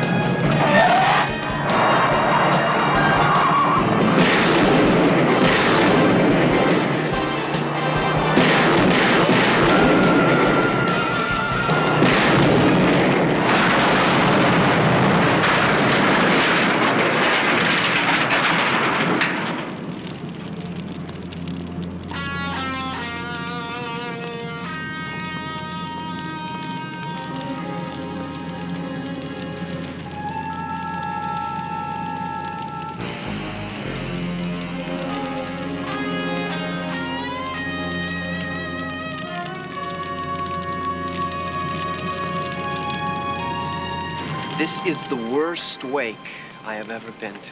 Easy, brother. You don't like it? Keep it to yourself. Yeah, really. This is Snazzy's wake, not yours. Hey, Hunter, McCall. Come to toast marshmallows, or am I still in the red zone again? Well, we heard you were having a wake for Snazzy, though. We thought we'd just pop in. Yeah, right. I thought wakes were held in houses or churches. This seems a little disrespectful, you know? Disrespectful? Disrespectful. Hey, Hunter, is she for real? This is a very significant alley, McCall. Not only is this the alley in which Snazzy made his first deal, this is also the alley in which I first busted him. Very sentimental stuff. That's right, sweetheart. This is hallowed ground. Besides, we're all brothers here anyway. Right, Hunter? Look, the only reason I'm here, and believe me, the only reason I showed up here is because Snazzy cooperated with us. And as you well know, Elton, I don't forget favors. Now, so the rest of you 8-balls, we'll clear you right off the sidewalk, and sooner or later. Don't stand so close, Elton, you'll fall in. You're not really upset about Snazzy, are you? Yeah, what's the difference? He was a dealer. Yeah, that's what killed him, all right. Hunter, you didn't answer my question. I think you and I should have some secrets, McCall. After all, it makes life interesting.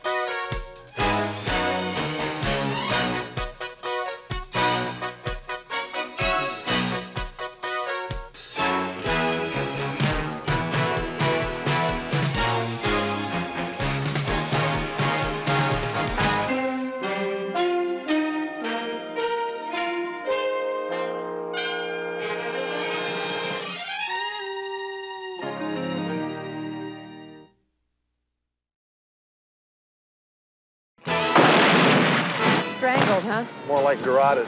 All three of these victims served as jurors at the trial of Louis McMahon. Questioning a suspect.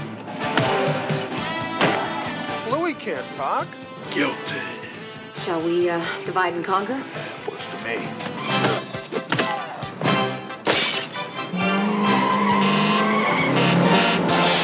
be suspended.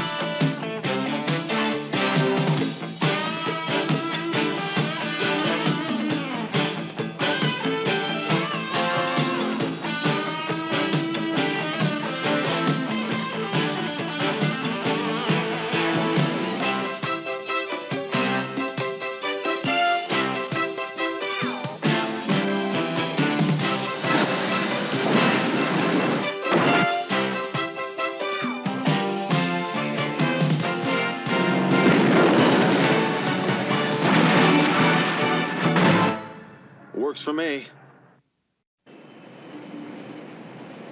Bumblejacks, Bumblejacks, taste like a blue rainbow. Bumblejacks, Bumblejacks, gives you that special glow. Bumblejacks gives you that special.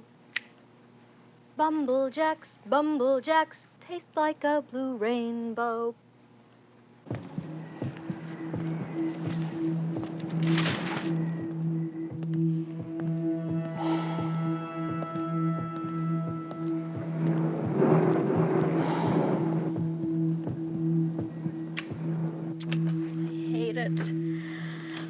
So do I. Hey, go home already. You look dead. The Bumblejacks account will survive another night without a lyric. I don't think anything can survive. Tastes like a blue rainbow. Well, that's about the time to go home and get some sleep.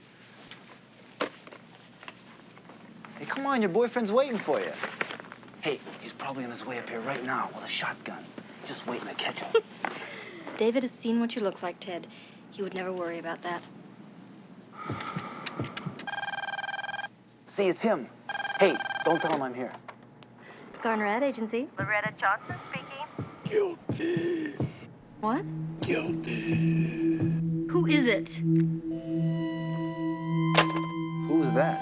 I don't know, some weirdo, I guess. He was doing some heavy breathing, and then he said, guilty. It's a weird thing to say. Probably some prank caller. You know, some kids just dialing numbers. Come on, let me walk you down in your car. Are you okay, Loretta? Oh, I'll be fine as soon as I get home.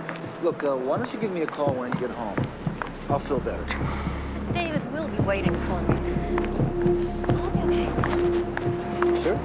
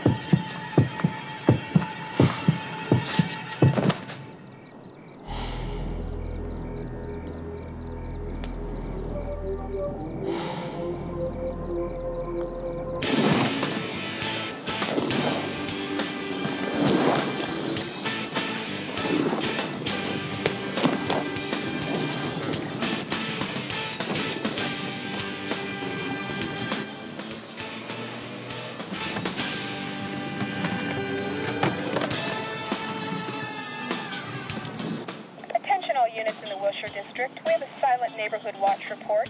Prowler on Northridge Street. See the woman. Northridge. That's too far. Hunter, come in. Hunter, come in. Hunter, are you there? Hunter, come in. Any unit at 211 silent on Hayden Place. Shots fired. That's not too far. Yeah, this is L56. I'm at the corner of Colfax and Burbank Boulevard. I can respond.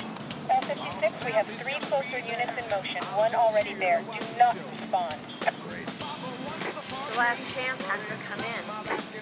Sorry, McCall. What do you got? Where have you been? Been listening to the radio. Hunter, I've been sitting here on this greasy park bench. I am bored out of my mind, and you're listening to the radio. Somebody's got to be listening for calls to run on. What do you mean calls? We're on assignment here, remember? We're supposed to clean out all the muggers. Look, McCall, you were the one...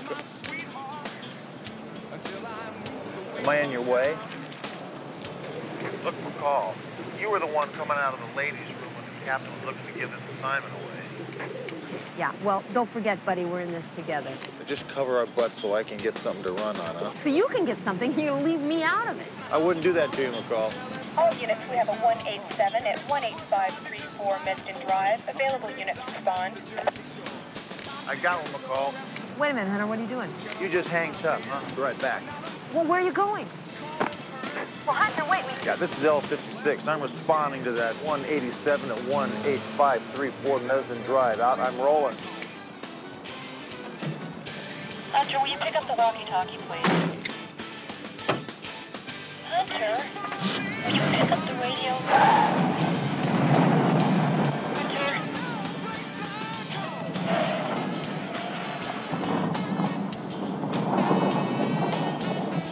Great.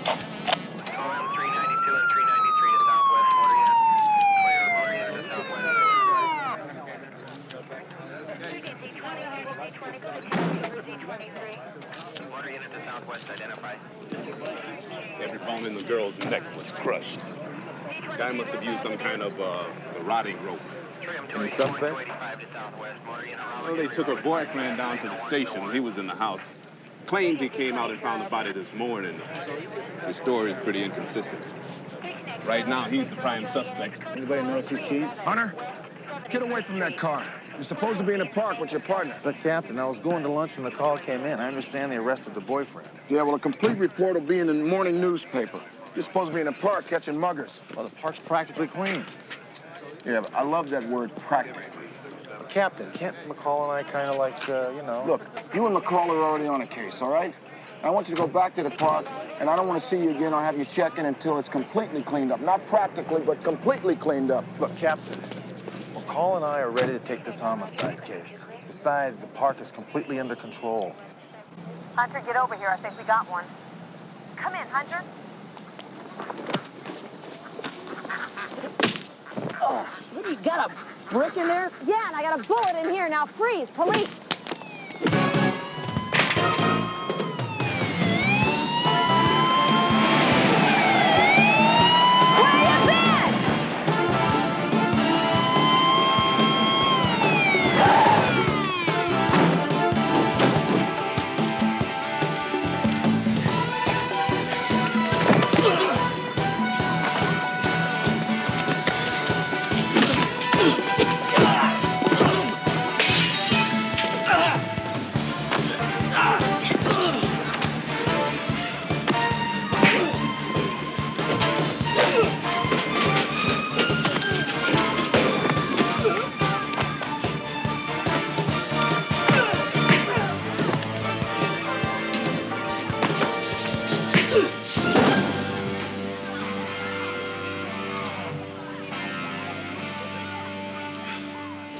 You have the right to remain silent.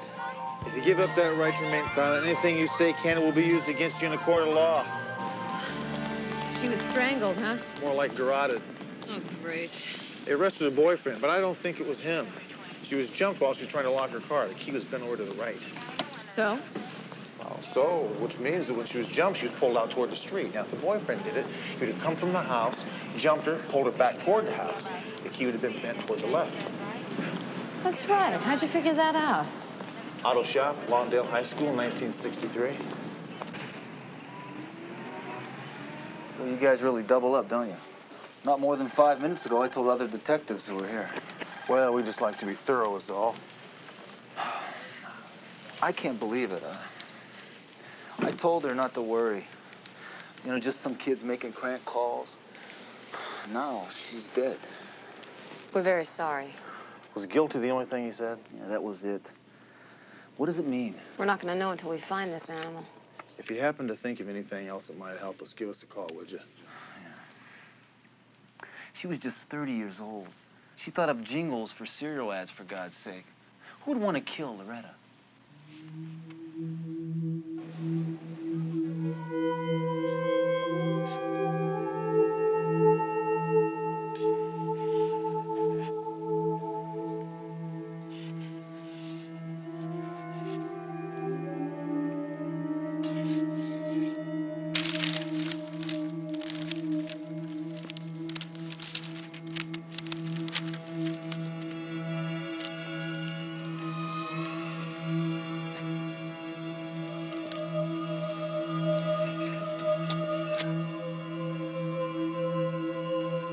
Guilty?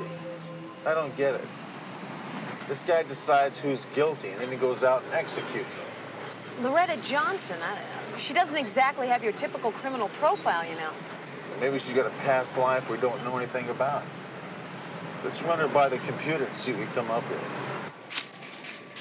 Looks pretty clean. What are you two doing in the computer room? Oh, sure, I saw the two of them in there, Captain. I thought the two of you were supposed to be in a park somewhere. Yeah, and Hunter, I never got those reports on my desk. What is it? You're so tired from chasing and arresting muggers that you don't have the strength to carry the paperwork into my office? Oh, we were just tying up some loose ends, Captain. Hunter, you had something in your hand. Where did you put it? What? Hey, look, I don't know what you two were up to, but it better not involve that strangler case. I've already got enough detectives working on that. Oh, we were just trying to match up some saliva samples from the winos down at the park, Captain. Boy, that's a real killer on shoe leather. It's disgusting, McCall. How's that strangler case coming, Captain? Didn't the boyfriend do it? No, we released him this morning. Wrong guy. And we've got no further clues or suspects. These two are up to something, Captain. Did you see her pour him coffee? She never pours him coffee. Hey, look, Hunter, do everybody a favor. Stay out of the computer room and in the park, okay? Right.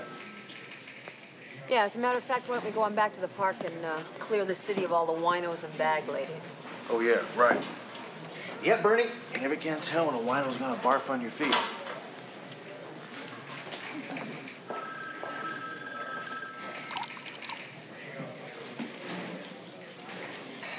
Okay. Loretta Johnson. No arrests, no convictions, no nothing. Cleaner than Bernie's sex life. And what's she guilty of? I don't know. Guilty. I know who this is. I know who you are. And I'm going to the police. Guilty.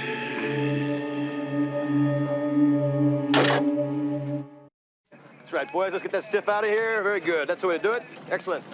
Oh, yes, get in there and start lifting those prints. Fine, yes. And you just go around the corner and do whatever you're going to do around the corner. Are you sick, man? Are you sick? Hey, wait a minute now. I want my lawyer, I want to make a phone call, and I want a cup of coffee. Black. You and Jackson check the neighbors and see if they heard anything? I already checked them out. Little old lady back in number 7 said she heard a crash. Might have been the door being kicked in. That's very good. Door kicked in. That's 2 O's and door, Bernie. Hunter, what the hell are you doing here? This case is off limits to you and McCall. Boy, he sure makes you feel at home, doesn't he? Wait, it is off limits, Hunter. Look, Bernie, we were transporting a suspect, and we saw all these vehicles out in front. We decided to pop in. Hey, I know my rights. Shut up, Eddie. I'll cave your head in. Oh, you hit me again, are you? I'm thinking about it. You know who you dealing with. You know who you dealing with here, do you? Are you sick? Are you sick or something? There are departmental orders concerning the treatment of prisoners, Hunter. I treat all my prisoners the same, Bernie. You may well be in violation of a departmental order, then. What seems to be the trouble? Who are you? I'm Detective Terwilliger. Listen, you got to get me away from him. Who? This Sergeant Hunter. Hey, please don't leave me with him. This guy's crazy. Did he, did he hurt you? Hey, I had cuffs on. Are you saying that Sergeant Hunter overstepped the law? Some kind of police brutality or something? Yeah. He's real scary. And he said he was going to get me if I talked. No. You can talk to me. You can tell me everything. Well, first off, no. I can't talk to you. I can't trust none of you cops because y'all stick together. No. You can trust me. Honestly. Would you like some coffee or something?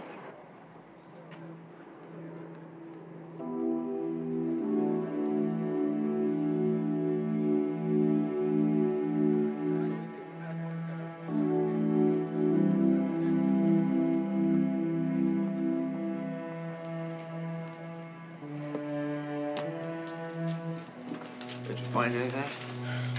I don't know.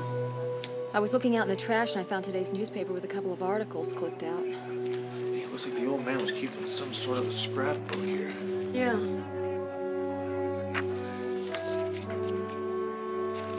Seems like he's interested in crime stories, too. Yeah. Now, this is this morning's newspaper. There's 2 pages ripped out of the scrapbook. So this killer's coming in here snuffing this guy and then he's taking old articles with him? Yeah, that's what it looks like. Let's go locate these missing articles. Yeah. have a date on that? A date? I got a place and a time. Bernie, that looks like Hunter's car. Now, what the hell is he doing here? Sir, I've been getting some very interesting information about Hunter from this prisoner right here. How you doing, Captain? Surprise visit, Hunter? Well, I was transporting this hooligan that we picked up from the park downtown. When we saw the cars, we decided to stop by. Yeah, we saw all these cop cars. We thought maybe Terwilliger got hit by a bus or something. We were concerned. Well, according to Bernie, your prisoner here has a lot to say. I've got it all written down and signed by the witness, sir. I had it right here. Hey, well, look, I'd like to stick around and chat with you guys, but we got a booking to go to. Ta-ta. I had it right here a minute ago. I had it in my pocket. Yo, quit! I thought you were gonna help me out.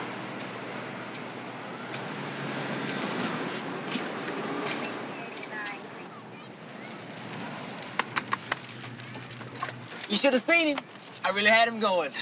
Thanks, Eddie. Appreciate this. I owe you one. Yo! I am the man to bring. Hey, Bernie's wallet. Must have sort of slipped out of your pocket. Hey, you ain't got to open the door. Adios, amigos. Let's take a run by the library, McCall.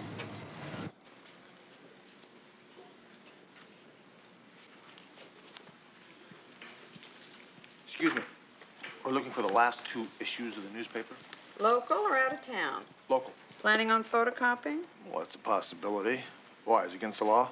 Only if you photocopy money, in which case they put you away. And it usually turns out pretty awful anyway. Now, we charge for all of our photocopies. No checks, no credit cards. Do you need change? I think we can handle it. Would you just point us in the direction of the file? Right over there against the wall. Oh, do you have your library card? Never leave home without it.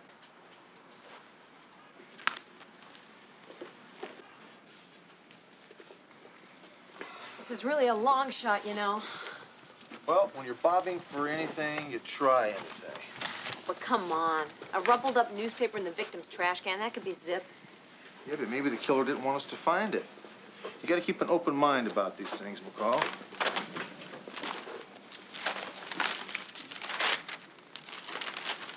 All right, what do you got? Ah.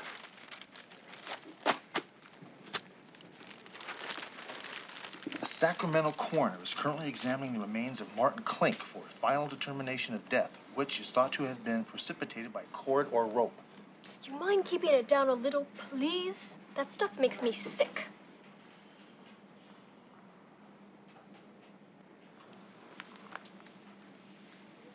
Mr. Klink, arriving home late in the evening from a business meeting with an insurance aid client, was found lying just outside the front door of a small apartment not far from the state capitol building. It's about a murder. Big deal. Well, it parallels the cases that we've been running into. They're all strangulations. Don't you get the connection?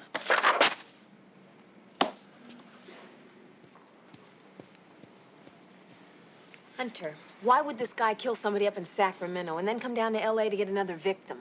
Victims. Victims, plural. Okay, fine, but it still doesn't make any sense. Yet. I'll bet if we call the Sacramento coroner's office right now, he might be through with their investigation. It may have something to do with this case. And if not?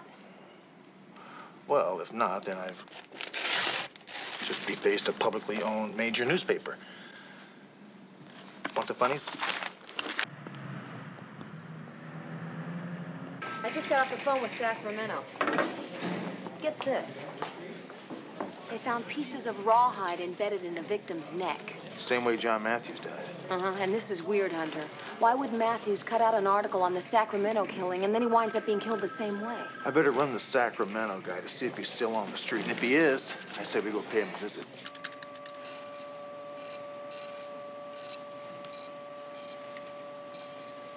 There it is. The guy lived in Los Angeles 7 years ago in Van Nuys. Think Matthews knew him? Yeah, possibly. But it still doesn't explain the connection between the killer and the 2 victims. There's something about this address that rings a bell. Loretta Johnson. Loretta Johnson lived in West Hollywood. Yeah, currently. But here's the sheet on her. In 1978, her California driver's license address was Van Nuys, California. All three of these people lived in the same area in 1978. Remember those news clippings at Matthew's house about the jury trial? All these victims were living in the same district at the very same time. And they pulled jurors from voter registration files by districts. You think? Hunter, you're right. All three of these victims served as jurors at the trial of Louis McMahon.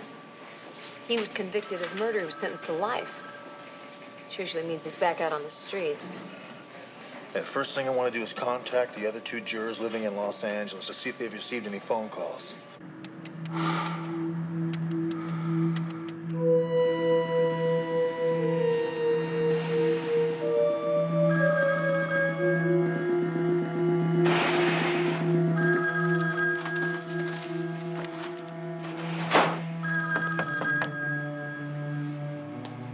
Just a minute. Hello? Damn.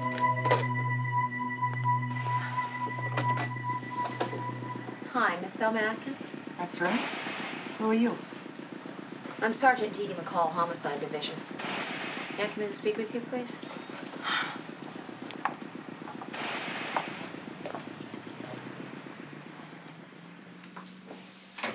It's about the Louis McMahon case.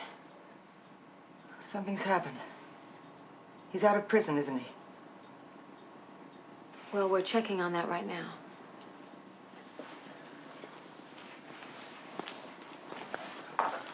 Mrs. Atkins, what we do know is that at least 3 of the other members of the jury that convicted him have been receiving rather strange phone calls. And shortly thereafter have been strangled. He said he would. Are you saying McMahon said he killed the jurors? When? It was right after the conviction was brought in. He looked over at us before they took him away, and he said, we were more guilty than he was, and we would pay. You used the word guilty? First time I laid eyes on that man, I... scared me to death.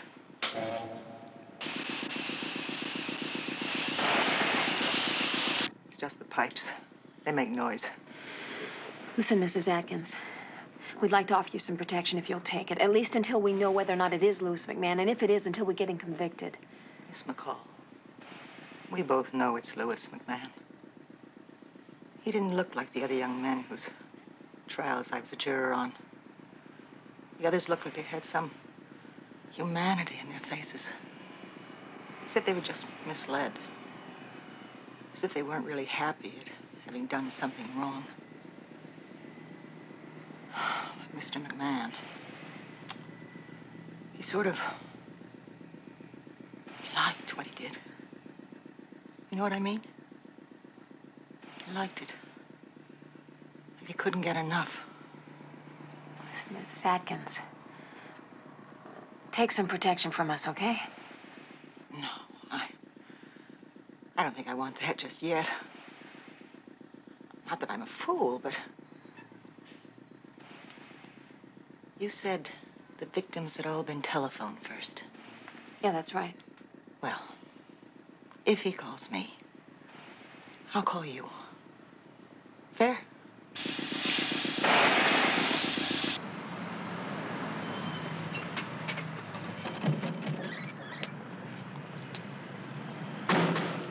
I don't get it. How can they continually parole guys like that? Why do they always want to live in Los Angeles? Sunshine State.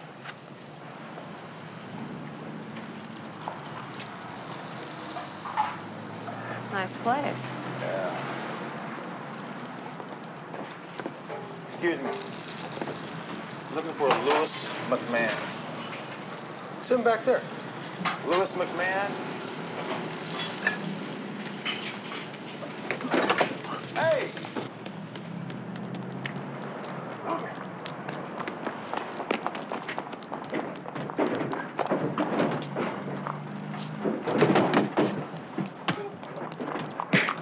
Trees! Get out of the truck. Come on, move it. Get over there. Spread them out. now why'd you run? I'm asking you a question. Now look, you're either gonna talk to me or you're gonna tell it to the ground. Now why did you run? What's going on? Questioning a suspect. Well, you can save your breath. Louis can't talk. What do you mean Louis can't talk? He got no voice box. He had to cut clean through in a knife fight in prison.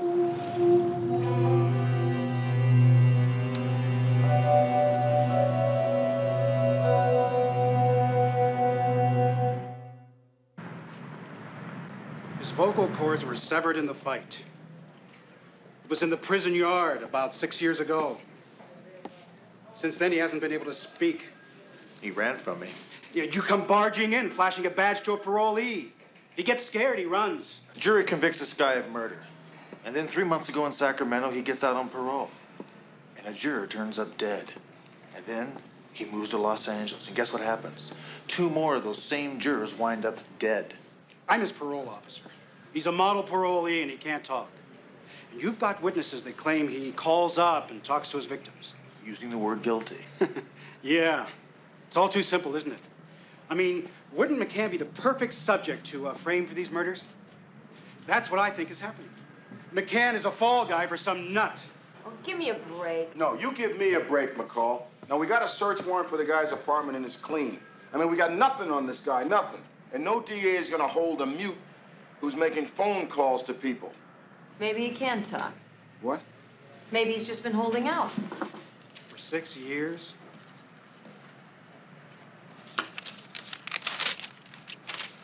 Go to hell. It's for you. Captain, this is the guy.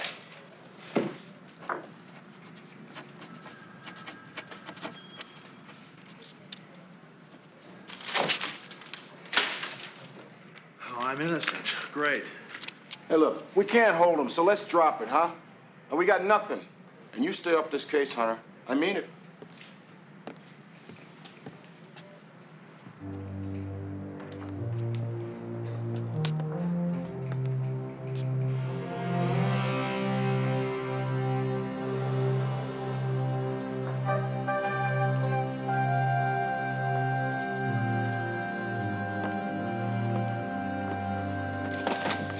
Lewis is our boy, all right. Yeah, and the guy's back out on the streets.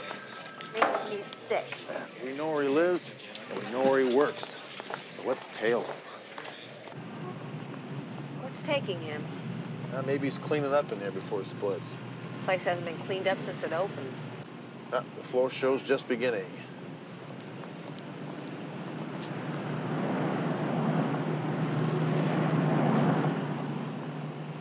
Well, we could nab him for littering. I have an idea we'll be able to get something on him better than that.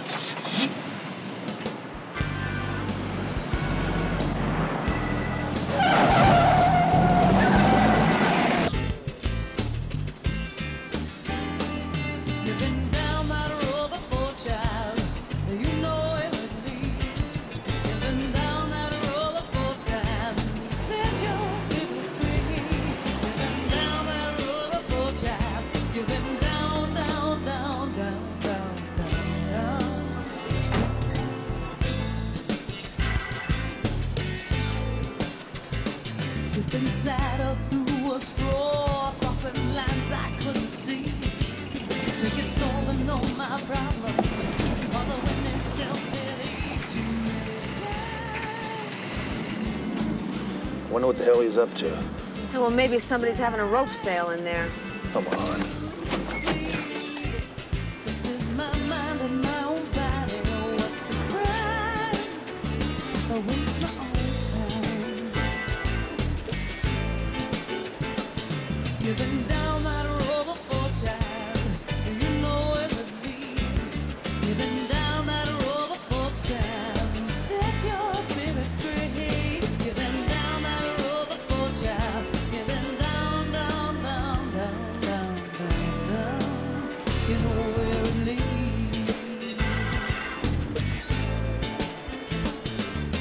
Dream while you're away, seeking you shall find. Your heart knows the secrets that can't transcend time. Dream while you're away, seeking you shall find. Your heart knows the secrets that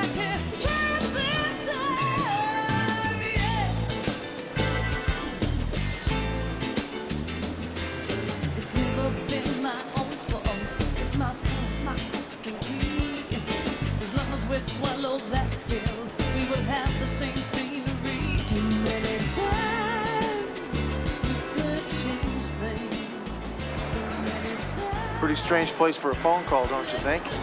Yeah, well, if you're gonna terrorize people over the phone, you might as well do it in the phone booth of your choice. Say, man, what is this? Sorry, I thought you was somebody else.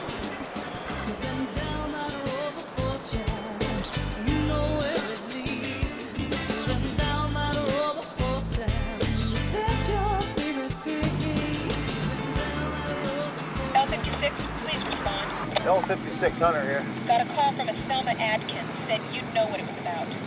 Got it. We're on our way. I mean, after this guy's trial, DA sat us all down and told us that whenever some criminal makes a threat on the jury, they never follow through. Well, actually, that's true. There's never been a documented case where a convicted criminal actually did go after the jurors, but we just wanted to play safe. We wanted to take all precautions. I gotta tell you, I was really scared when the guy called. Yeah, he called about 10 minutes ago. If he's gonna make his move, he's gonna make it pretty soon.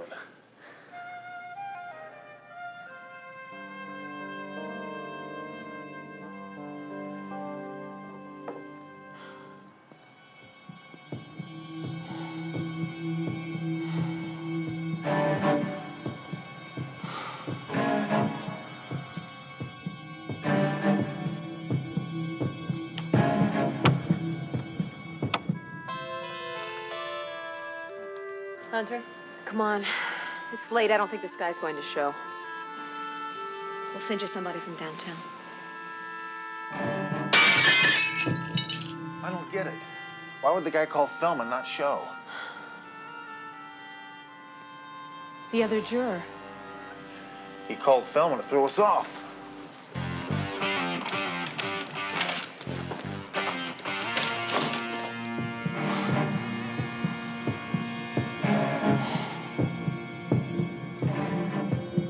That light on much longer, are you? We just have 3 more pages till the end of this chapter. I hate it when you read those scary books before you go to bed. You keep me up all night thinking you're hearing noises. I do not.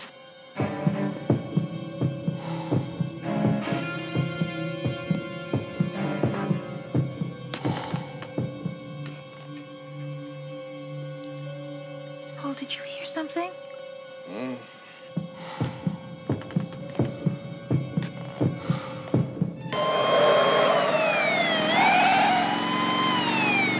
Finish your book and turn out the light. We just have 2 more pages.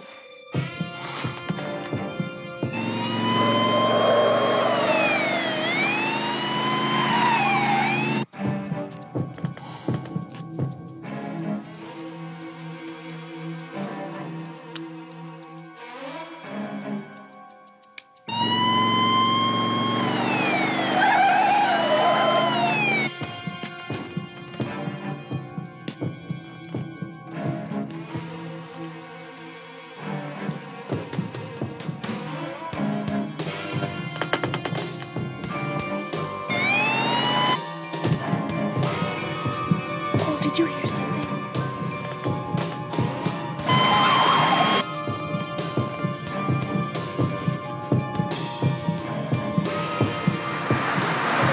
We'll call you, take the back.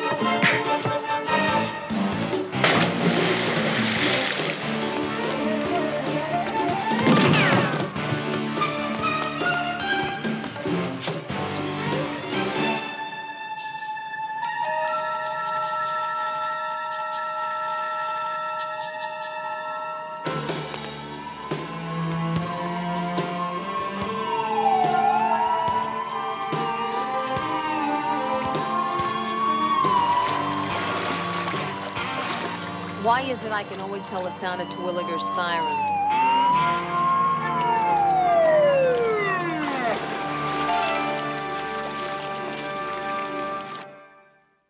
This is Channel 3. Hunter, I got television people out here. Look at them.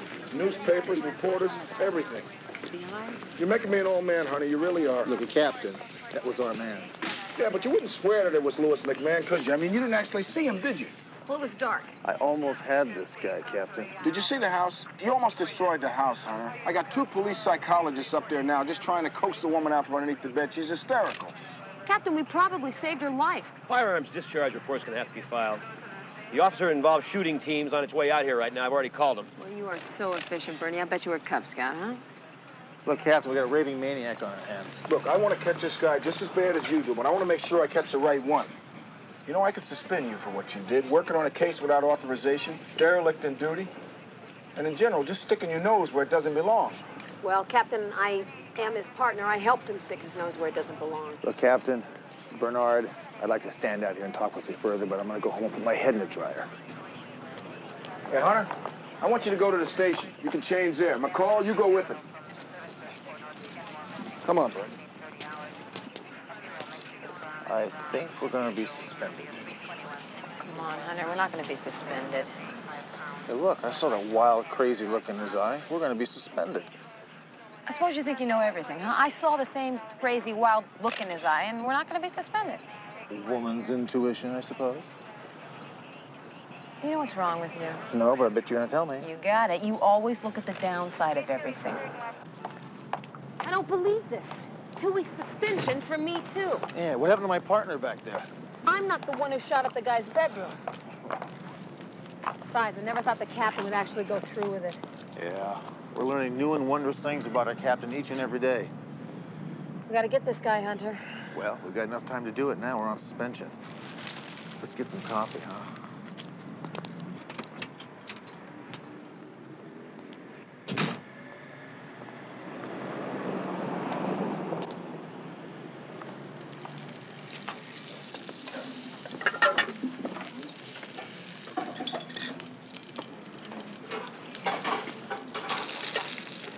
How you doing, Louie? How's that voice box today, huh? Why don't you say guilty for me? I'd like to hear you say that. I think he wants a pencil and paper. Yeah, well, he's not going to get one. I have an idea he's going to talk to me today.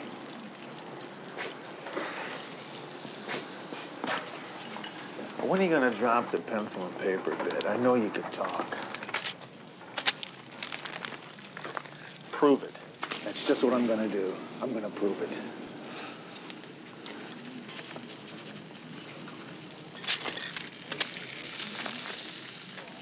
Try it if you can.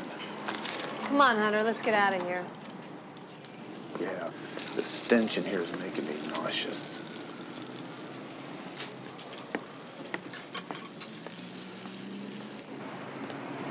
Think he's going to make a move on Thelma Atkins? Well, she's the only juror in Los Angeles he hasn't hit at yet.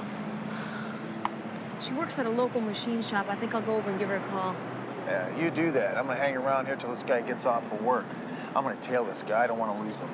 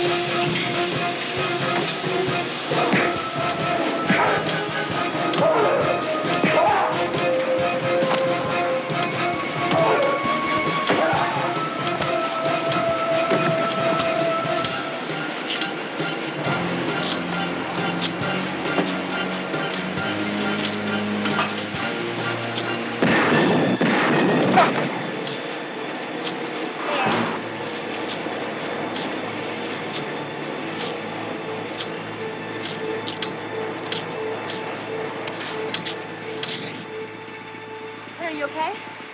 Yeah.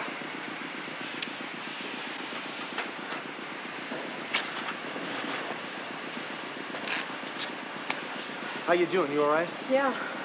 Thank God for plastic. It was scary, though. Yeah, it sure was.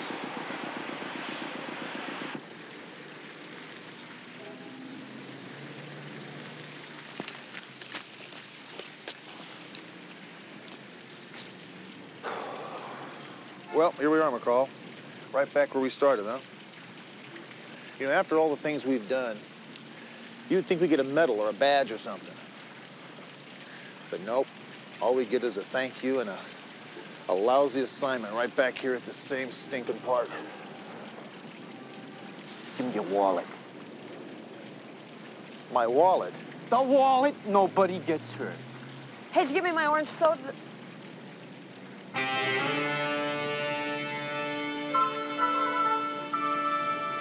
Buddy, this is not your day.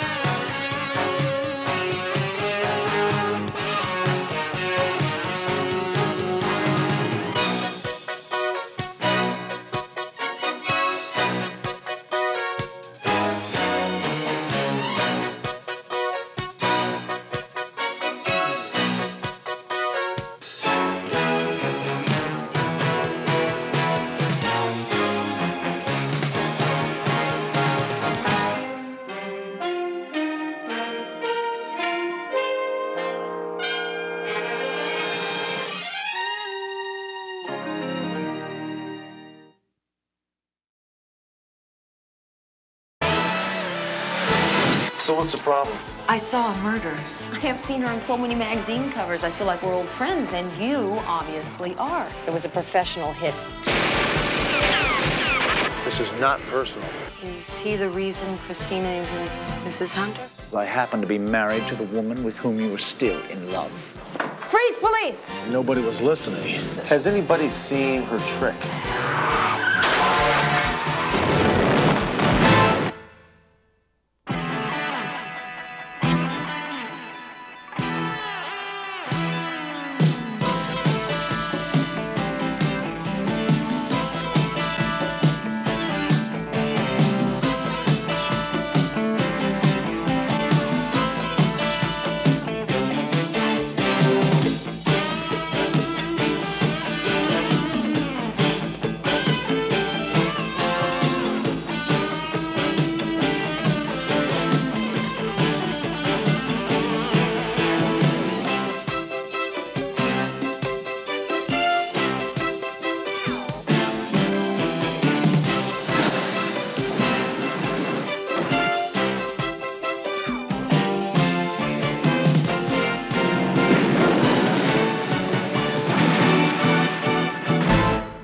Works for me.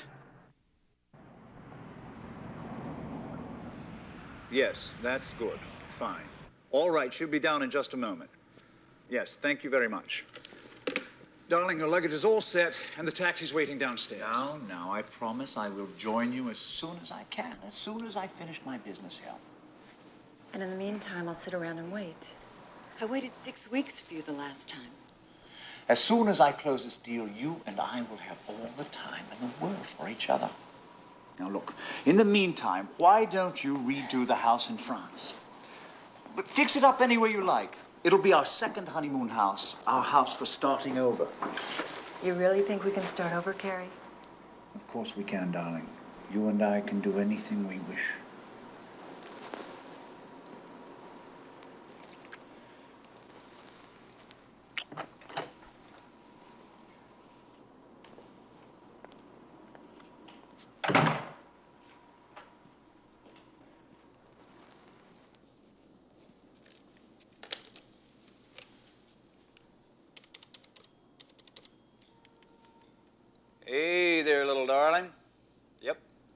That's me. Yeah, I'm on my way over. That's right.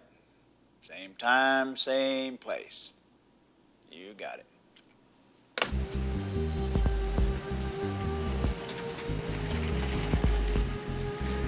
Follow that car.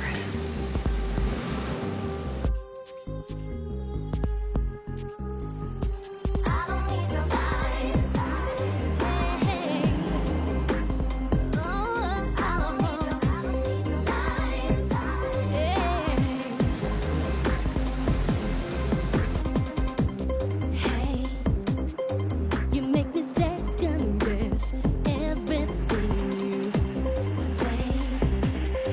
I'm growing tired of you and all your silly games that you play. You ain't gonna play me no more. Things that you say, your credit has gone out the door. Won't let you in, so don't come knocking anymore. You're the mistake I made once before from your lies. You're trying to manipulate the truth back into lies. Your house of cards is crashing down right on top of you. Lies. You're driving down a one-way street. You're in too deep with lies. No matter what you do, lies will get the best of you. Why? Out of everyone, you thought that I would bite your candy-coated world, a world made up of. You stay out late, you say you're working overtime. You guys are out, it happens almost every night. She's just a friend, so why you tripping? You're my girl, won't make mistakes I made once before from your lies. You're trying to manipulate the truth back into lies. So cars is crashing down right on top of you. Lies. Down a one-way street, you're in too deep with lies. No matter what you do, lies will get the best of you. The way you hold my hand, the way you kiss me, ooh, what a fool I am. The smile, the way you looked at me, it's so sweet out. Didn't wanna see that you play. You ain't gonna play me no more. Things that you say, your girl hands going out the door. Won't let you in, won't let you in. You're the mistake I made once before from your lies. Manipulate the truth back into lies. So cars is crashing down right on top of you. Lies. One-way street, you're in too deep with lies. No matter what you do, lies will get the best of you. I don't need your lies. I don't need your lies. Too deep with lies. I don't need your lies.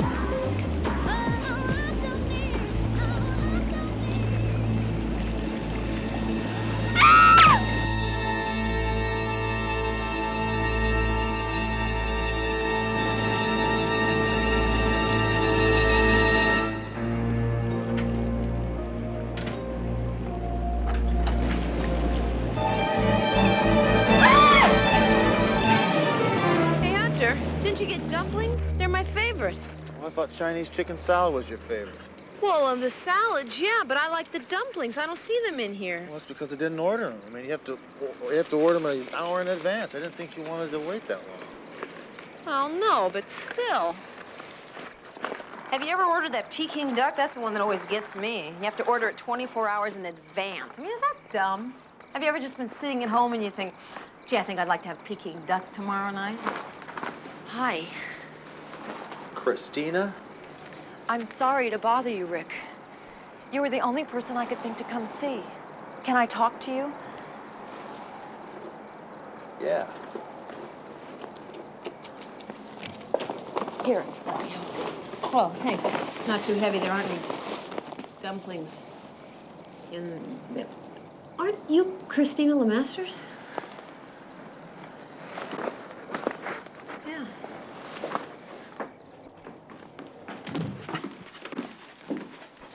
sure I've come in a bad time, but if I told you I could come back later, I'd just be lying. So what's the problem, Christina? I saw a murder. I didn't actually see the murder. I just saw the body. A woman was lying dead in a downtown motel. The Waterworks was the name, I think. What the hell are you doing down there, Christina?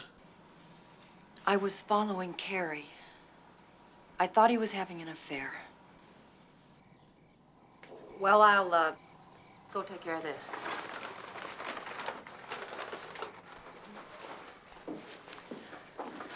Look, this is really awkward for me. I wouldn't be here if there was anybody else I could talk to. Couldn't a police officer file this report, Christina? I can't do that, Rick. As soon as I make out a report like that, then Carrie will know I followed him. I'm supposed to be on a plane to Paris right now. Did you find Carrie? No. I followed him to the motel, but I lost him. When I found the body, I ran out. Can you help me? McCall? Yeah. You want to go for a ride, or do you want to eat? Let's go. Might as well help yourself. There's plenty. Thanks, Rick. Stay right here until I get back, understand?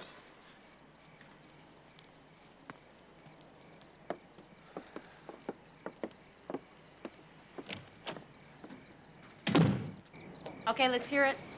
Let's hear what? Let's hear what? That's Christina LeMasters in your apartment eating our Chinese food. I have seen her in so many magazine covers. I feel like we're old friends, and you obviously are old friends. The Waterworks is on what? Hill Street? Well, you cut it out. I want to know how you know Christina LeMasters. McCall, there are many exciting things in my life I'd be willing to sit down and talk to you about. Christina LeMasters is not one of them.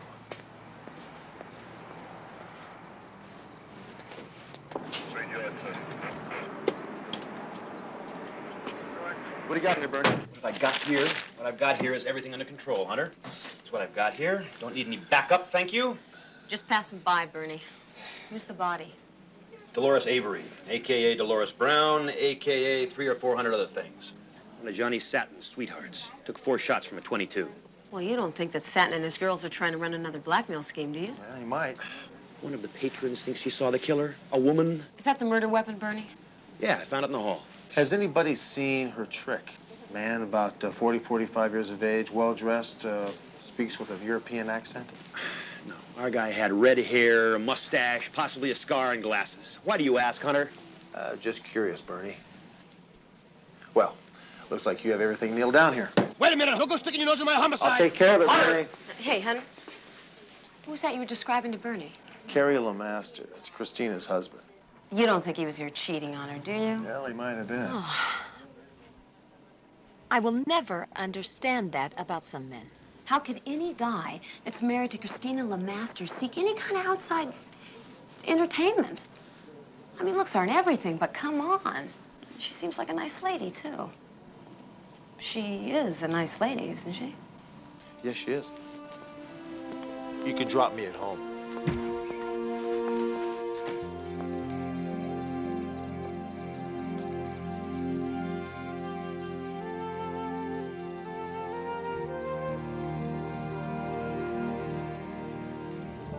Did you find out anything about the woman I saw?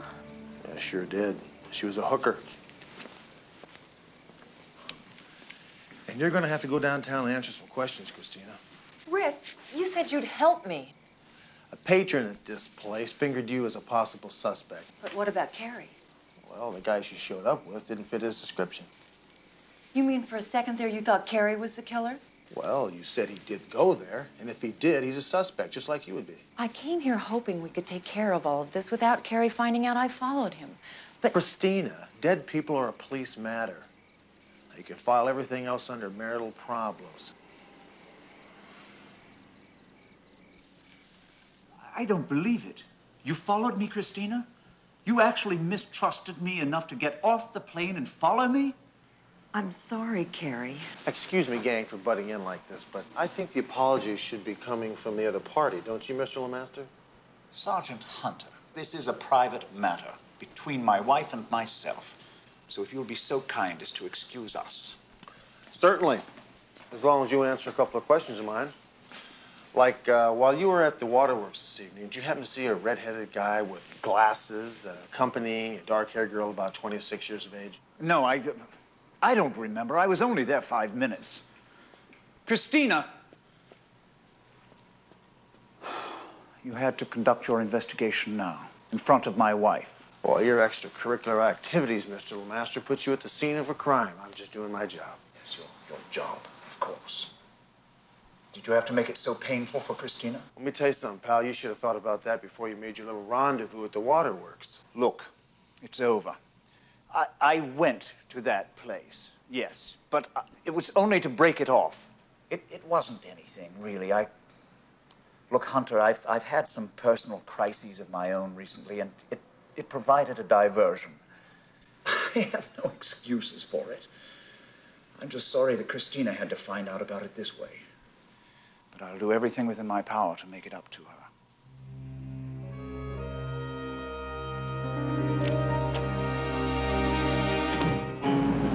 This morning, Mr. and Mrs. LeMasters came in to file their formal statements on the murder.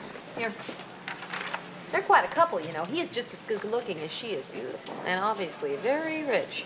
Apparently he's a financial consultant with a fancy office down on North Camden. Yeah, you'd think he could afford to hang out in better motels. Obviously, Carrie LeMasters has got some problems. Yeah, he just doesn't know how many yet. I get the feeling that any additional problems he may have will be originating from this end. Hunter, you're not trying to get into some sort of a joust with this guy to try to win back the fair Christina now, are you? Well, I was just taking into consideration your observation on this case, Sergeant. Since when? Well, like you said, why would a guy like LeMaster, married to a woman like Christina, need to hang around with sleazy hookers and cheap motels? It just doesn't make any sense. Unless he was doing something other than what he said he was doing. Like murdering Dolores Brown? Right. I doubt it. I got a full report on the murder this morning. Professional all the way. And the hit was made for someone. Apparently the killer left a napkin with a purple circle drawn on it. I think we should talk to Johnny Satin about this. I think it's a good place to start.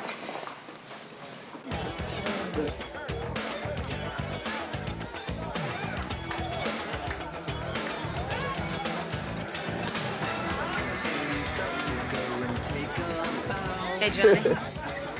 Oh, sit down, Johnny. Be sociable, huh? Go buy yourself a soda pop, Peaches. Charge it to Daddy here. Go ahead, sweetheart. So what do you want from me, Hunter? Well, she's doing all the talking today, Johnny. I'm just here to kick your head in if I have to. We're here to help you mourn your loss, Johnny. The late Dolores Brown. Never heard of her. She's been earning him $1,500 a week for the past year, and that's a conservative estimate, and he doesn't know who she is. Can you believe that, Hunter? Now, that's a freebie, Johnny.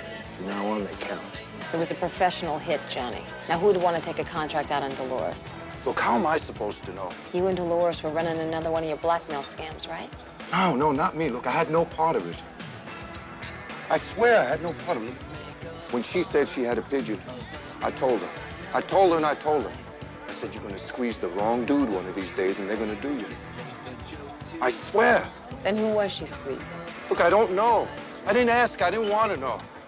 I swear, Hunter. I kid you not, Johnny. It was a contract hit. Now, I know there's another one out there, and it's got your name on it. I got the word out. She was in and out alone. Johnny Satin, he is clean. Well, you may have the word out on the street, Johnny, but how do you know anybody's listening? Think about it.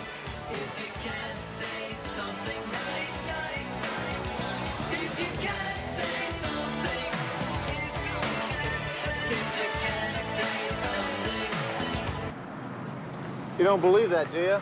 Not a word.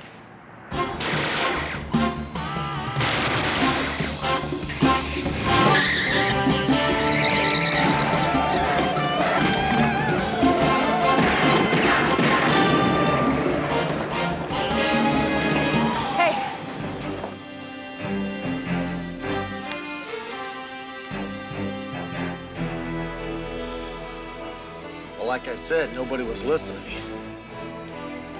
Yeah, well, they were listening. They just weren't believing.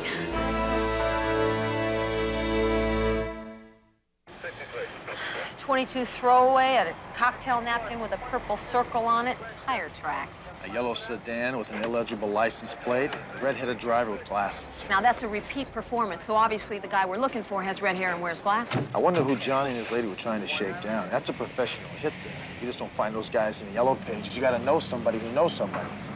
Yeah, well, Johnny and his girl are too smart to try to hit somebody they know is connected. Well, how smart are they? They're both dead. Yeah. All right, you want to shake down Johnny's apartment before or after lunch? You go ahead and do that. I'm gonna see what words of wisdom I can squeeze out of my Uncle Dom. It doesn't add up, Ricky. Killing is a very serious business. Professionals aren't going to take the trouble and the risk for a couple of gutter rats. Well, whoever wasted that hooker and her pimp, Johnny Satin, wanted somebody to know. That's why they left their signature. Now, those purple circles mean something to somebody. You're a young man, just starting out in your chosen career. You're ambitious. You want to get ahead. So what do? Hard work is good, but it isn't enough. You got to do something that's going to make the boss notice you. Could be a special project you dreamed up on your own. Could be a favor you know the boss wanted done. You know what I'm saying here, Ricky? There's some punk out there trying to earn his bones. There's a guy out there. He runs under the name Tommy Largo. He's only been around a few weeks. Before that, nobody knows. There's some that say maybe he's from Jersey or Chicago. But those are just stories. Well, who does he do business for? Until I heard a sat on his broad, I just said no one. Everyone thought he was a little pazzo. No one would let him in the door. Yeah, well, somebody let him in. But who? You gotta ask. Who benefits? And I don't know any important person who benefits from the killing of those two.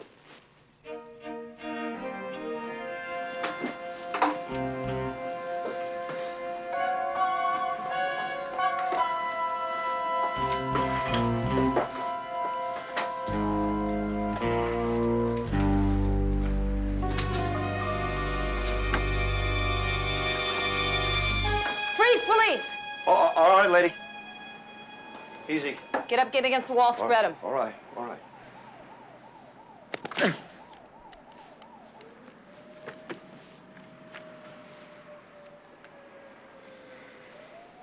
All right, who are you and what are you doing here?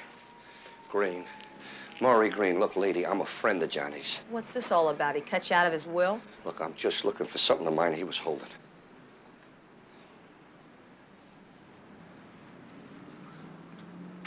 Oh, this is charming.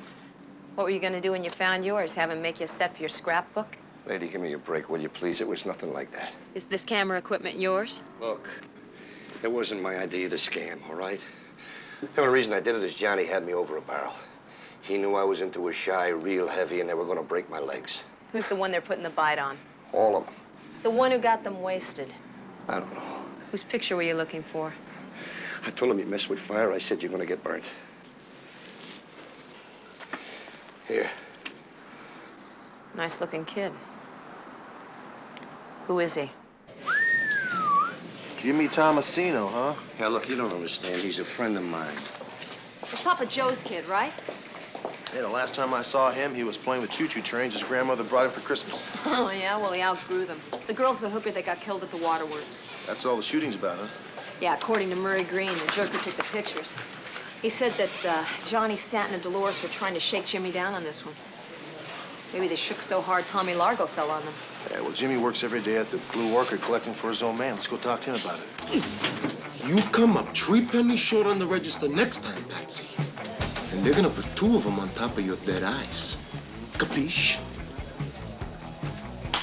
Good. It's you. Look, I'm in a hurry. It'll keep. I need 5 minutes. I'll give you 3.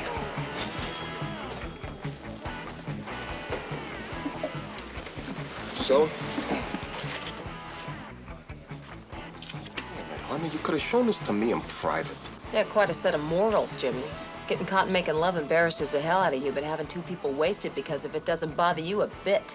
Hey, wait a minute. Just wait 1 minute. I never had nobody wasted. Johnny Satin and the girl in that photograph were trying to shake you down, right? Well, now they're both dead. You think I'm gonna put out a contract on account of some picture don't even look like me? What do you think, I'm nuts? You know what my old man would do to me? What would he do if you found out you leaked about some family business when you were with her? You together in bed, having a good time? Real relaxed, couple drinks maybe?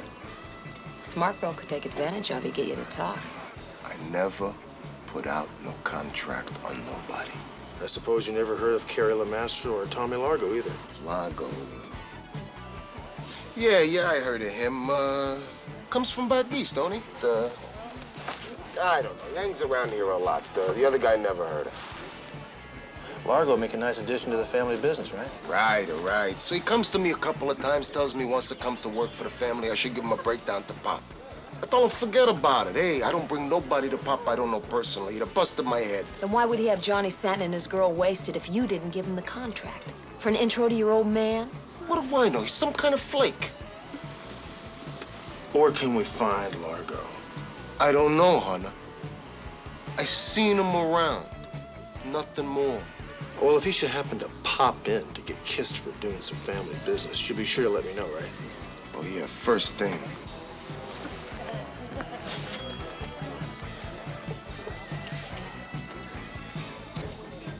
Listen, Jimmy, you gotta exercise more. You're getting flabby.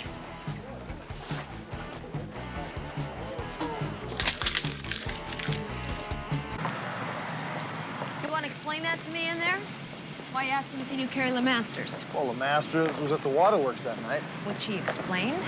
Well, if he was guilty, he'd lie. Hunter, we saw the guy who killed Satin. Now he fits Tommy Largo's description.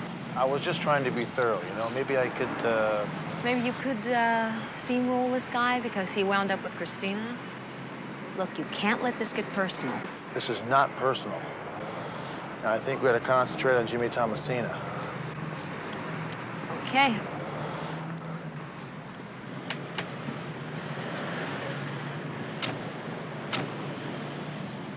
Hey.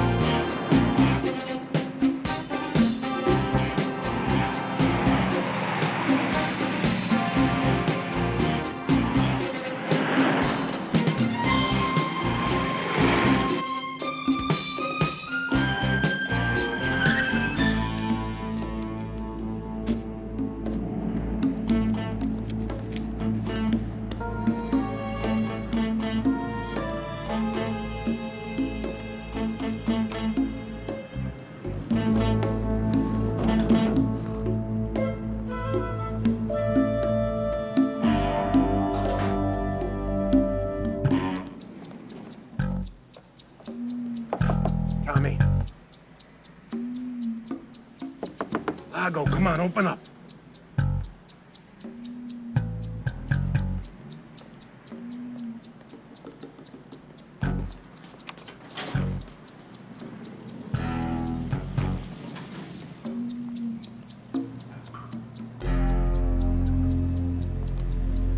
Didn't sound like there was anybody there.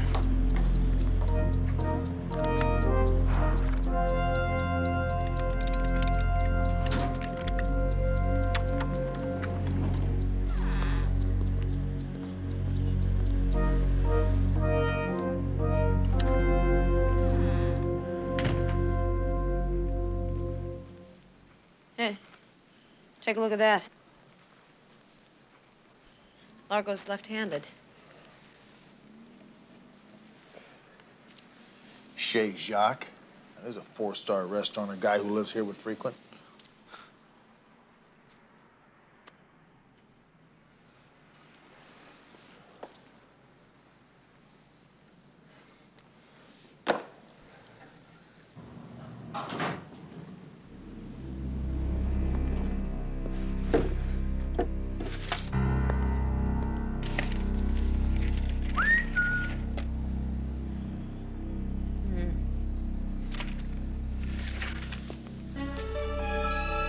Bingo.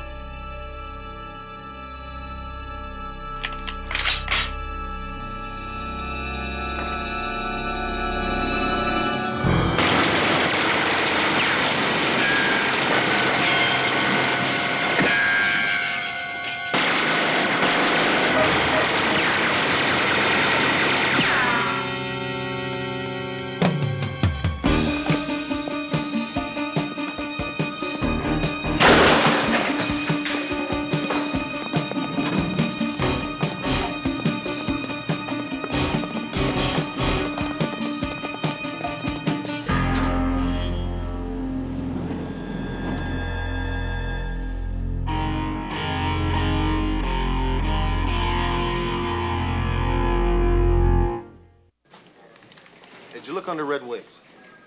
Purple circles? Come on, Johnny, you're shaking my faith in the FBI. Yeah, I'll do it. You too. 5401, huh? Yeah.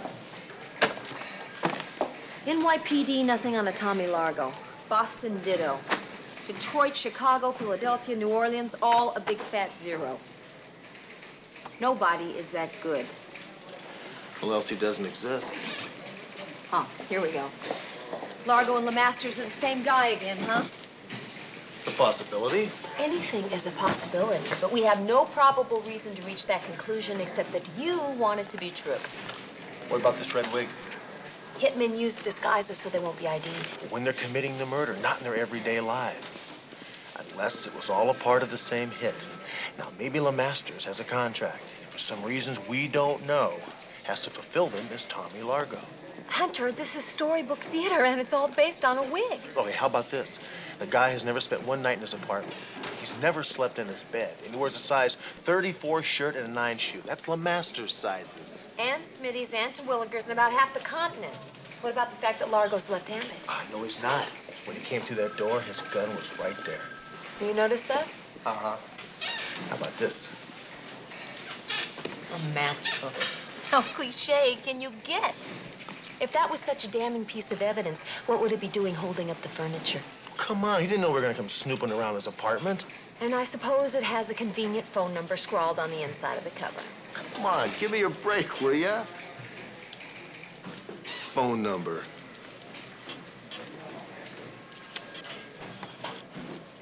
Well, it was worth a look. Great.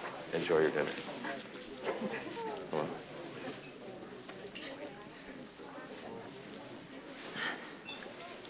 Usual. Hi. Hi. Sorry I'm late. I waited for Carrie to leave for the office. That's all right. This is a pretty nice place, Christina. You eat here often? Not anymore. Used to be one of Carrie's favorite places. I was surprised when you suggested it. Well, you're not afraid of meeting Carrie here, are you? No, I really don't think he hangs out here anymore. Look, Christina, I wanted to see you again because I was concerned about how you were doing. You know, the last time we talked, you weren't doing so well. Life's been better. But I guess it'll all work out. Have you had a chance to talk with Carrie? Yeah, we talked. But I don't think we solved anything. He apologized, assured me it was nothing. I believe him. So what's the problem? It's not the affair, Rick. I just feel like I'm living with a stranger. He wants us to go away and start a new life somewhere else. 2 weeks ago, I would have jumped at the chance. But the way I feel today, I just don't know. You know, Rick, how difficult this whole ordeal has been for me. But there has been one good point about it. The chance to see you again and be friends. Just knowing you were only a phone call away really helped me from cracking up. Thank you. Well, you're very welcome. Sergeant Hunter, excuse me. Yeah. You have a telephone call. Excuse me. Thanks. Sergeant Hunter. The Purple Circle murderer strikes again. Who is it? Murray Green, the photographer. Found him in a steam room. Towel with a purple circle on it and a 22 throwaway at his side. Does anybody see anything? Any leads? No, it was clean and neat. I feel awful about this. I should have kept him in protective custody until we nailed Largo. When he posted his own bail, told him to lay low. He should have listened to you. Well, he was in a steam room, Hunter. He wasn't in a parade. What about Christina? Did you ask him about Carrie's shirts or any of that stuff? No, not yet. Well, what about his work habits? Or what about the affair? Did you ask Christina why she thought he was cheating on her? Well, I'm kind of easing into that, you know? You're trying to ease into that? Hunter, you're not letting her get to you now, are you? McCall, I'll pick you up in a half hour. I'll talk to you then, all right?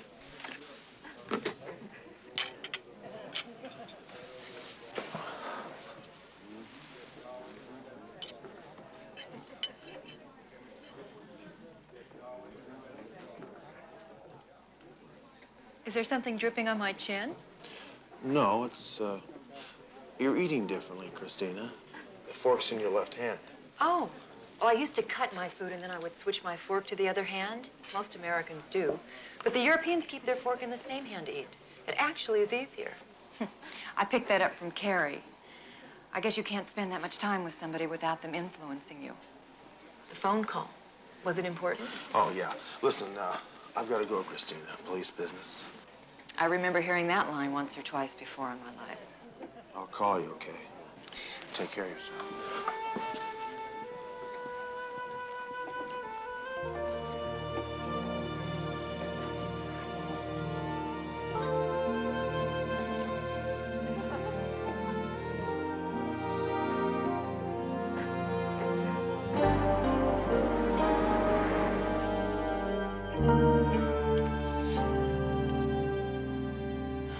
If Lemasters is a hitman, he sure puts up a good front between this office and his standard of living.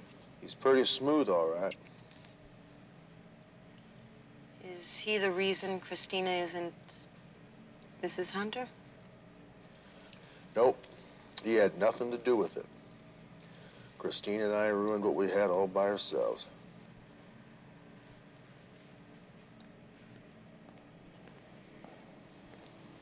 There's our boy.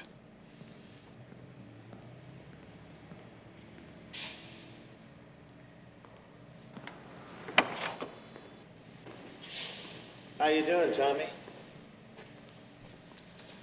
What the hell is this? Well, that's a red wig. I found that in your apartment just seconds before you tried to murder me with this machine gun. You obviously have a major problem. Yeah, it's you. But once I get you off the street and into a cell, everything is going to be just fine, Tommy. Why do you keep calling me Tommy? Tommy Largo. Well, that's the name you go by when you're busy killing pimps and hookers. Killing hookers? Are you still on about that? Because I was at the waterworks that night. Are you really going to try to pin a murder on me simply because I happen to be married to the woman with whom you were still in love? Oh, spare me the violins, Tommy. Christina has nothing to do with this. It's between you and me, because I'm a cop, and you're a pile of spit. You're walking on dangerous turf, Hunter. I can make your life miserable, and I will. I haven't quite figured your game out yet, Tommy, but I do know you're operating this town under Tommy Largo, a contract killer. Well. If I am this Tommy Largo, then that would mean that I would have to try to kill you, wouldn't it? Works for me.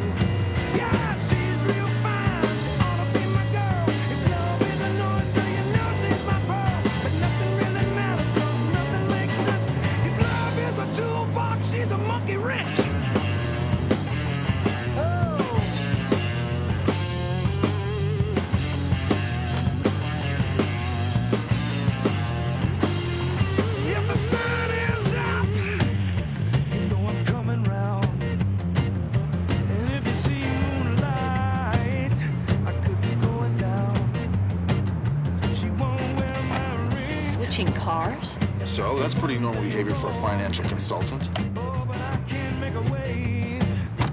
This thing is that strong. It's that strong.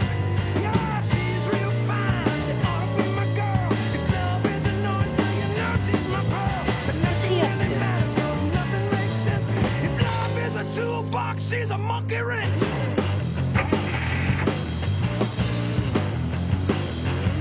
She's a monkey wrench and I can't explain. Squeezing me but never no pain. Tell me, people, am I going insane? What she does is not the same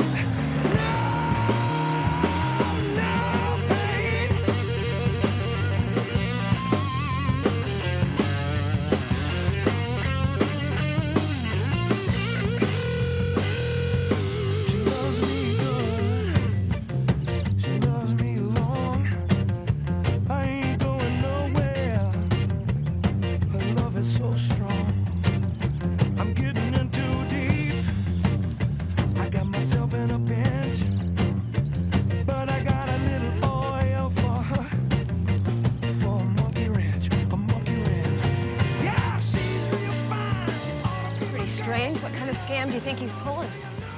Pretty dangerous one. It's Papa Joe Tomasino's place. I don't see the Masters. Tommy Largo? You bet the family fortune on that.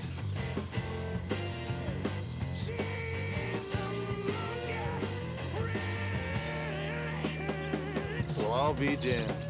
Largo's planted a bomb on Papa Joe. Papa Joe must have been his target all along.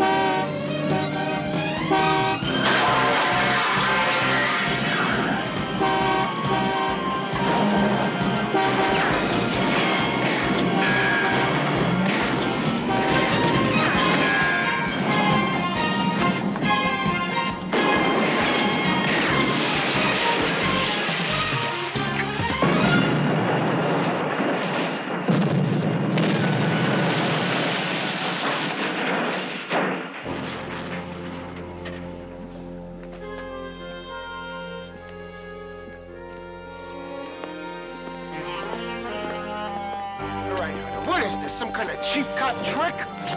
Someone just tried to hit your old man, stupid. Who? Who did this, Hunter? That guy right there. Tommy Largo. Otherwise known as Carrie LeMaster.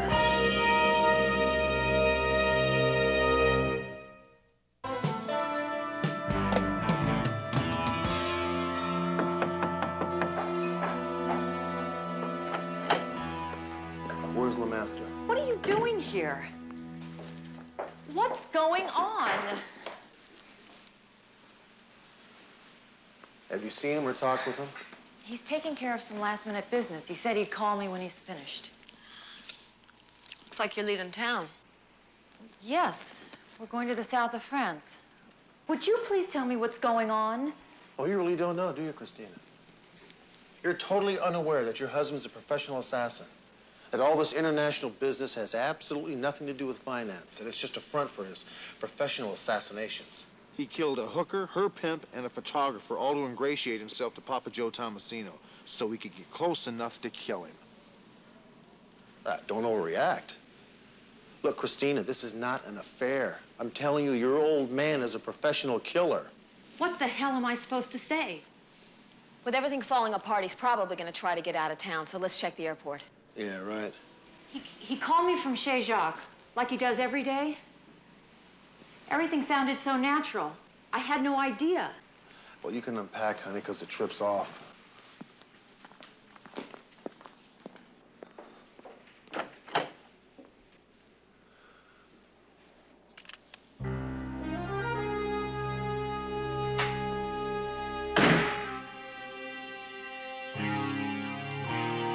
Very good, darling.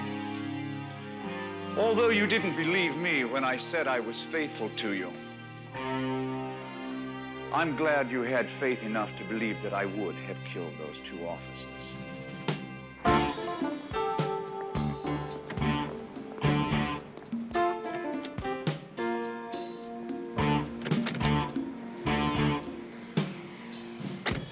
Stop. What? She's lying. He's not going in the airport. You think she knew about it all along? No, she was trying to warn me. Look, she said LeMaster called her from Chez Jacques, like he does every day. Yeah? Well, she told me this afternoon that the guy doesn't go there anymore. He's here.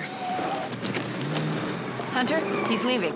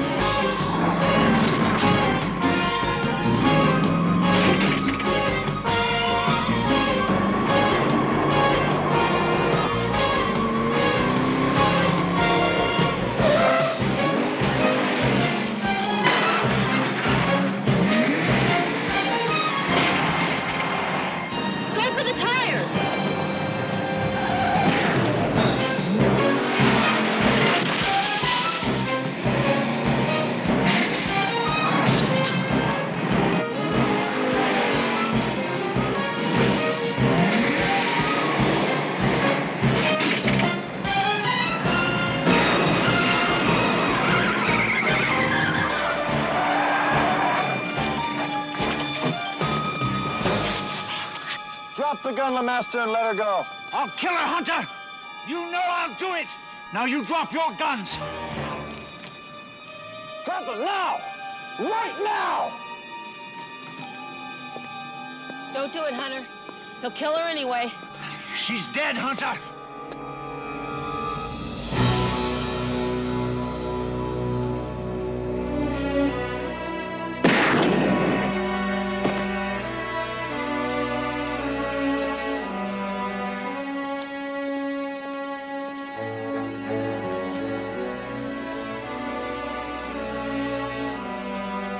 This is L56. I'm at the corner of Franklin and Braddock Streets. Send a coroner's wagon over here, would you? Roger, L56. Thanks. L56 out. You got your tickets?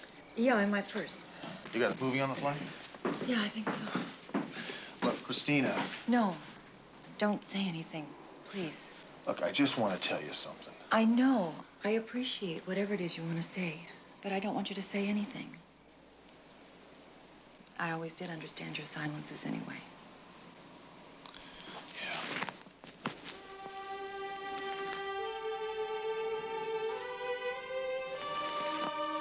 We better go. No, I want to go alone.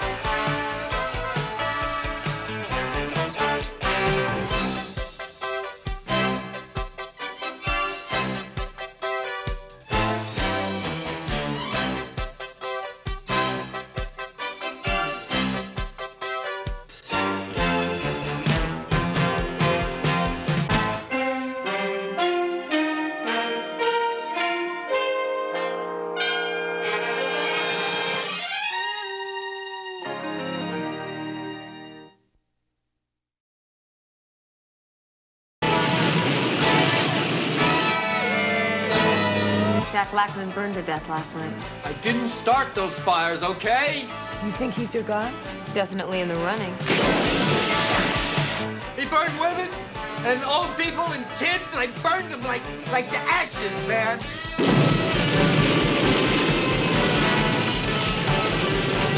Gotham City's counting on you, Batman.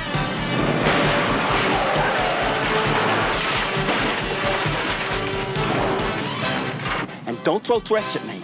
See, that's not healthy. Better not upset him, Hunter. He might light you on fire. If I see you around again, I'm gonna pull your head off. Film at 11.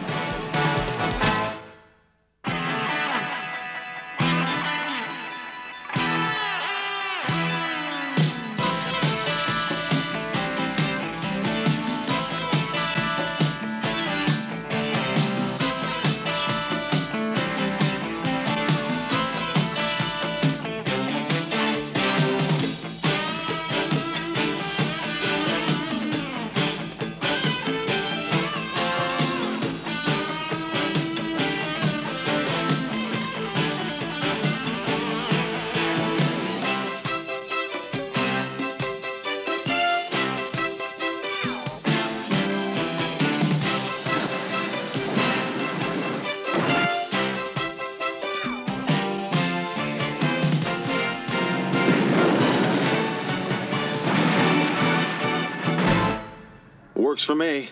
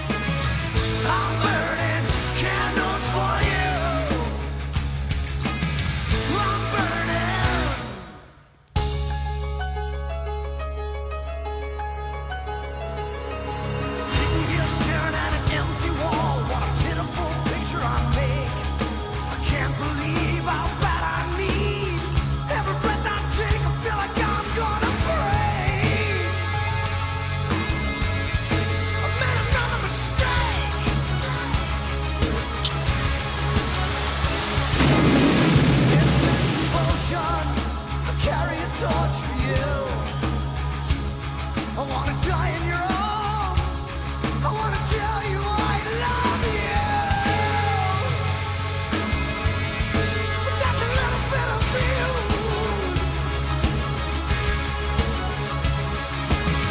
I'm burning candles for you. I'm burning candles for you. I'm burning candles.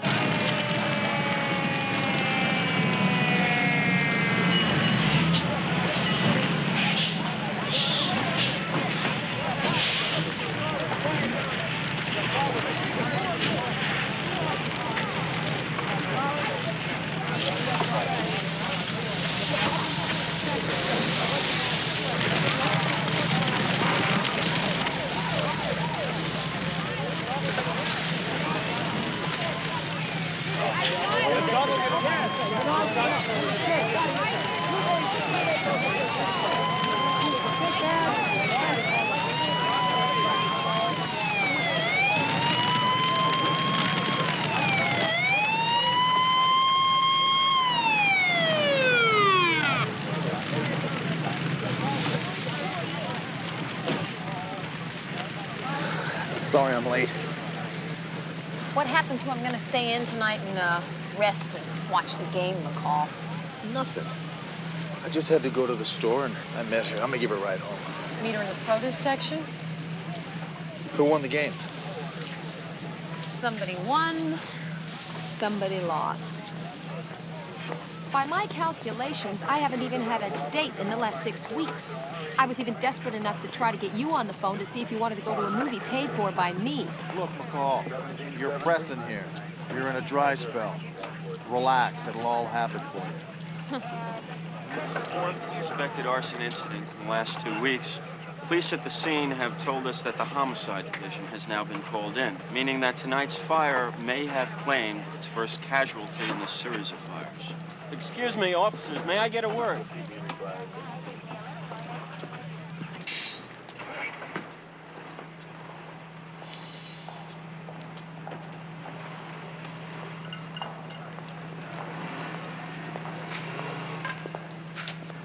Big Tibbet. Arson? Hunter McCall homicide. Understand your firebug had some unexpected company. Watch your step here.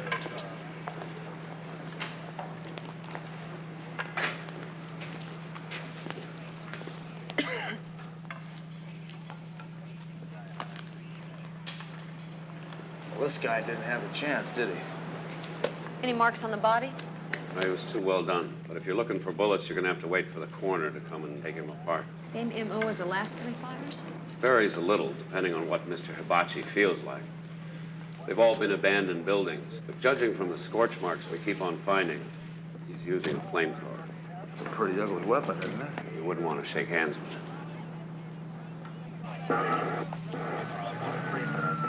Excuse me, officers. Matt Gold, Channel 3 News. You're wasting your time, Mr. Gold. We're just beginning this investigation now. The department will hold a press conference when it's ready. You can't even tell us how many people died in there. You want to shut that thing off? Cat. Look, guys, it's late. We've been out here a long time. Could you give me something other than ash on my clothes? I am trying to do a piece here. Let me ask you something. You guys cover a lot of fires with that thing? Oh, they call me the King of Flame. I'll make you a deal. You guys help us out now, and we'll give you first crack at the story when we decide to break it. Deal?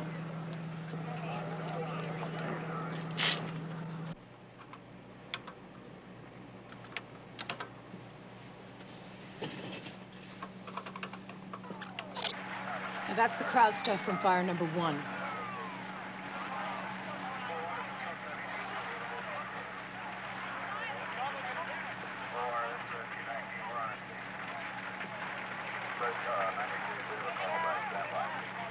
What are you after here, huh? Oh, a pattern is all. Fire number 2.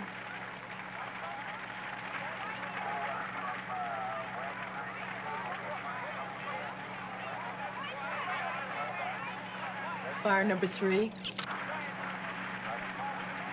Wait a minute. Run that back for me. That guy right there with the jacket on. He was in the crowd at fire number 2. And? Well, arsonists usually return to the scene of the crime more likely than not. You think he's your guy? Definitely in the running. Let me see last night's file.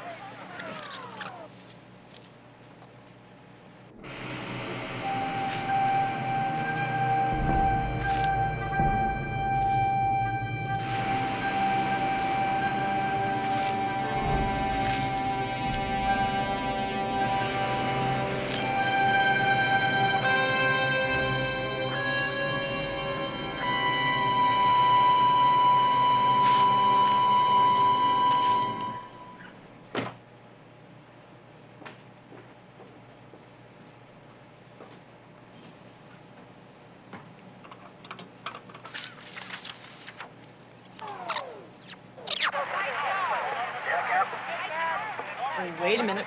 Our groupie's back. Always at the back of the crowd. He can't seem to stay away, can he? Okay, listen, we're really rocking here, folks. Cat, get me a blow-up of this guy, right? We throw it on the 6 o'clock with a, have you seen this guy? We sit back, we wait for those lines to light up. Then why don't you just sit back and relax and let us worry about the tactics, okay? I thought we were a team here. Well, we are a team. I'm the head coach. I just hate to have you get fried trying to get tape on this guy. Now, can we get a copy of those tapes? Yeah, but I'll need approval from Matt. No way. I have to protect my story. Look, Matt, we know you have a reporter's right to protect your information. You got that right. But this would really help us out. You need it? You got it. Looks like maybe we're starting to get someplace. Some of us more than others? What's that supposed to mean? Nothing. Nothing. You're lying. What? You are. I can always tell when you're lying. You get that little sound in your voice. What in the hell are you talking about? See, there you go again. There it is. Look, today we started out just fine, and now things are not so wonderful. So that means there's either one of two things wrong here. What might they be? One, you're upset because I'm the one who got us the tapes. Or you just don't like Matt Gold. I don't like Matt Gold. Hunter, look, he's a nice guy. He's being nice to me, okay? You know what I'm saying? Look, McCall, maybe you're groping for the first man that smiles at you because you're on the rebound. Will you give me a break?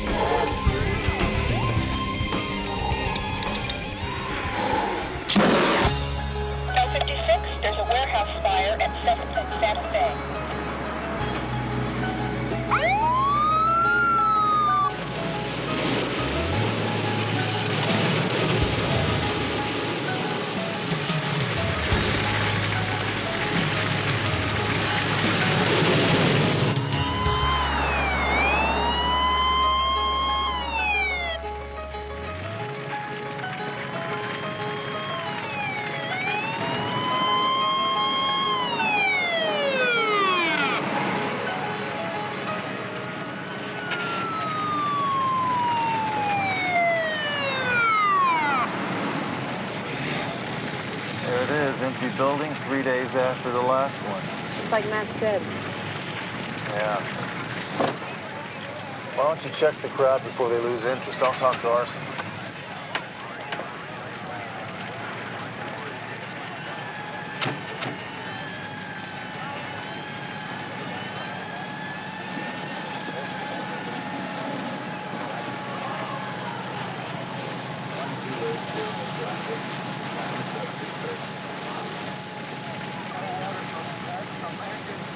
Finish your thought. Hunter! Hey, you, hold it!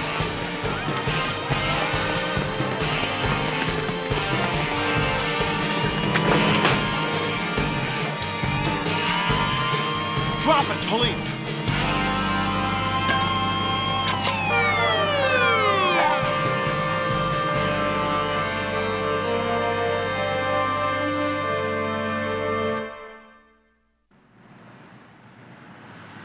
Sorry, you'll have to leave now.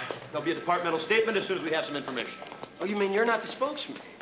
Not the official spokesman, exactly. You know, that is a shame, you know, because you certainly have the right look. Be that as it may, there's nothing. Terwilliger. Terwilliger. Terwilliger. Even the yes. name has that feel to it, doesn't it? Yeah. Huh? Some guy's got all the luck. What are you saying?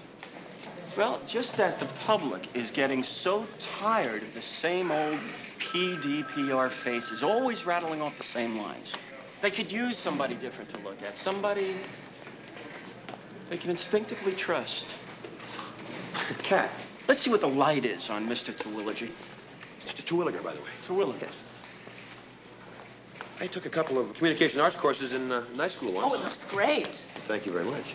What questions did you want to ask? Well, this arson investigation you homicide boys have jumped onto. No, never mind. What's the point, right? We gotta go. Actually, I am conversant in that particular jacket. The suspect you have up here on the hot seat, has he been formally charged yet? There is some questioning being done, yes. Rumor about it being a deliberately set insurance fire. Is that true? With a flamethrower? No way. No way in the world. And the only suspect you got is the one that McCall and Hunter rounded up, right? Excuse me. I wouldn't bring them into this. Departmental black sheep. Why drop a couple of flies on the proverbial cake, as it were? What time do you guys go on the air? 5 to 6? Look, I didn't start those fires, okay? Why are you doing this to me? Yeah, we know. You say some guy called Donnie Warwick, and it's his face that you're looking for at the scene of the fires, right? Why? I don't know. Can I go, please? Why'd you run, Jack? I don't know. Now listen to me very carefully. I'm only going to ask you this one time before I lock you away. Why did you run?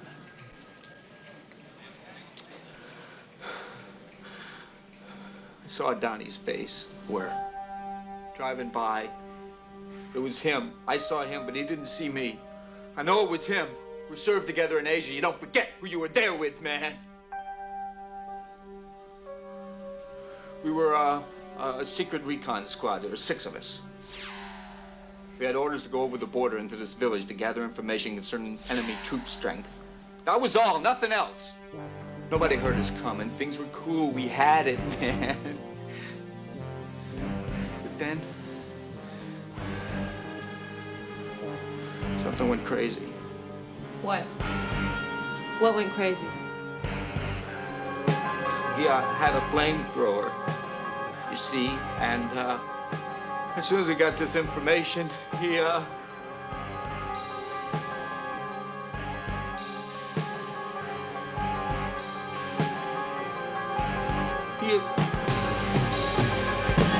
torched it, man. He torched it. He burned women and old people and kids, and I burned them like the ashes, man. He burned everything. We thought he'd burn us if we tried to stop him. Did you report him to your commanding officer? No, Snoopy said we shouldn't. Who was he? A group leader, man. His name was Gene Bird. He'd known Donnie since high school. And he said that everything would be okay and we shouldn't talk to anybody about it because we weren't supposed to be there in the first place, you know? So if they found out about it, we'd all hang for it. So you decided, all of you guys, to protect Donnie because this guy Gene Bird said so, right? Yeah. He said he'd go back to San Diego with Donnie after we all got home and make sure he was okay and the whole thing would blow over. So Donnie was Gene's problem. Yeah. Anyway, I started coming to these fires because, like, I knew Donnie was here. It's weird, but I knew it, man. What made you think it was Donnie? He likes to start fires, man. Don't you get it? Hey, what is this? What the hell are you doing, Gold? Hey, freedom of the press, Hunter, all right? It's the public's right to know. If you want a copy of the Constitution, go look at the library. Oh, come on, Sergeant. We're on assignment here. We're just trying to pay the rent. We'll get a part-time job at the all-night market. Now, let's have the tape. No way. You're on the premises of a police facility. We have the right to examine and confiscate anything you may have brought in here with you. Yeah, and if you want a copy of the penal code, get one on the way out. Now, let's have the tape. I could go over your head to get that tape back, Hunter. I am over his head. No, you can't. Well, if it's the tape you're worried about, we can fix that. Try a two-parter. You can get a refund from the desk sergeant for the cassette on your way out. Well, that guy's got a lot of guts coming up here. He doesn't know when to quit, does he? Well, he wouldn't be with the press if he knew when to quit. Now, listen, I can only hold this guy in here for so long and resist an arrest. You two have got to get started on this right away. Now, where the hell is this Donnie Warwick? Well, the last known address is in San Diego. Well, what the hell are you standing here for? Get going. This spot's one of my real favorites. I like to visit Donnie a lot. I don't know, when you're here all the time, you get different feelings from all the different graves. I just like the ones Donnie gives off. Did you ever run into any of Donnie's friends who came to visit him? No, that's why I try to give him just a little extra time. You know, clear the leaves off during the winter and give him a little extra water during the summer. I don't know, I just like to pamper him a little bit. Never saw any family or friends come? Not a soul. Seems real wrong. He was just a young guy. Well, what about the funeral services like this gravestone here? Somebody had to have bought that. Well, you know, it got to the point where I finally asked about it myself, seeing as nobody ever showed up. Front office told me that the stone was ordered by phone, paid through the mail and cash, and then nobody ever showed up. Not even a priest the day they put him in. And after they covered him up, I went down there and I talked to him for a little bit. I just tried to tell him that this was his home and he was welcome here. Does that sound sick? Listen, thanks a lot, Judy. I really appreciate your help.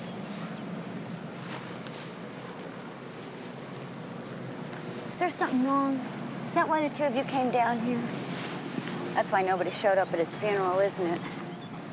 Well, if we find anything out, we'll let you know, okay?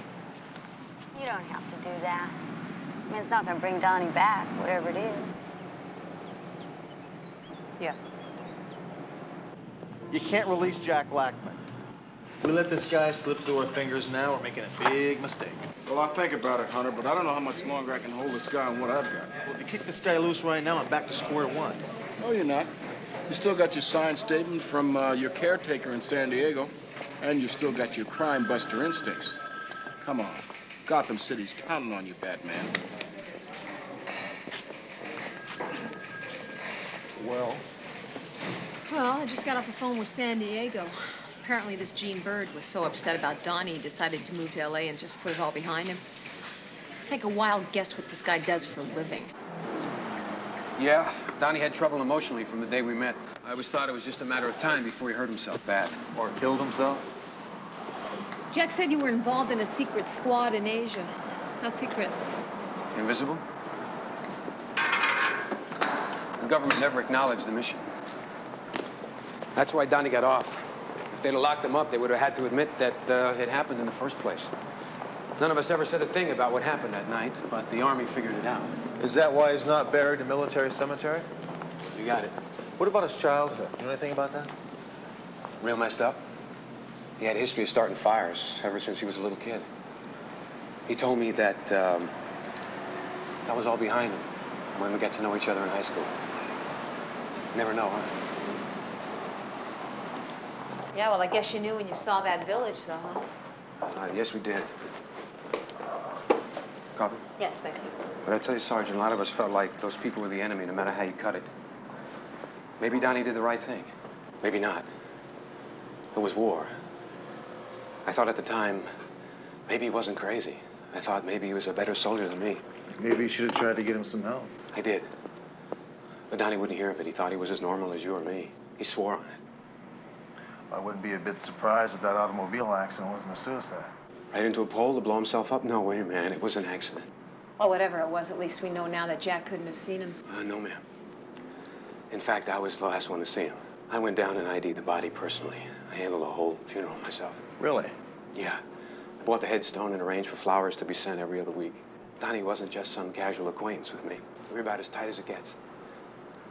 I go home, I visit his grave all the time.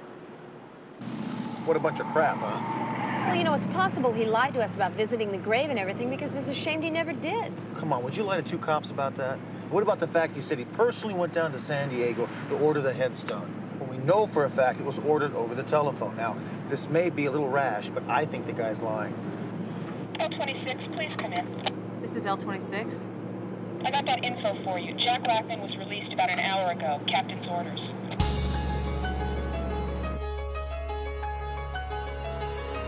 Sitting here staring at an empty wall. What a pitiful picture I make. I can't believe how bad I need. Every breath I take, I feel like I'm gonna break. I made another mistake. Senseless devotion. I carry a torch for you. I wanna die in your arms. I wanna tell you I love you. But that's a little bit of you.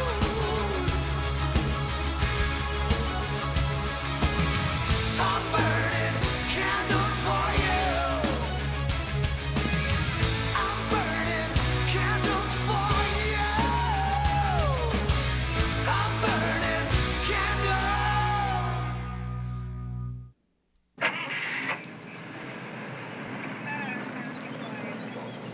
I'm in my trailer watching TV, and all of a sudden, I hear something like an explosion. Then I got one look out of my window, and I couldn't believe what I was looking at. And that's when you went to get the fire extinguisher you were telling us about before. Absolutely. I've kept one ever since one night I saw a trailer burn up on Kojak. But you were too late to save Mr. Lockman. Oh, yes, that car was real bad. I mean, those fire department boys must have had a heavy dinner, because they sure took their time. You know, I don't think your TV buddy gives a damn what happened to Jack. You know that? I think he runs strictly on ratings. Why don't you give him a break, huh? He's not that bad. He's not the enemy, you know. Not unless you make me mad. Listen, we got to take off. I was just wondering how things were coming here. Well, we got a burned body and someone's murdered her car. Other than that, everything's fine. Oh, look, Dee Dee, you know, I have a friend in the car business. I can arrange the whole thing for you. I'll get you a real sweet deal. I can take care of it myself, really. But thanks, anyway. Well, you know, you change your mind. You just say the word, okay? Okay. Let me know when my story breaks, huh? Oh, and we should do that dinner soon. Hey, look at this.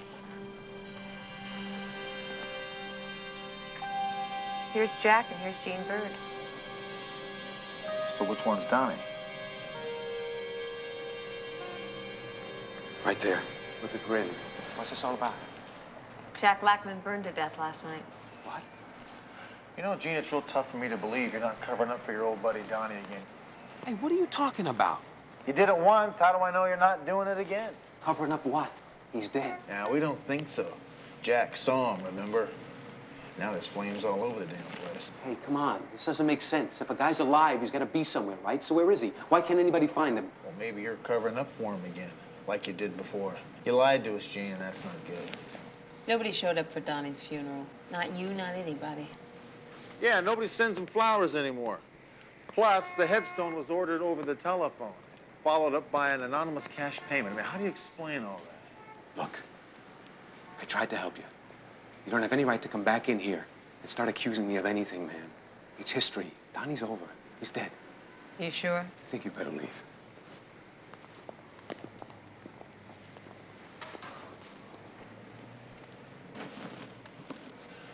I don't think you're gonna like it when I come back.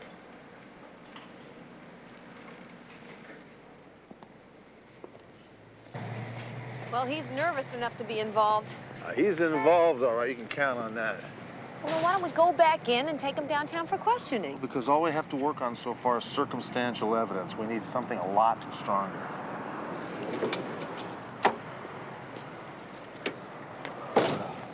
Like what?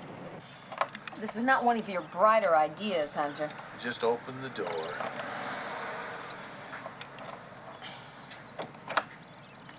Your crime, sir. No, wrong.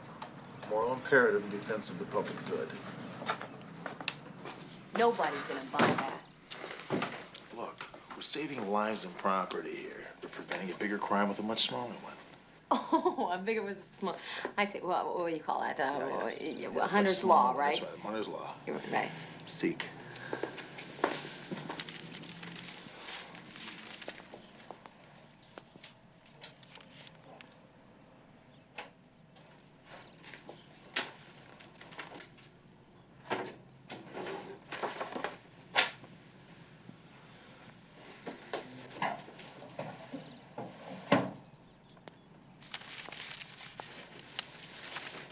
Zero. Not quite. Read that.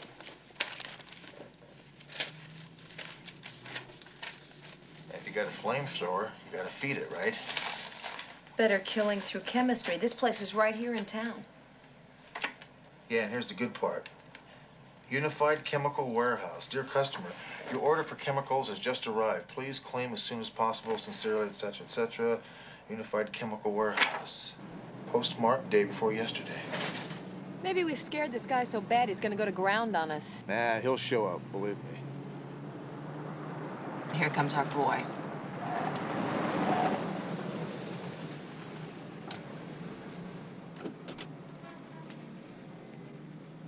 Very weird. Yeah, tell me about it. Not only is he covering up, he's helping to buy supplies for his friend. 2 firebugs? Heavy odds. Maybe there's only 1 firebug and it's Donnie. Which means Gene Bird never helped Donnie vanish in the first place. Donnie did it himself. That means the body in that grave could be Gene Bird's. Yeah. It fits.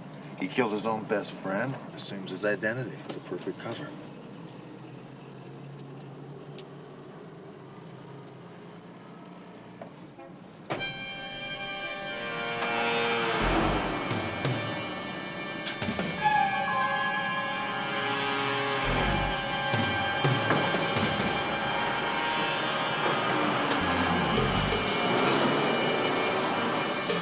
He's not going to any barbecue. Let's go.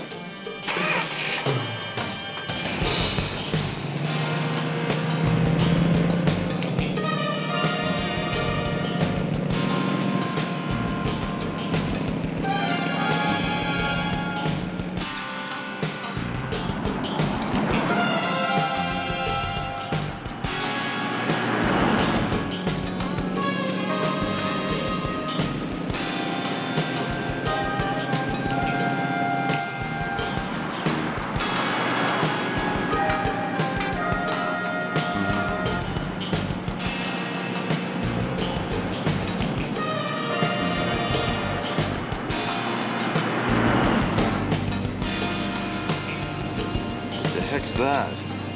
I don't believe this guy. He's following us.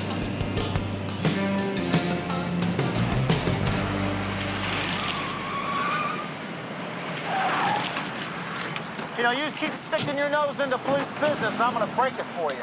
This story is public business, Hunter, and don't throw threats at me. See, that's not healthy, especially when I could go on the air at any time. I could tell all my viewers about your illegal entry into Gene Bird's apartment. I was down the block when that happened. And I'll tell you something else. If I'm in the mood, I might just mention how you two always seem to manage to show up just a little bit too late. Now roll this around in your fat, empty head, Gold. There's a screwball out there trying to fry half the people in this city. Now, they want him caught, and that's what I'm gonna do. Justice? That's exactly right. Now, do yourself a favor and stay away from me, because you and I aren't friends anymore. If I see you around again, I'm gonna pull your head off. film at 11. We had a deal, Matt. Look, I know I haven't helped you guys out, but it's not exactly my business to stay out of the way. When we broke this case, it was going to be yours, so what happened? The station needs footage, Dee Dee. I make a living my way, you make one yours. Look, I don't often say this, but I am sorry. Come on, Dee Dee, I admit it, I'm human. You know, your partner's getting to be a real hard-nose. And I don't feel like getting stonewalled when this case cracks. You know what I was thinking? Maybe you and I should go have dinner, the one we've been talking about, just as a way of saying thank you for getting Hunter off my case, huh? Be my treat. Not hungry.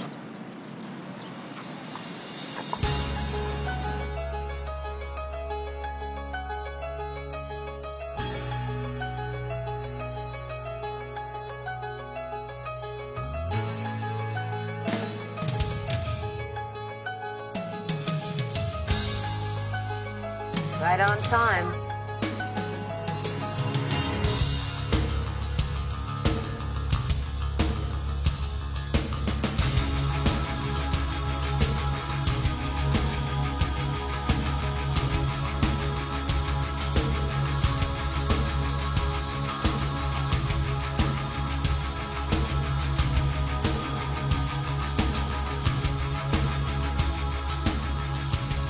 You know, you're breaking about 500 laws following them like this, Matt. Look, we're getting paid to get filmed. Let's do it.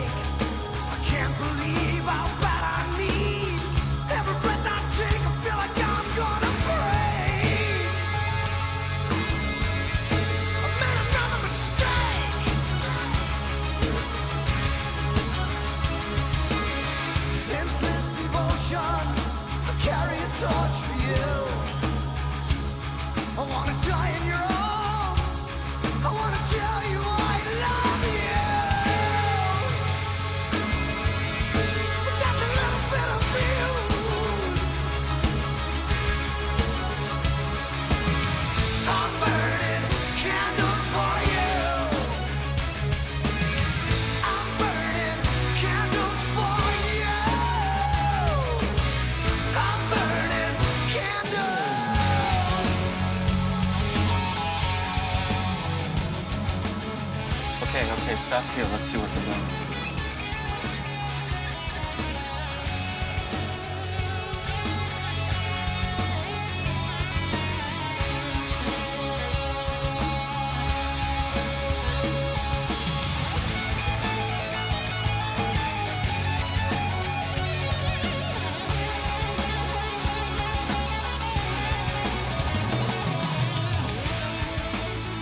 I'm gonna take off and get this. Max. You stick with Hunter.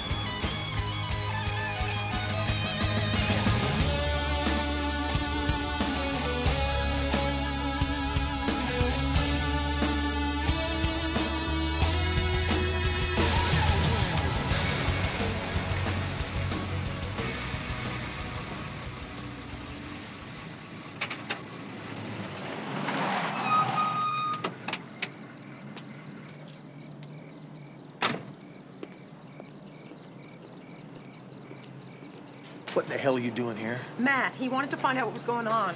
Where is he?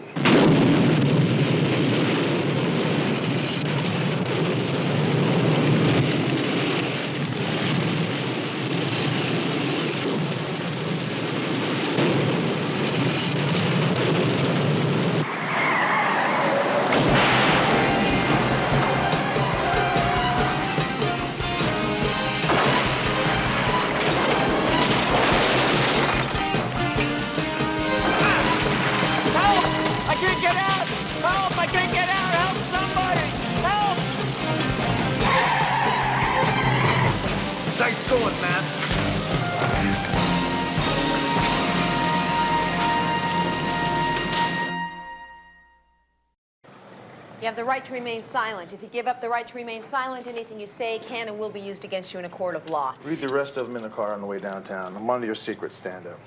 You got no secrets. Hey, what's with the cuffs, man? Hey, calm down, Donnie. I'm not Donnie. You're talking about my best friend. I'm not gonna let you trash him over some stupid theory. Want to talk about theory? You know when I saw your squad picture of Vietnam, you know what hit me right between the eyes? How much you and Gene look like brothers, Donnie. The name's Gene, damn it. You guys got the same build, the same height, the same coloring. I bet you were mistaken for each other all the time, right? You gonna hold me in jail just because we look alike? No, you're under arrest for suspicion of arson, suspicion of first-degree murder, and suspicion of second-degree murder. No matter what you look like. Now, come on. I don't want to talk to a lawyer. I got a right. Yeah, you'll call him downtown, but listen to my theory first. So, you see, it doesn't make any difference who burned up in that car fire 15 years ago. The one who lived could have assumed the other one's identity. Might have pulled it off, too, if he played his cards right. Right, McCall? Yeah. With burns covering 99% of his body, it'd be easy. It'd be a simple way to assume a new identity, especially if you burned down a village. Yeah, except for one problem. Right. It's bull. So aren't you curious to know how you blew it? X-rays. You see, we went and talked to Gene Bird's pediatrician yesterday, and he's very helpful, wasn't he, McCall? Yeah, he told us that when Gene was a kid, he broke his right leg playing Pop Warner football. Now, he sent me the X-ray. I bet if we checked your leg, there wouldn't be any sign of a break. So we're gonna drive down to San Diego, dig up that body, and check out his leg. How does that sound, Donnie? You two are insane. How you'd know? You can't do that. It's wrong. Better not upset him, Hunter. He might light you on fire. When I come back from San Diego, you're gonna be sorry you even saw a book of matches. Well, you were wrong, Hunter. You went down and dragged the guy off his civil service job on nothing but circumstantial. We followed this guy right to the fire. And you didn't see him do a thing, did you? We saw him jump through the window. And you couldn't ID him in a million years. The guy you saw was all greased up. He had on goggles and a breather, didn't he? Didn't he? Yes. So you couldn't ID him in a lineup then, could you? I guess not, no. Yeah. You see how easy it is to be a defense lawyer? I'm sorry, but this department has no choice but to let the guy go. And I hope for his sake he finds himself a good hospital. Lord knows he needs it. Oh, that'll be great. He'll like that. That'll give him something else to burn up. Well, I tell you what, Hunter, next time you catch him in the act. Otherwise, I don't want to see him. You got me? But we're gonna catch him, all right. So? So, he knows we're going down to San Diego. Let's get down there and see what kind of trouble we can dig up.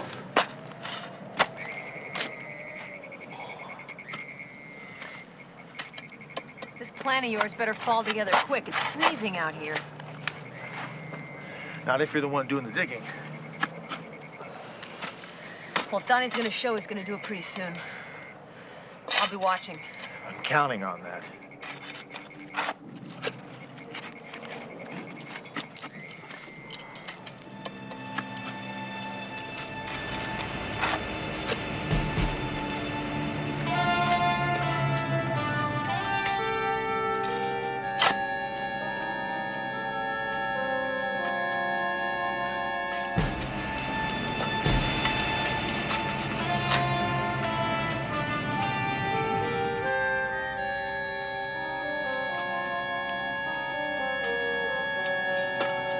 Why don't you come on out, Donnie?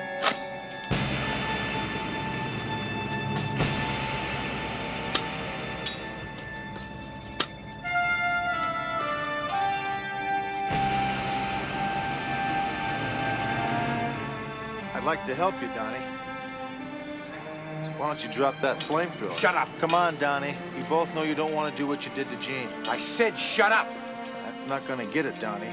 You know that. It never did.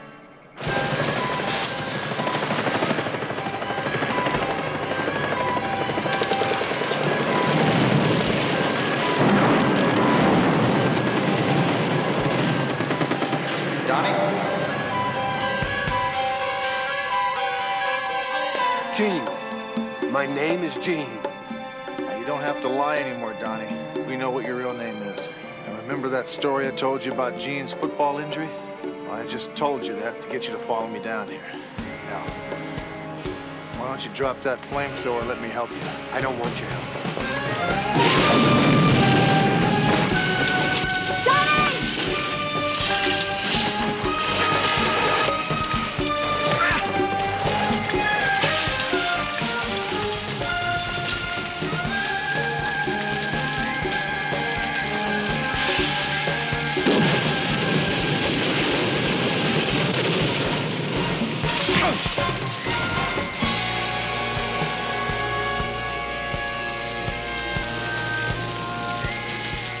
Into the line, Donnie.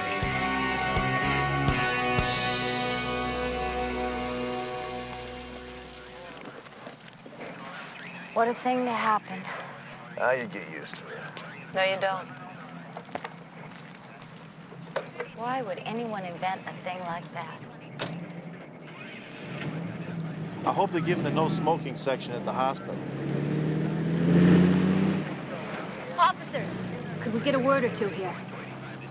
Come on, guys, it's late. And it's starting to drizzle. Give us something besides wet clothes, will you? We're trying to do a piece here.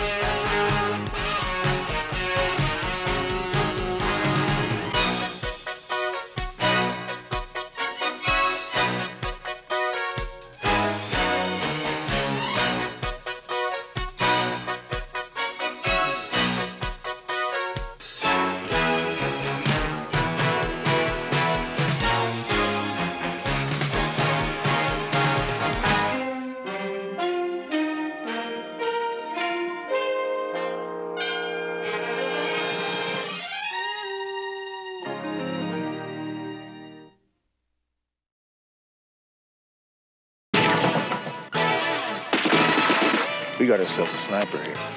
Get out of my way, Lewis. Don't be crazy, Dennis. Give it to me.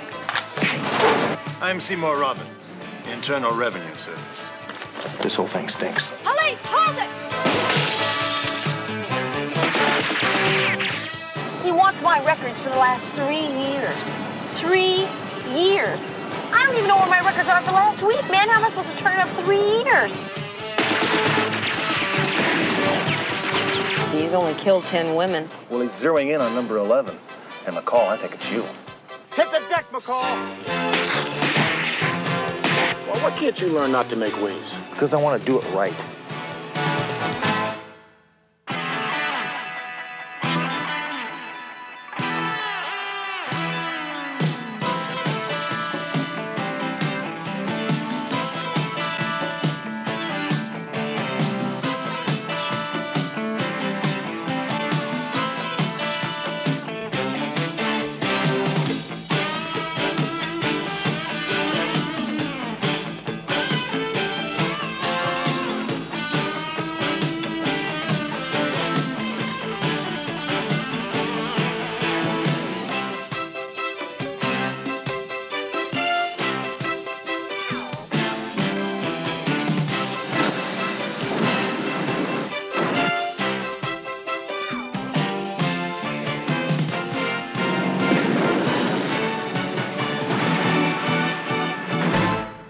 Works for me.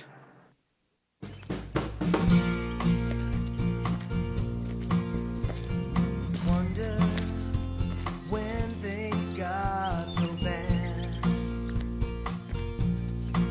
All was what happened to the world we had.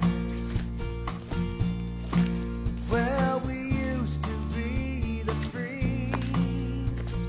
Welcome all we see.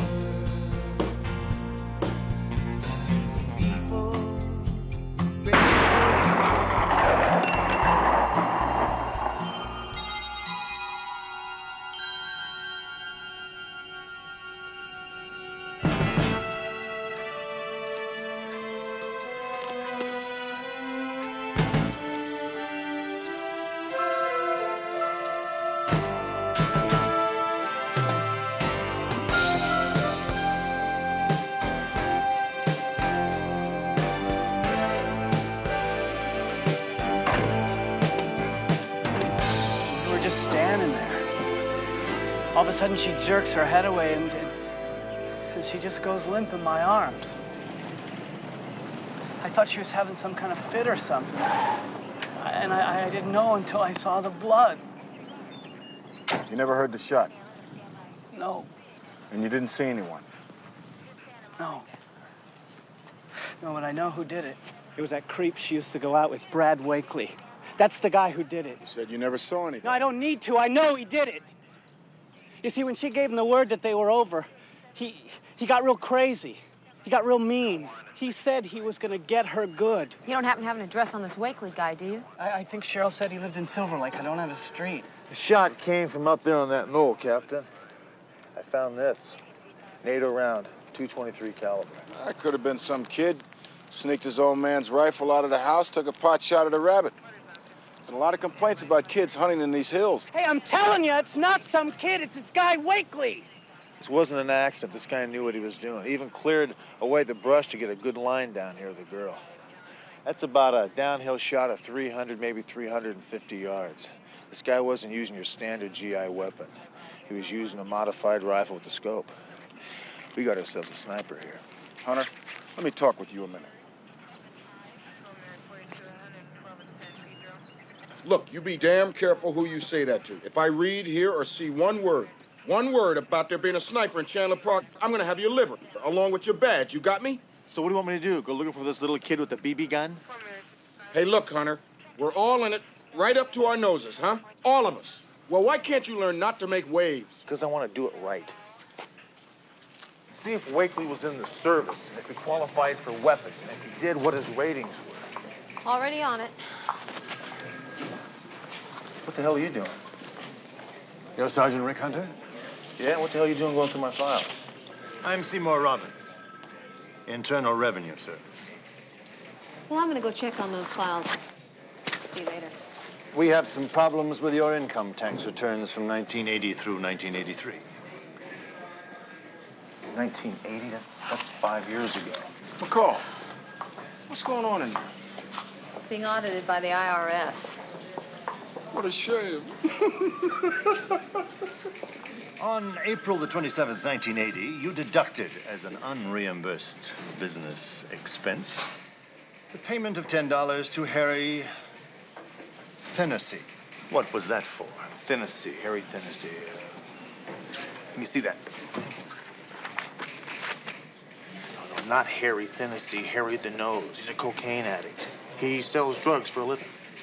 You bought drugs and deducted it as a business expense? No, not drugs, information. Ah, information. And why didn't you just use the police department files? Or the computer? I understand the city has invested millions of dollars in a highly sophisticated mainframe system. Sometimes you have to get information very quickly. Now, I don't have time to come back to my desk and go through my files, such as you're doing, or hit the computer for my information. I've got to get it from the players right on the street. Just a second. Captain? He'll tell you all about this.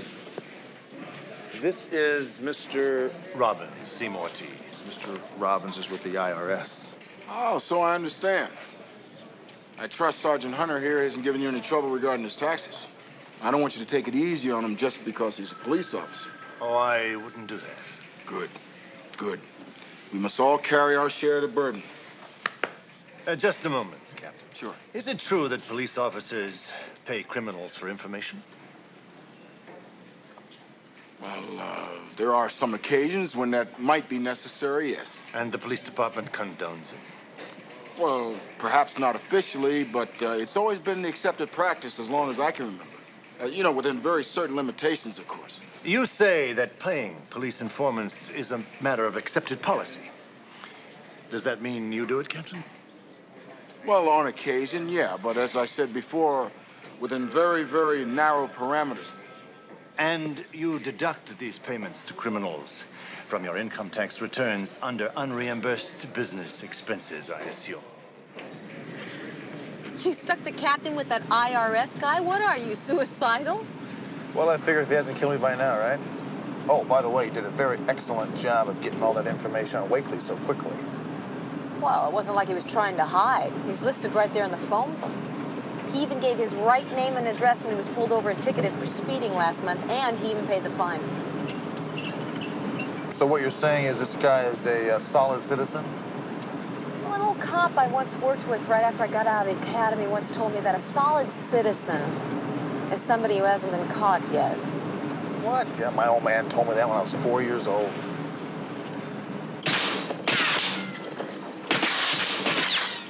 All right, Wakely, you're next. Go.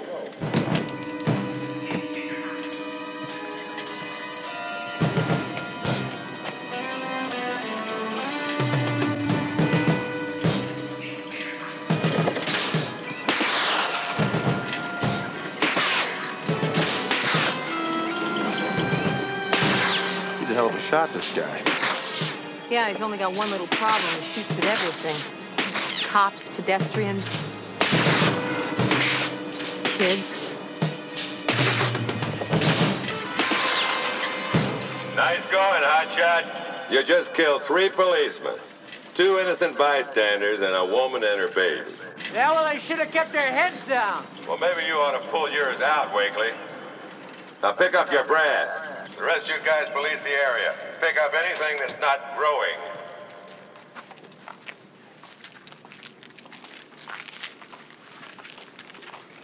Robert Wakely? Who's asking? Sergeant Hunter and Sergeant McCall are with homicide. So what do you want with me?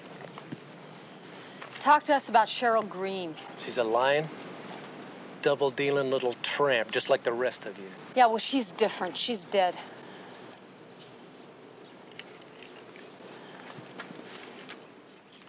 Aren't you a little curious about how she died? Maybe he already knows.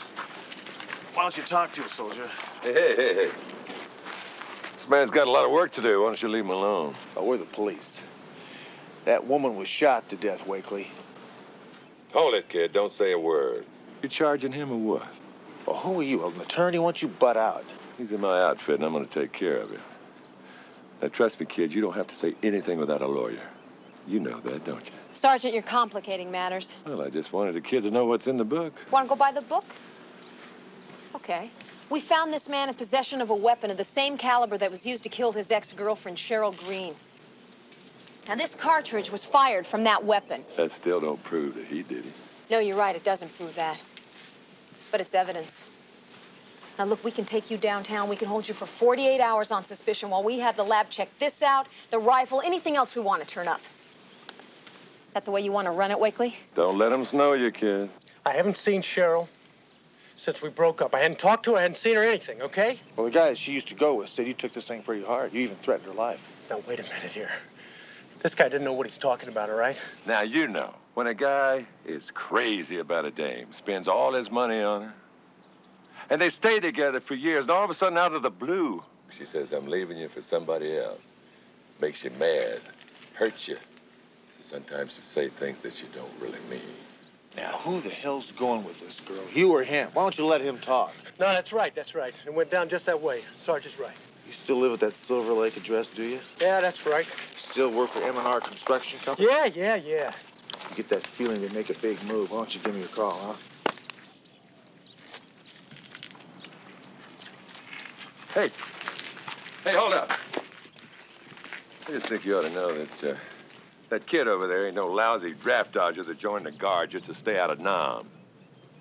That kid's had a real rough war. That's not gonna buy him anything. You should know that by now.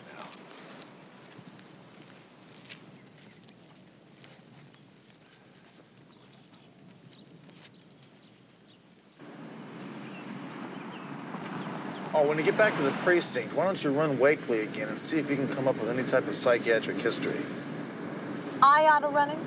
What's the matter with you? You allergic to files all of a sudden? No, I want to run by the National Guard Armory for a minute. Look, all right, I don't want to go back to the precinct just yet. Not while that IRS blood-sucking creature is still there. He's out to drain me dry.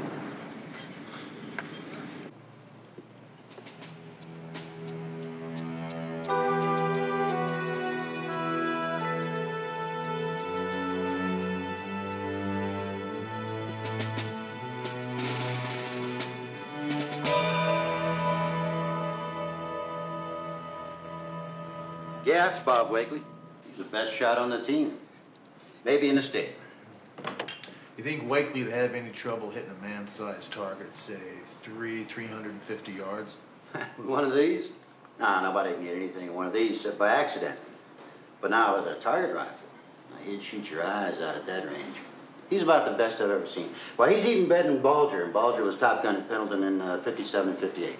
These target rifles, each man supplies his own? No, the regiment supplies them. It's a regular issue sniper rifle, and we modify them some for competition. You keep them around here? Sure, yeah. In arsenal. You think I might have a look at Wakely's? Can't see why not. I don't suppose, you got a warrant? Well, I could get a warrant. Well, you see, around here we do everything by the number. If you want to see these rifles or anything else in here, you better go get yourself a piece of paper. I'll be back. When'd you get so picky about the rules, Dennis? You got an awful lot of work to do, Louis. Why don't you just get to it?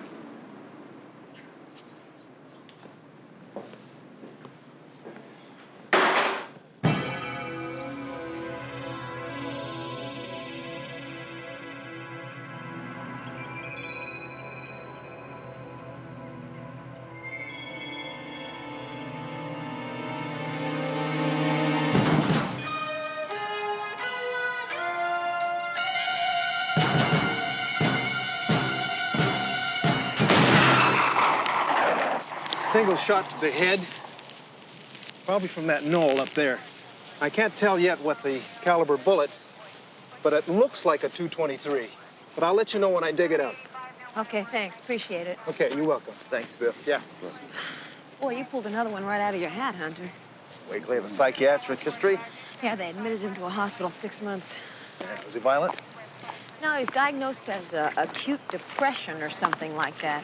They said he got over it in 6 months, though. Yeah, that's what they said. They probably kicked him out of it because they needed the extra bed. Anyway, we gotta go see this guy again, pay him another visit. Sergeant McCall.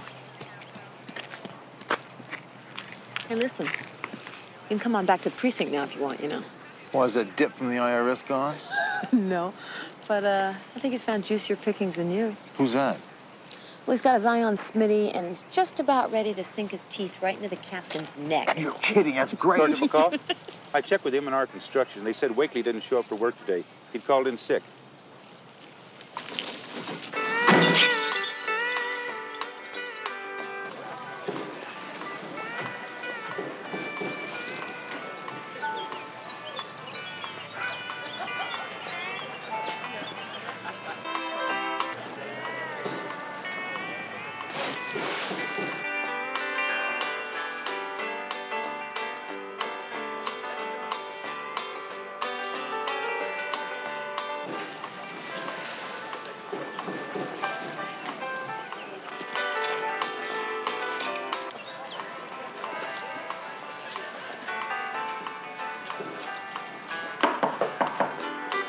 Wakely, open up, police.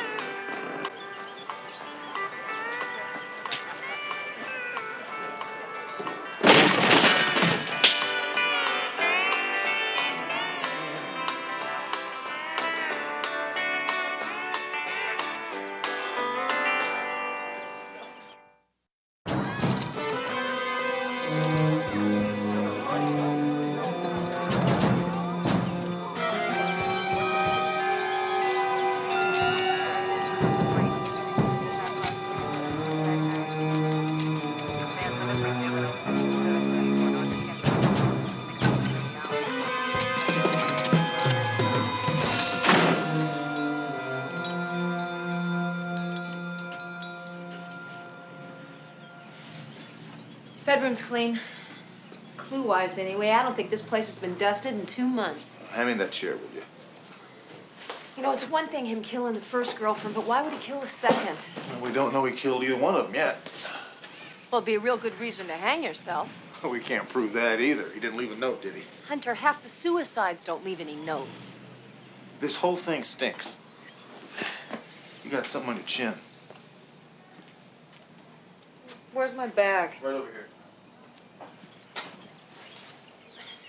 Well, after you're done looking at the library, would you give me my bag, please? Take a look at this. You got dust here and dust here. Yeah, they got dust everywhere. The guy was a lousy housekeeper. No, wait a minute. There's no dust right here, though.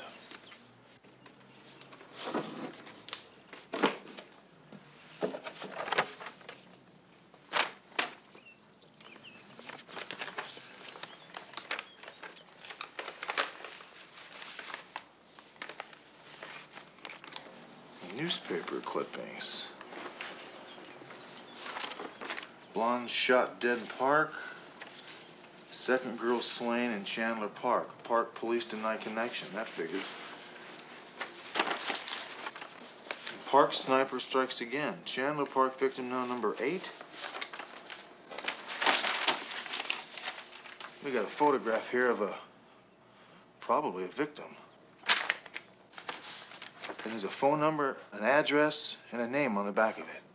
Looks like maybe we got our sniper. No, Wakely couldn't have anything to do with these killings. This goes all the way back to 1958. He was a kid then. You're right. And the phone number on the back of this photograph?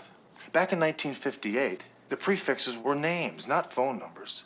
Like if where I came from, it was Madison, and then you dial M-A, and then the phone number, right? Well, this is a current phone number. Well, what are you saying, that Wakely suddenly found a bunch of old newspaper clippings, decided to become a copycat killer? Yeah, it could have worked that way. Our captain will believe that story. And that means you won't. Like I said, McCall, this whole thing stinks.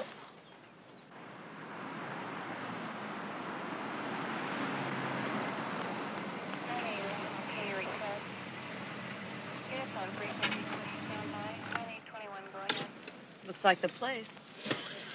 What good it's gonna do us, I don't know. Well, every interview is a learning experience.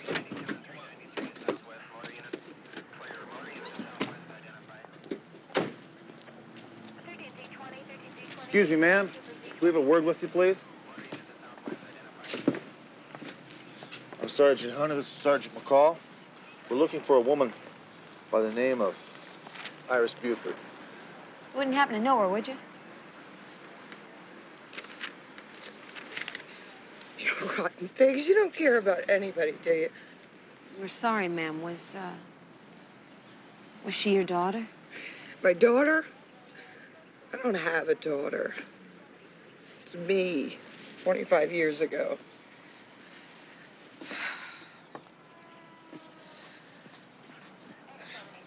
Would you guys like a beer?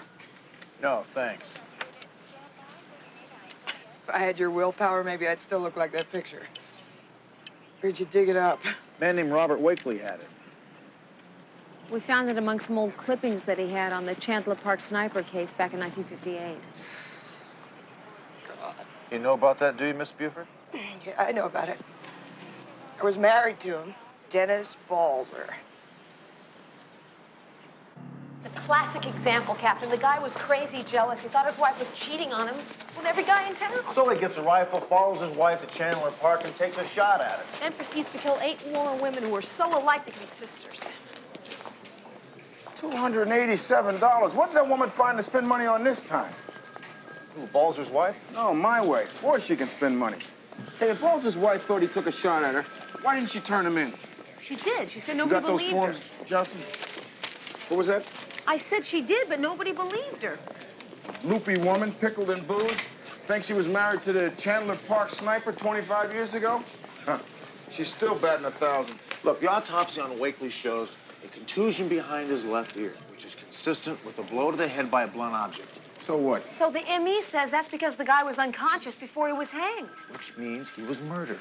No, which means that you're wasting my time again, Hunter. You know, while you two were playing clever detectives, Sergeant Terwilliger picked up Wakely's rifle over at the armory, took it to ballistics. I suppose you're going to tell us now that the bullets matched. You got it, McCall. Both those girls were killed by the same gun and none other. Yeah, the same gun, but not by Wakely. Look, Balzer had access to those rifles 24 hours a day.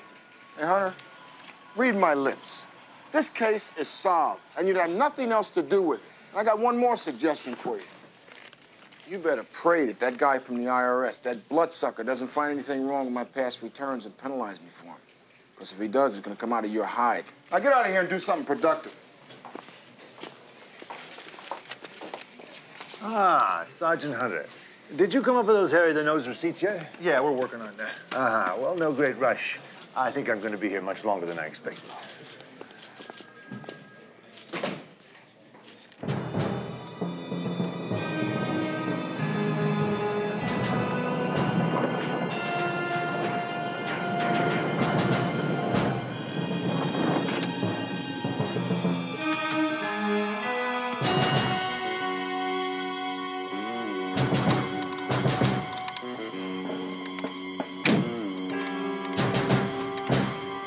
Stationed here in Los Angeles from February of 1957 through December of 1958.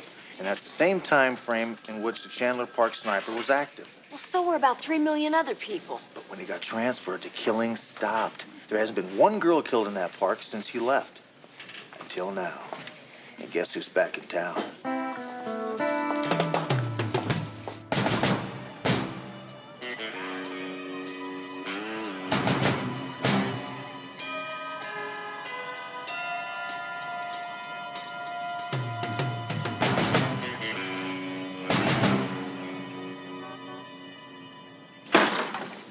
All I'm asking for is 2 officers on foot and 2 squad cars to back me up.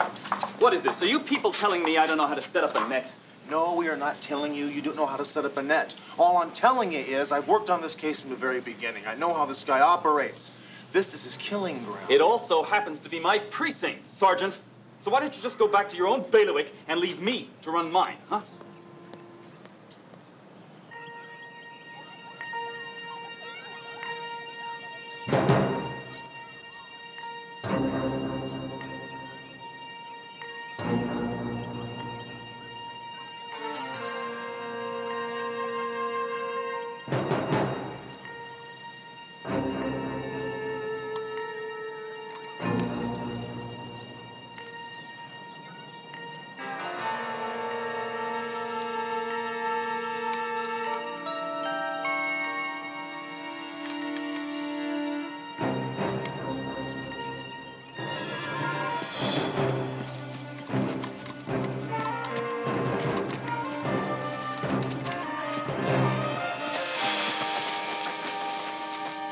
I'm sorry, mister. I thought you were a rabbit. Go home, kid. And hurry.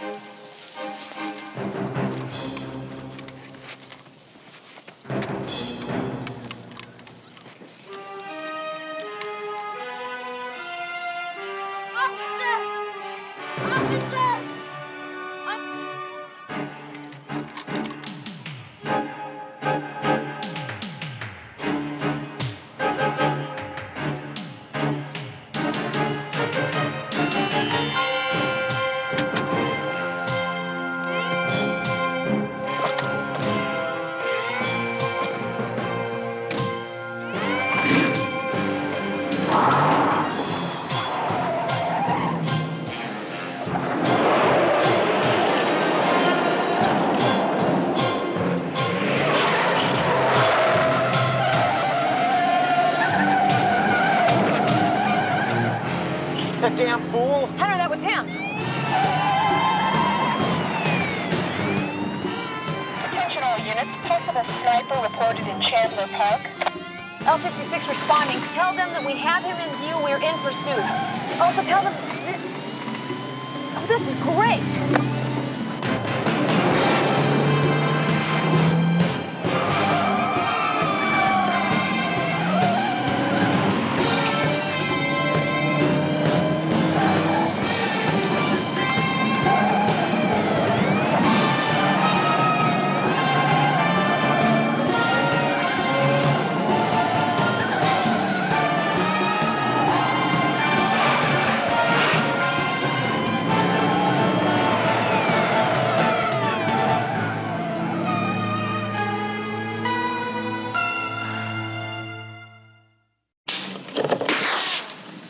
Lewis, it's still too slow.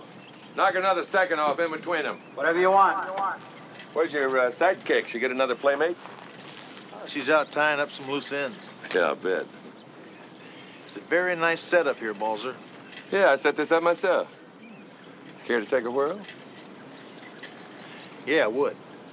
What kind of gun you want? You want an M16 or Uzi? Anything you like? Well, if it's all right with you, I'd just soon use my own.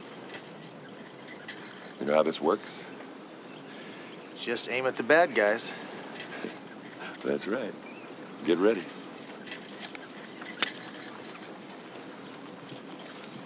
All right, Whitlow. Cut it loose. You got it. Oh, by the way, your buddy Wakely didn't commit suicide. What are you giving me? The truth. Somebody cold-cocked him and then tried to hang him when he was unconscious. Tried to make it look like a suicide. That's crazy. And why would anybody want to do that? Hey, probably figured Wakely knew who the sniper was. You mean Wakely didn't kill those two girls? No way. McCall and I had him in the park the other day, but he got away.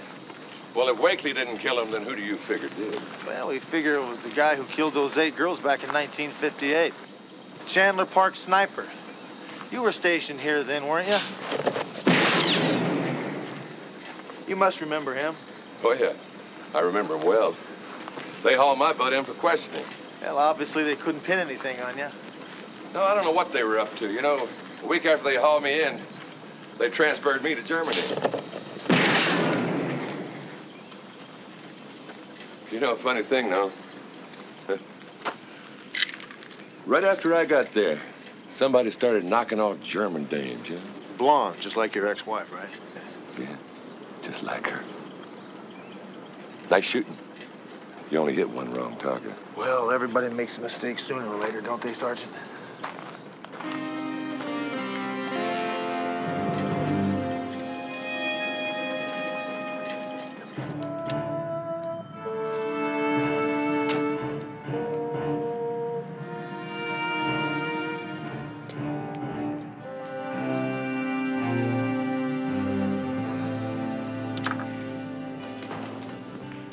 Yo, Lewis. Hey, Joe. I knew I'd find you here. Got us weapons survey at the end of the month, Dennis. Don't you think we ought to get on it? There's time. Not a whole hell of a lot. What's been bugging you, Dennis? The kid Wakely doing the Dutch? That kid really admired you, Dennis. I mean, he really did. He was always asking questions about you and where you served and what you did. And he was going to write a book about you, a book. Now, do you believe that? You're never going to learn how to shut your stupid mouth. Are you? Give me another one, Joe.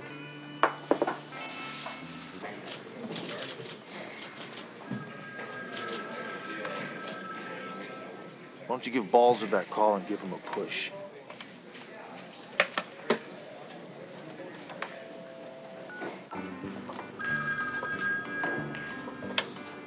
Yeah. Yeah, that's right. Who? No, he ain't here. Yeah, I'm sure. Tonight after drill, maybe. Look, lady, I don't run no answering service here. Okay, what's your name? Iris? Iris, that's it? All right, if I see him, I'll tell him. What'd she say her name was? Oh, relax, Sarge. She's after somebody named Pete Stanky. Supposed to be in your outfit, you know it? Said her name was Iris, right? Yeah. Iris what? Iris what, dammit? She didn't say! What's wrong with you, Balzer? You gone nuts or what?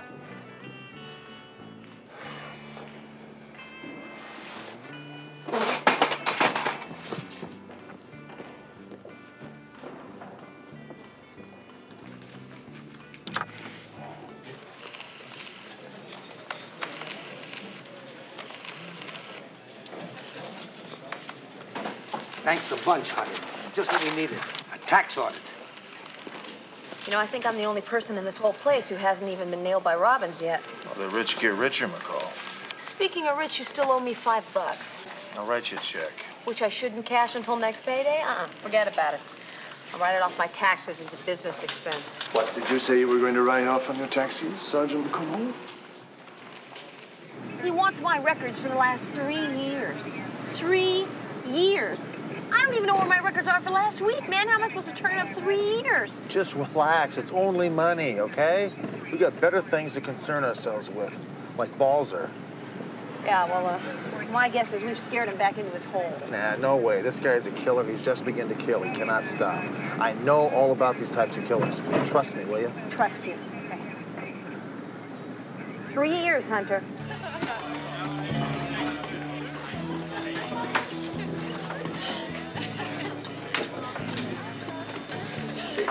Doing over there. Hey, Sarge. How's it going? Looking all right, boys. Hey, have a seat. I want to talk to you. What are you drinking? Well, let's see. Looks like I'm drinking beer. Pass the teeth over the gums. Look out, stomach. Here it comes. All right. You know, I've known some old women in my time that shoot better than you guys did this morning.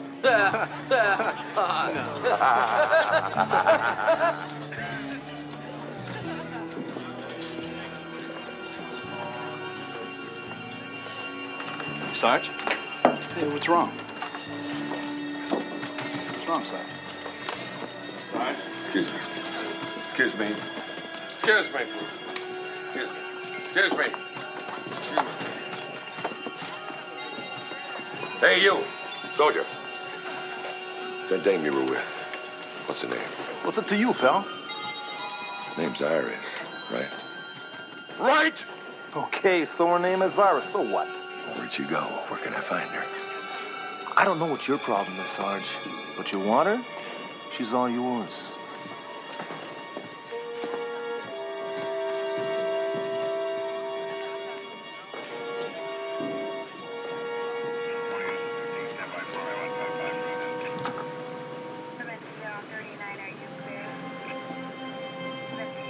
Looks like our old Sarge just took the bait.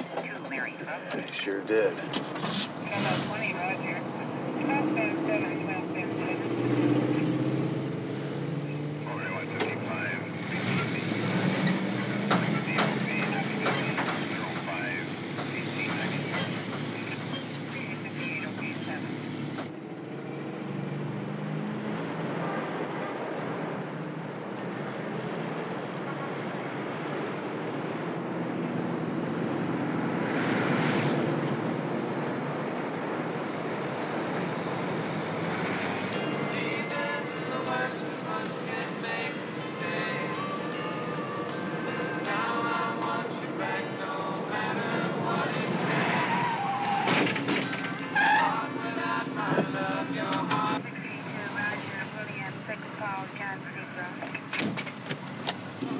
Iris! Sorry. 13U3, 484 report. One day I woke up and you were gone. One more little push and he's gonna fall.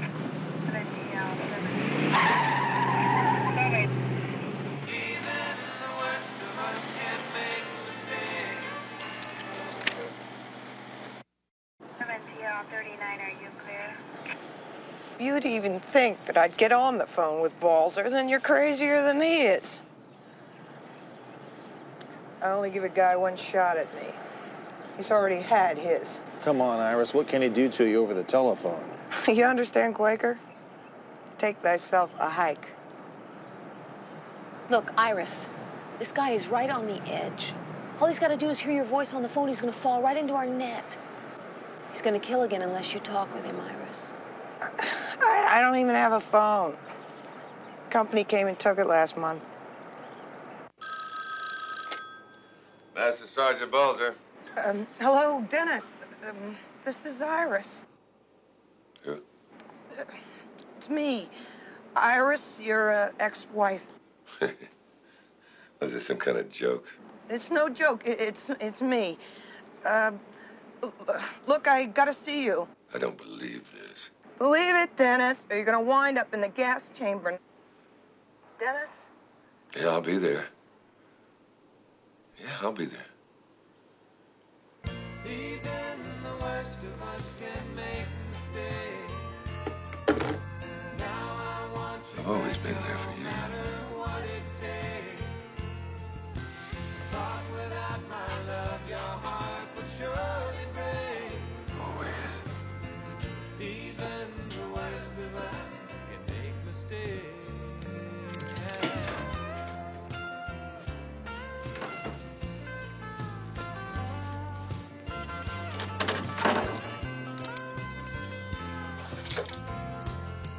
I'll be there.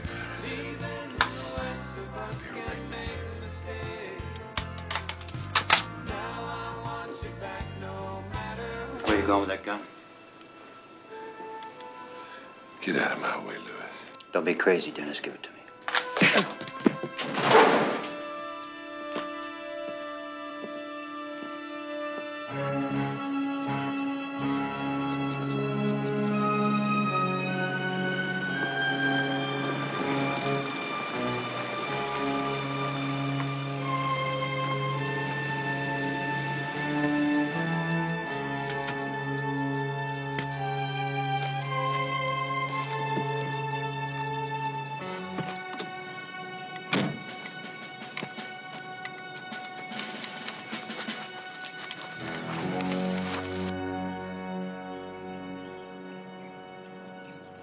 Hunter, can you hear me? Yeah, loud and clear. Just lonesome. I wanted to hear a familiar voice. Any sign of him? Nothing yet. How you doing? I'm cold, my feet hurt, and I'm scared out of my mind. Other than that, I'm just great. What are you scared for? We gave you a bulletproof vest. Balls are always aims for the head, remember? Well, just hang in there.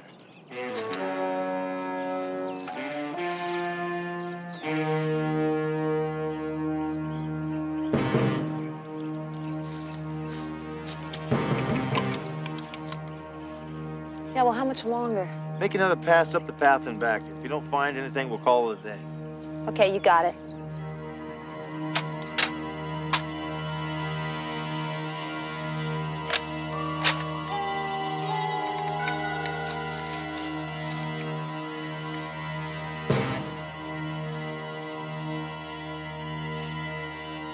Hit the deck, McCall!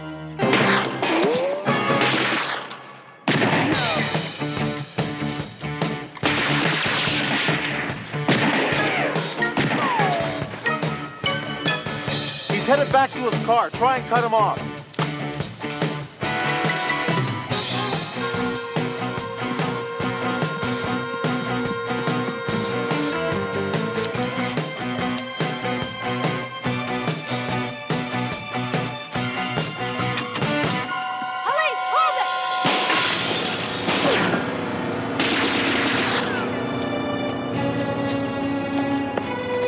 He went up the hill. I'm going after him. He gets back up.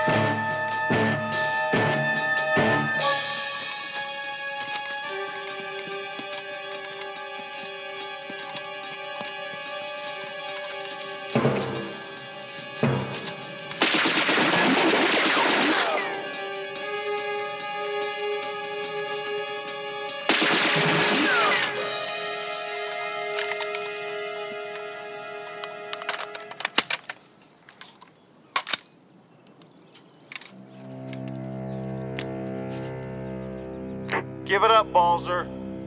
Half the Metro PD is on its way here right now.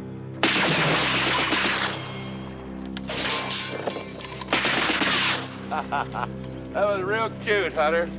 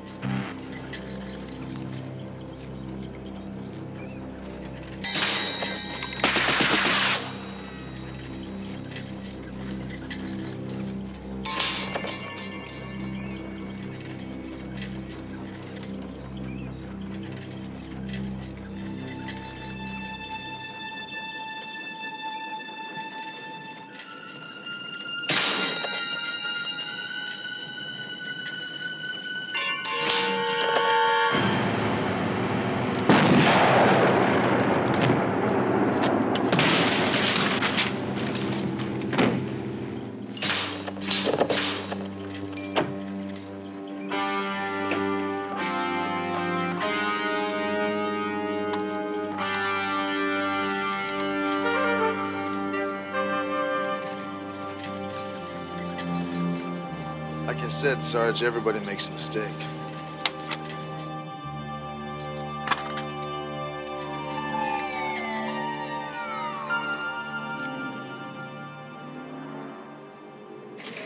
Yeah. Yeah, thanks, Gallagher. Okay, I'll tell him. Appreciate it. That was Inspector Gallagher. He said to tell you that the shooting team has found the balls are killing righteous. He also said to tell you that he's going to put you up for a commendation. Please, don't give me that. We both know what the captain will do with that. If you two have your penalty checks ready, I'd be more than happy to take them for you. It'll save you 22 cents postage. Well, if we mail them, can we deduct the cost of the stamps? I'm afraid not. Nor the interest or the penalty.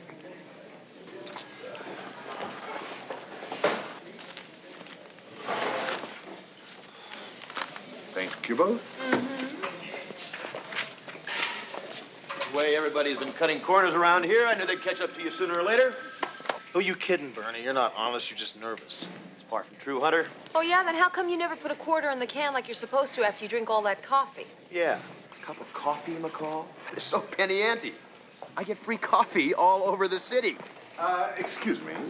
I don't think we've met. Oh, excuse me. This is Sergeant Bernie Terwilliger. This is Mr. Robbins. Mr. Robbins is with the IRS, Bernie. Nice to meet you. I got something I got to do. I'll see you later. Just a little moment, Sergeant. I couldn't help overhearing just a moment ago.